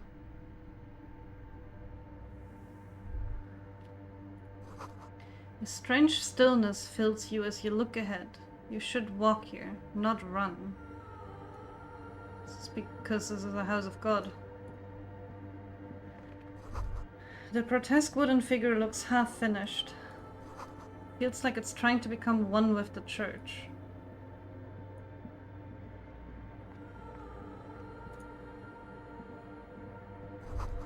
More of a forked lightning pattern you saw outside. Bark beetles? No, it looks intentional. Some long-forgotten style. Maybe Kim is more of a metalhead?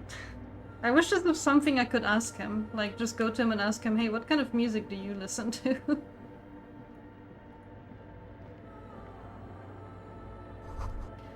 The blackboard is filled with complex equations. They look recent. Something to do with radio frequencies? Actually, I can see Kim listening to classical music. 2 decks of reel-to-reel tape spinning on empty. Can I put my tape on there?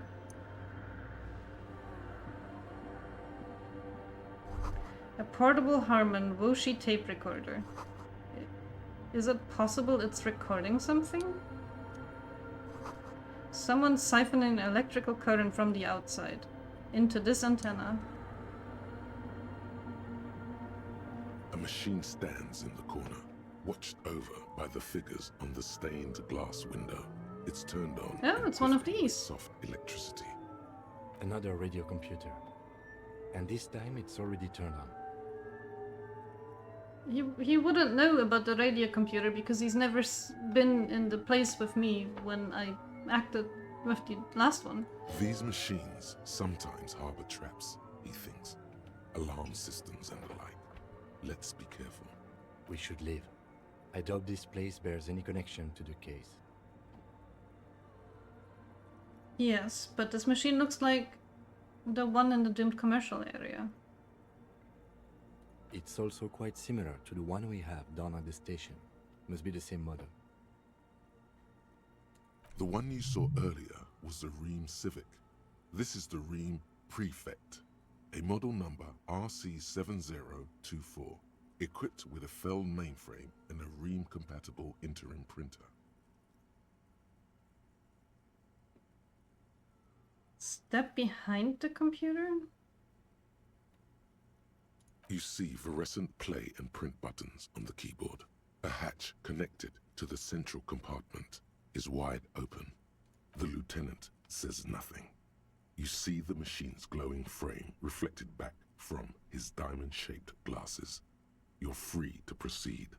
Okay, but now I don't know if I want to. Behind the hatch sits a cube-like crisscross of filaments, smoldering in the dark like fireflies. Silver tape on the side says, in black marker, log, February to March. Another filament memory. Press play to talk with the repeater. The speaker comes to life. Static seeps through the machine's planar magnetic driver. An old lady greets you. Her voice sounds 100 years old. Good afternoon. Fortress accident on Saint-Brune. This is the East Insulindian Repeater Station 1. Please repeat. Is this the personal log? It's the same old woman you spoke with through the radio computer in the doomed commercial area. I looked inside the core, but the tape on the filament just said log, February to March. Good. Please repeat the password. Let's look around. There's no use trying to guess the answer. Received. I will register this login attempt. Fortress accident is there. Goodbye. The machine's keyboard. Okay. Oh, money. Give me money. Oh, no, I shouldn't run, right? I forgot about that. Oops. Shoes. Shoes that give me empathy.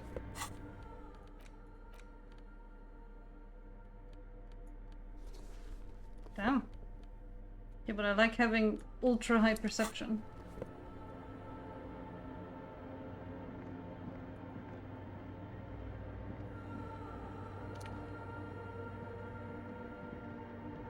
Is that a bat in here? Or a little bird? I can't tell. A bowl is filled with water. A live wire runs directly into it. Could these wires work as contact microphones?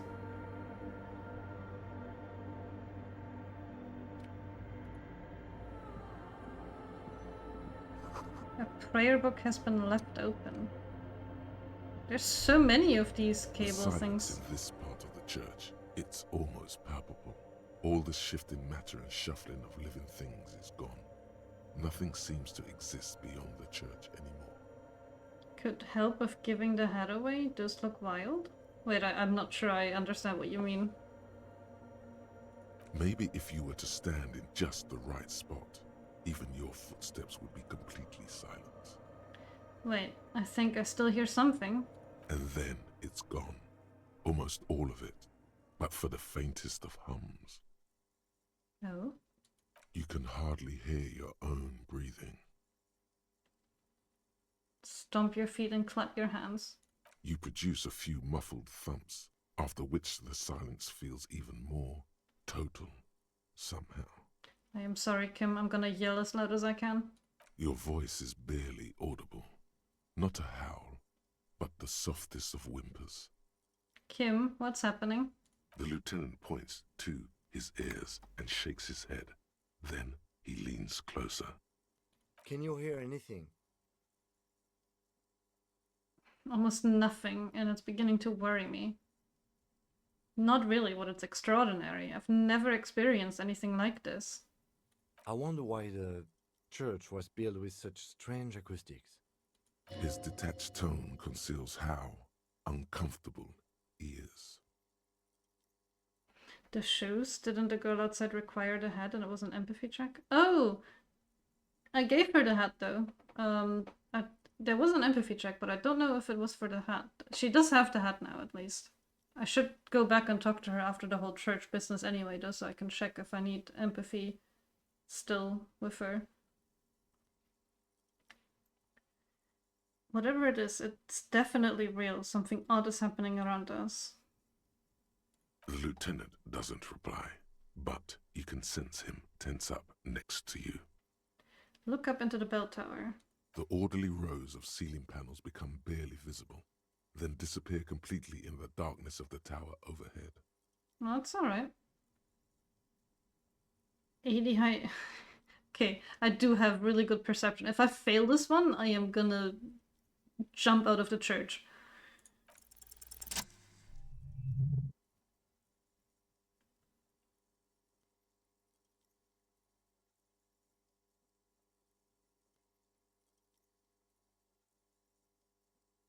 It's like there's something moving up there. A shadow has emerged from the tower and it's making its way toward you through all the other shadows. Follow the shadow's movement.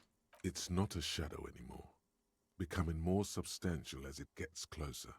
The shape of an animal descends. Officer, is there something up there? The lieutenant follows your gaze, attempting to see whatever it is you're seeing. Oh no, you've lost sight of it. Where did it go? On the ceiling? Yes, the darkness makes the ceiling feel infinitely far away.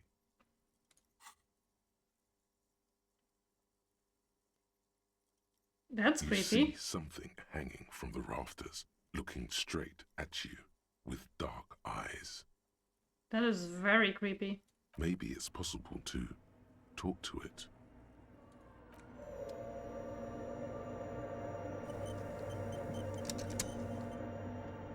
The shadow is a man made of the same stuff as the carpentry of the building. He is studying you intently. The crab man. Are you the crab man? Oh, hey, who's there? The man leaned forward a little, fixing you with a steady, unreadable gaze, then speaks. Habitual alcohol use has made you into a scared little pussy, Holmes. But don't worry, everything's gonna be alright. You come to the right place. The right place for what? Here you can receive the mother's love. And when you're ready, she will take your hand and lift you out of the despair at the bottom of that bottle. This man is obviously a habitual narcotics user. Do we really need to question him? I'm put off by this religious stuff, he thinks. And maybe the ceiling climbing, too. It's all very hard to square with the lieutenant's own view of reality. Hey, and what was that about the bottle again? You haven't even drank that much lately. Lay off it already. Shish. I need to talk to you about the police thing. I don't know about alcohol use. Oh, hell no. But... Está crudo, way. I see deep inside you. Your body and your spirit are suffering greatly from overindulgence. And you don't even know it. Oh, I'm very in touch with my suffering. I'm actually here on behalf of some young people looking to establish a nightclub. I know it's hard to admit that you have a problem. I was like you once. Couldn't take an honest look at the damage Albino was doing to my mind and my spirit. You know, actually, since we're here, you may want to pay attention to what the ceiling climber is saying. For some reason, I feel like you have a point here. You know, alcohol is central to my identity. If I wouldn't drink, I just wouldn't be me. That's all well and good, but we need to talk about the unlicensed occupation of whatever that word is, property. Don't trust me. Trust the mother. I'm only the messenger, Holmes. His voice echoes in the cold air of the church. This is the Church of the Mother of Silence. You are welcome here. He sways gently on the beams, waiting for you to take it all in. This Mother of Silence sounds like a serious player. You might want to be careful until you find out what you're dealing with. Do you know where the other spooker is? Point at the strange machines around you. Other spooker? Oh, esa viejita es muy estudiosa. Don't know, Holmes. Wait, so there is another person living in the church? No. I just call her viejita because of her clothes. She's actually quite young. Or maybe not that young. Age is just one of the many masks we wear. And you don't know where she is? That's what I said, Holmes. How can you not know that when you both live here? Don't really follow her comings and goings. Just see her typing on her computer now and then. We got different interests. So you've got nothing else to tell me? How she looks, what she does? Who is she? I'm afraid not, Essay. You just have to wait until she comes back, or... He shrugs. Or search through her radio computer. Have you by any chance heard the... say the password to a radio computer? Too many times, Essay. You need it for something. Yes, it's for a first-degree murder investigation. Honestly, I just want to break into the radio computer, see what's on it. The lieutenant raises his eyebrow, but doesn't say anything. Don't sweat it, Vato. The password is afterlife death. That is true. But what comes after death? What you think of that? Makes me almost pity La Nilita Pequeña when I hear it. Some ravers want to turn this place into a nightclub. The ones in the tent outside, right? I see them. Think they scared of me. Do they have a reason to be scared? Nah, man. They look pretty funny. And I don't harm no one anymore. Anymore? So what do you think about the nightclub, that is? Why not? They wouldn't bother me none. I'm usually way up there, imbibing. Ain't no music on earth that can reach where I go. Might even be nice to have some company. He said that in spite of himself. He's more attached to the human than he'd like to think. Don't know if I want to say this to him. Okay. I think we're done here, Essay. Oh. The figure crawls off into the darkness above. That was an interesting conversation. However, I'm still not sure how it's relevant to our investigation. It isn't. A cracked pane of glass, colorful.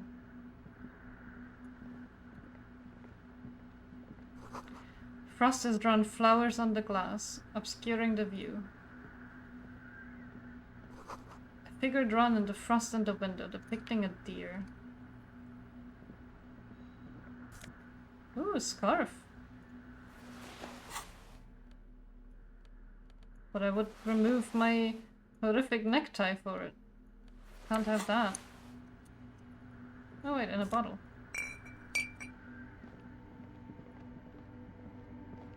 Wait, there was something up here still too, I think. Yeah.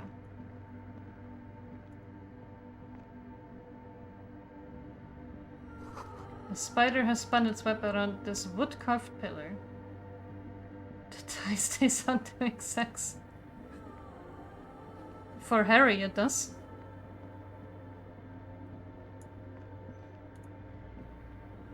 The machine's keyboard is still the speaker Good afternoon, Fortress Accident on Saint-Brune. This is the East Insulindian Repeater Station 1. Please repeat. Is this the personal log? Let's try this again. I think I may have the right password for the personal log. Good. Please repeat the password. After life death. Good. I have unlocked the filament. After ending the call, please press print to access the filament. Fortress Accident, is there anything else I can do for you today? Fortress accident, like the one in the doomed commercial area? I have 2 machines registered to this company name in Martinez. One on Saint-Brune, the other on Rue de Saint-Ghislaine. Saint-Brune, that's the church. And Rue de Saint-Ghislaine? That's the doomed commercial area. Anything else I can help you with? Alright. Goodbye. Actually, I should have asked her how she is. Why didn't I? The machine's keyboard is still illuminated, revealing fluorescent clay and I'll print ask her how she is afterwards. The printer prints out a long text document with dated paragraphs. It looks a bit like someone's journal. Read the printer. The first entry, made on the 4th of February, 51, by an unknown author, is short and concise. Arrived at the church. The door was boarded up, so I used the crowbar to get inside. Looks like the place has been deserted. Nothing out of the ordinary, but I'll ask around. Need to figure out how to get the electricity in. The lieutenant leans closer, scouring the printout over your shoulder. Just as you finish reading, he looks up, muttering under his breath. 4th of February. That's over a month ago. Whoever set up those machines has been here for quite a while. You think this lock might be connected to the case? Our case? No, I don't think so. It must be some local eccentric. Read the second entry. 6th of February, 51. Had a little chat with the local fishermen. Said I shouldn't go near that place, that the church was spooky and ridden with narcotics. It's a little spooky, all right. Still haven't figured out the electricity. 7th of February, 51. Finally got the electricity in. Next on the agenda, a new antenna. I'm thinking ESCA series, something advanced. Why would she need an antenna? Why would anyone need any of this equipment here? He steps on a wire running on the ground, inspecting it with his boot. 8th of February, 51. Bought the antenna, had some problems setting it up. Called Simor for help. Heard the others are back to making art. Drinking somewhere out of town. Sulislav started a rock band again. Lexi has been seen asking money from strangers. But at least the artists have their act together. They're qualified labor. They can get work anywhere. Graphic design, ads. The programmers are doing fine too. I mean, they're programmers. The writers, though, they're fucked. I just have to find out what caused that data loss and be done with it. Still don't understand how it managed to wipe out the backup, when the backup wasn't even connected to the front. I know. Everyone thinks it's impossible. They say I must be lying. I'm here to set it right. A data loss? Seems like something to do with radio computers. Unfortunately, I don't know enough about them to understand what the author is saying. Something about the backup data getting destroyed, and how everyone thought it was the author's fault. Let's just keep reading. Artists, programmers, let's see. Who are all those people? I think these people worked in the radio computer games business. The one we saw in the Doom commercial area. They must be our former co-workers. 12th of February, 51. Brought some food from the grocery store. Apparently, there's a strike going on in the harbor. Definitely not happy to see the Martinez people again. Everything's now set up in the church. Going to start working tomorrow, 8 a.m. The strike. We are nearing the date of the murder. Keep reading. I'm interested now. I want to know what's that radio anomaly that sent this person here in the first place.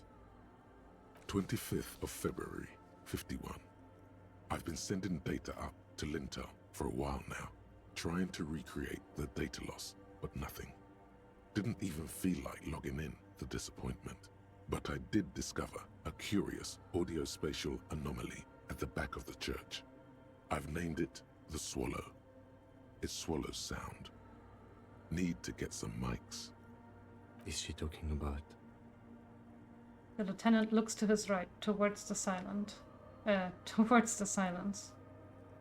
28th of February, 51. Yes, the first recordings confirm that the Swallow is real, and I'm not just losing my mind. It's a pillar of silence, with a diameter of approximately 3 meters. Seems like the higher I go, the less I record. This might be a coincidence, or it could be connected to the data loss that led me here. The pillar of silence. She is talking about the silence. Is she suggesting it's more than just an architectural quirk? What could it be? The lieutenant doesn't answer. He follows your gaze, studying the basins. The water shines in them. No ripples. March 51. Some kind of young disco men have appeared next to the church. I've been trying to record the silence to find the epicenter, but now it turns out I've also been capturing the future of dance music, one neo-disco song over and over again. Fortunately, the song is so monotonous, I was able to devise an algorithm to factor it out. The other day, one of the disco men came in. Before I could even say hello, she got scared and left. Good, I don't want anyone distracting me from my work. That disco man must be a cell. She must be describing a cell. The girl on the ice? Sounds like her, yes. March 51. I got a call from the repeater station. Someone has tried to access the radio computer in our old office in Martinez. Can't do anything about it. The storekeeper still doesn't want to let me inside the building. Thinks I'm part of some kind of curse. How Martinez of her.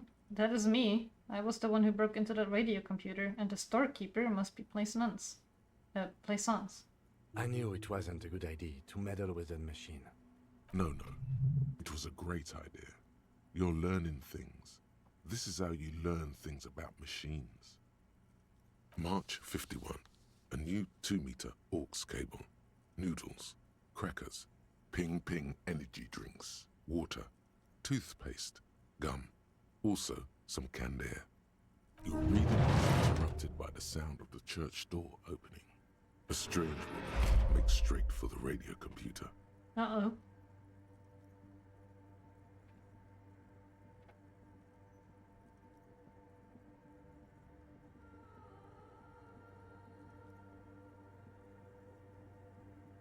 Well? Breaking into my radio computer, I see. She glares at you as she holds down the off button for several seconds. The machine reboots. That means I can't ask the woman how she's doing. Yes. No. You are breaking in, but not into her radio computer. You're a master circuit bender. I do apologize for the intrusion, madame. We are with the RCN, you see. We're here on a side case representing certain music venue organizers. Well, you won't find any music venue organizers here. She barely looks up from the keyboard. You hear the machine whir back to life. It's just me and my computer, and it has been this way for weeks. Now please give me some room. I need 2 seconds to see that you haven't destroyed anything. We should talk to her after she has rebooted the machine.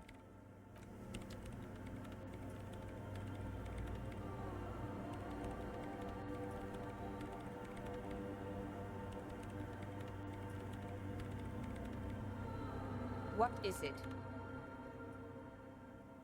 The woman is still hunched over the keyboard, gently illuminated by the purring machine.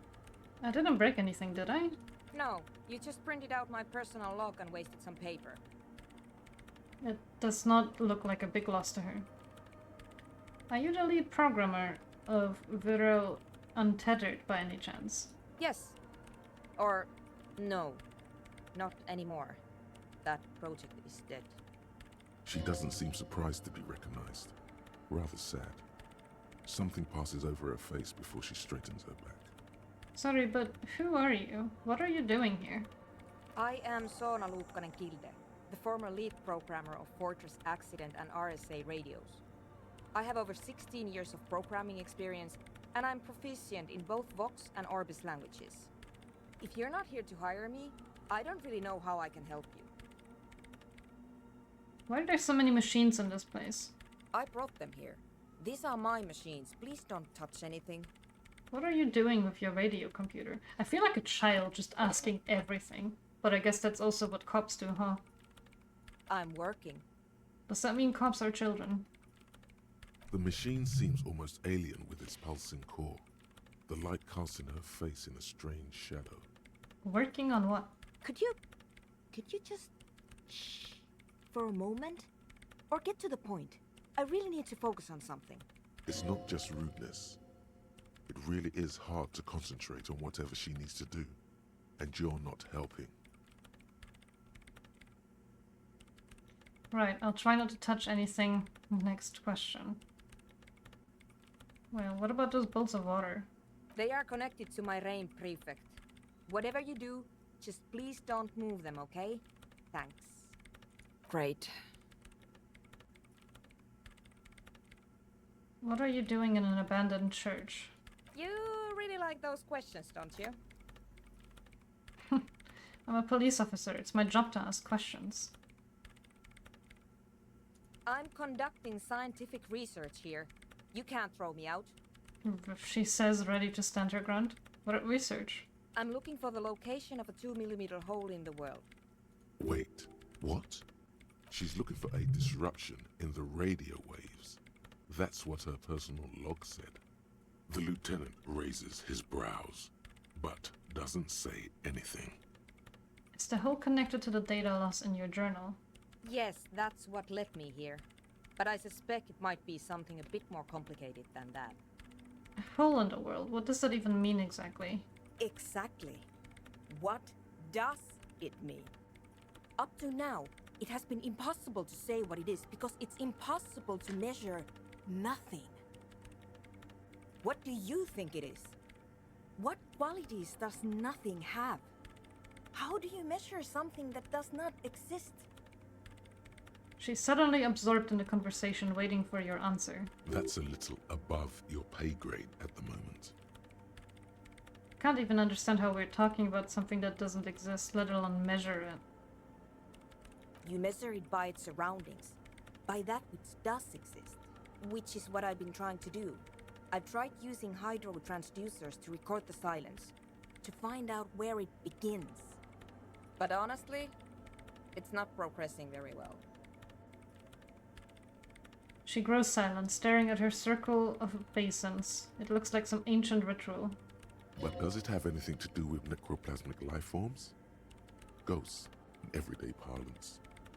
Do you have any idea where this hole might be located? Somewhere underneath those roof beams, I assume. She looks up, eyes trying to pierce the pitch-black heights above, but without much success.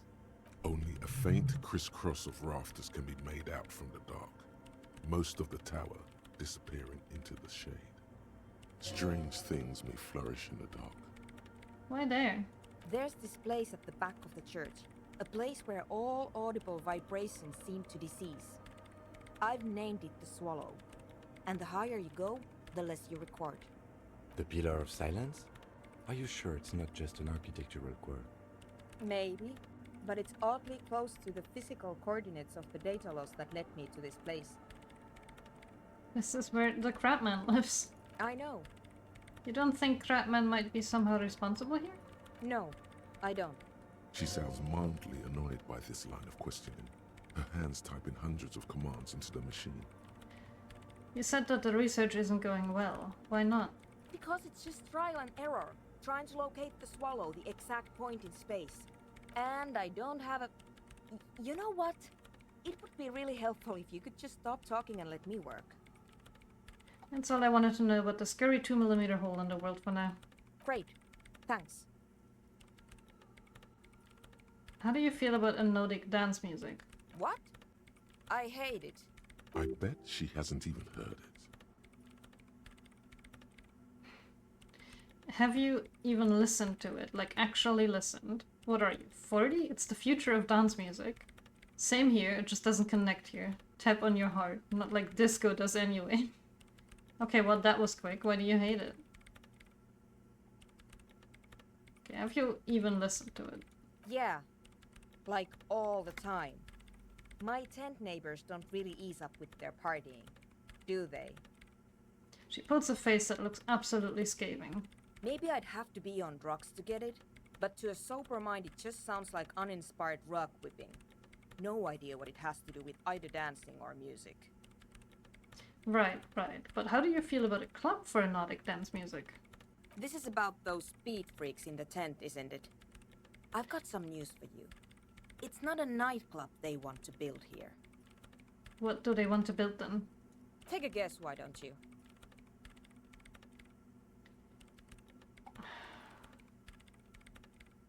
A petting zoo? A place for animals? I can't believe they got you so easily. Go have another talk with those up-and-coming entrepreneurs, will you? Thanks. Good luck.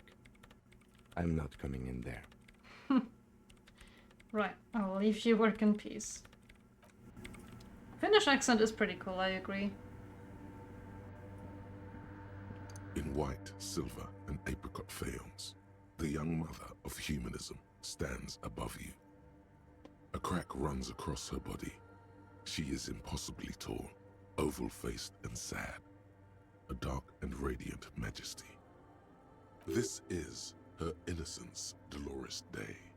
Cradled in her arms are a pair of glowing lungs, clearly visible from underneath her flowing dress. You should kneel. No. Cold wind seeps in from the crack in the glass. Snowdrifts cover the floorboards at your feet. Above, you feel her multicolored eyes on you, inspecting you, as if under a microscope. No. As that bitter thought passes through your head, the lieutenant draws an X-shaped cross from shoulder to shoulder with 3 fingers. I didn't take him for the religious type. I am not doing that cross either. Good call. She left us all in the shits. Don't give her a single thing.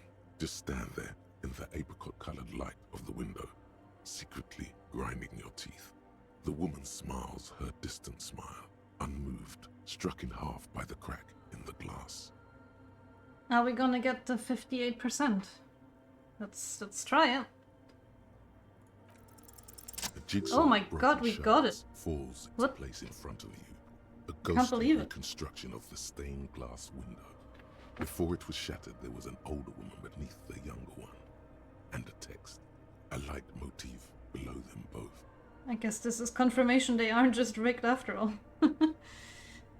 What shattered this mosaic? Unknown.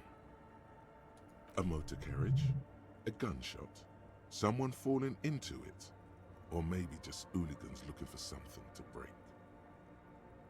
Who is this older woman? The escutcheon on her throne says, Irene the Navigator. She is depicted as an older woman wearing thick-rimmed eyeglasses, holding a golden Reichsapfel in one hand and a scepter in the other. This is the queen her innocence day advised. Above, she herself is whole.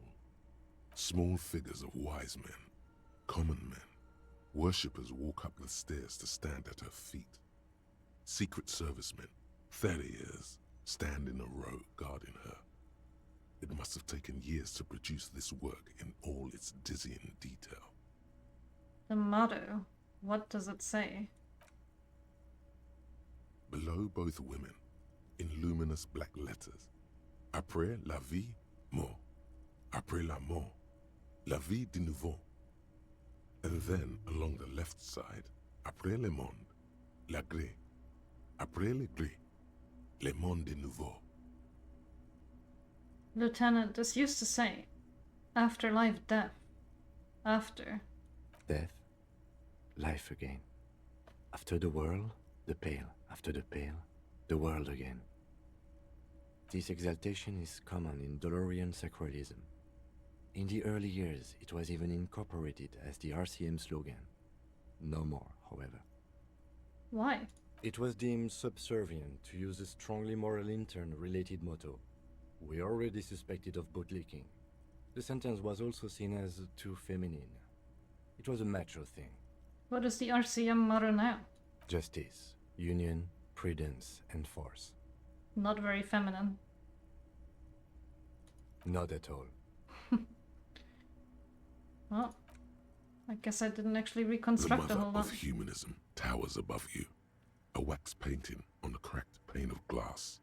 Nothing has changed in her expression. Can I do the 42% check? Despite Oh, the damage you've wow. done to yourself, the title appears lodged in your hippocampus. This is her innocence, Dolores Day. The innocence of humanism, internationalism, and the welfare state. Perhaps the most famous human being ever to have lived. No amount of Commodore Red can wipe her sad smile from your brain thing. It has survived the deluge and haunts you still, and will haunt you forever, as it haunts all men. I remember her, but not my own name. What exactly is an innocence?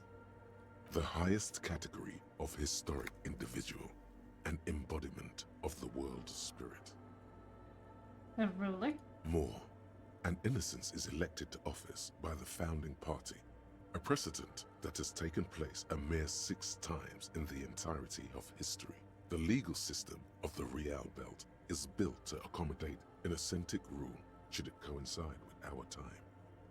Next 58% check will surely fail now. That was too much luck for this game. You never know, maybe I'm on a luck streak now. Maybe I will win every single check now. I choose to be positive until proven otherwise. An innocence is infallible. The decisions made by one are not decisions. They are inevitabilities. What would have happened anyway? Only accelerated, packed into decades instead of centuries. An innocence is a continuous, compressed event, a sacred human being. It is an honor and a glory to live when one is in office. Is one in office now? No, we are alone. Okay, when did she rule? 300 years ago, in the wake of the discovery of this Isola, the Insulindian, by explorers from the continent of Muindi.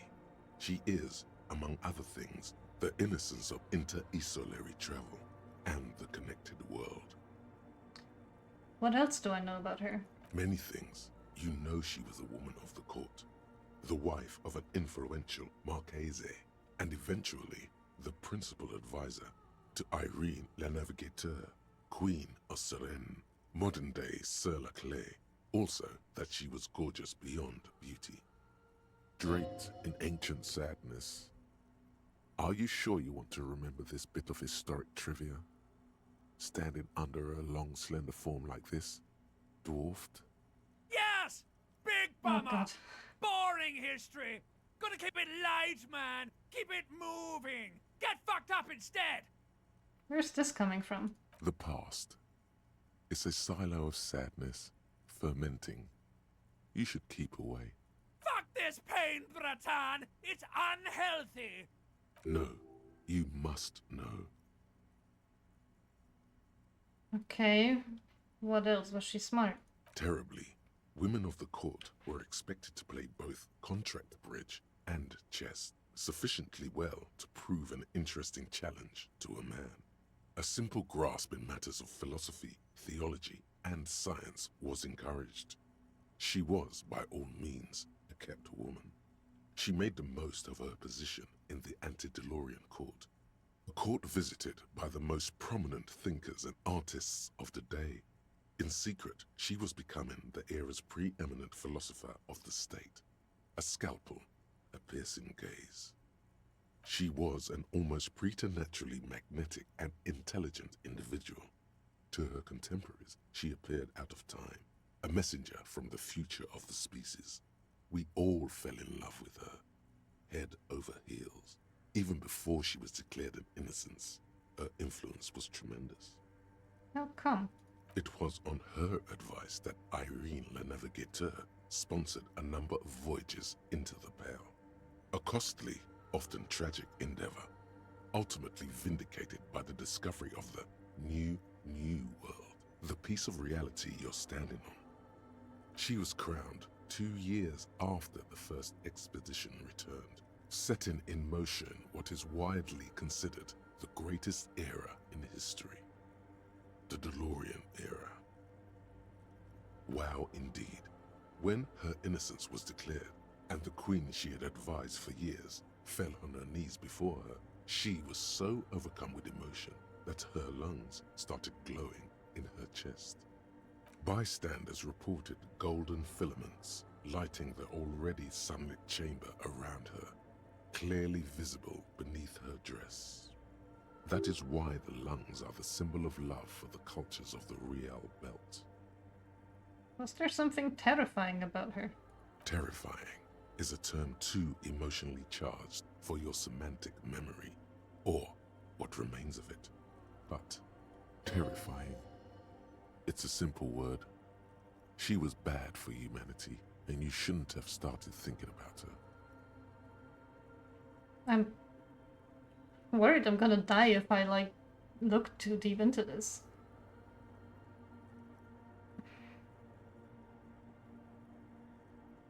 Last time I had a heart attack, so you're right. Time to heed the warning. Good. Now back out of this corner of your mind by choosing the bottom option. To hell with this. You've been standing here long enough. But she was not hell. She is the opposite of that. The wind of paradise, stripping away the covers from the hearts of men. There you stand, below her once more, with your hands on your side, momentarily at a loss as what to do with yourself. This is Dolores Day. The old woman in the village was right. This must be the DeLorean Church of Humanity in Martinez, or the small Pinewood Church in some records. You knew of this place? It's a minor landmark, not easy to find. Most maps misplace it. It was built not long after Revachol's founding, 300 or so years ago, by first-generation settlers. What else do you know? There used to be 7 stave churches on the coast. Les Sept Sœurs, they call them, the 7 sisters. Only one remains. The rest were burnt in the revolution or used for building materials. We should be respectful here, although the building appears to be deserted. I do not believe we'll find anything connected to the lynching here. Something else, perhaps? He looks at the machinery lying around. Respectful? Is the lieutenant a follower of DeLoreanism? There it is again. A small pang of guilt. It's time to ask him what happened here. Do you know why it was abandoned? I have a theory, yes. There was a police raid a while back. I heard the place was shot to pieces. The old woman in the village was being tactful with us when she didn't mention it. She has more respect for the RCM than many around here. Who conducted this raid? Well, your station was involved, I hear. Although I can't be sure. You're not sure? 3 precincts were involved in the raid, and people say Precinct 41 was one of them. I guess I could have been here. I don't remember being here. I am pretty sure it was a clandestine operation. I don't know anything more about it, why it was conducted, or who participated. I try not to pry into extra-district matters. I sure hope it wasn't Harry. If I wasn't here, I should find out what I was doing. Good luck. You will not get information on a confidential operation from your station secretary just by calling. If you really don't remember, it might be better to keep this one forgotten. It happened a while ago. It's unimportant to our business in Martinez now. Tim, are you a follower of Dolonarianism? Yes, we all are. Her name, body, and rule are synonymous with humanism. The laws we enforce are DeLorean in origin. Stroke your chin first. The woman looks by in silence, smiling enigmatically. I didn't think you were spiritual. It's not spiritual, it's constitutional. The DeLorean system does not demand faith, only accordance. That was interesting. And my everything is glowing now. Although I never understand why my bag is glowing when I don't pick up stuff. Solve the egghead puzzle. Sync the signs with Noid. Help ravers start a nightclub. Well, I'm not sure I will do that anymore. This thing still doesn't let me do anything. But I can fast travel now, I think. I don't know how, but I'm sure I'll figure it out. And I got a thought. Wasteland of reality. It has been brought to your attention that you're an alcoholic. Wait, is that a new one? Yeah, it must be, because all the other ones I've already done. Actually, no. Okay. Do what? You're begging me to do what?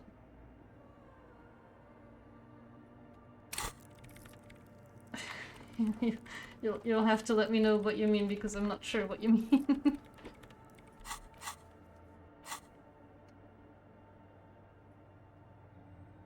I do have the fair weather thing almost researched. 40 minutes left. Confused why it was glowing. The nightclub thing can have one of the funniest scenes. I guess I'm not quite that far yet though, am I? I still have to talk to them. And I was gonna end the stream now. So you'll have to remind me next time on the whole thing. But, oh! Hi, JOC Fueler. It's going fairly well. Unfortunately, you came at a not so great time because I was just about to end the stream. It's been going well though. I only died once so far from a heart attack. I am very much in love with the game though. But yeah, I have been streaming for 5 hours, so I will stop now. I will probably stream either tomorrow or Tuesday. I can't say yet, so if I'm not streaming tomorrow, I will be streaming on Tuesday, and if I am streaming tomorrow, then probably not on Tuesday. But yeah, thank you all for watching. I appreciate it. I hope you all had fun, and I hope you all have a good night still. Bye bye!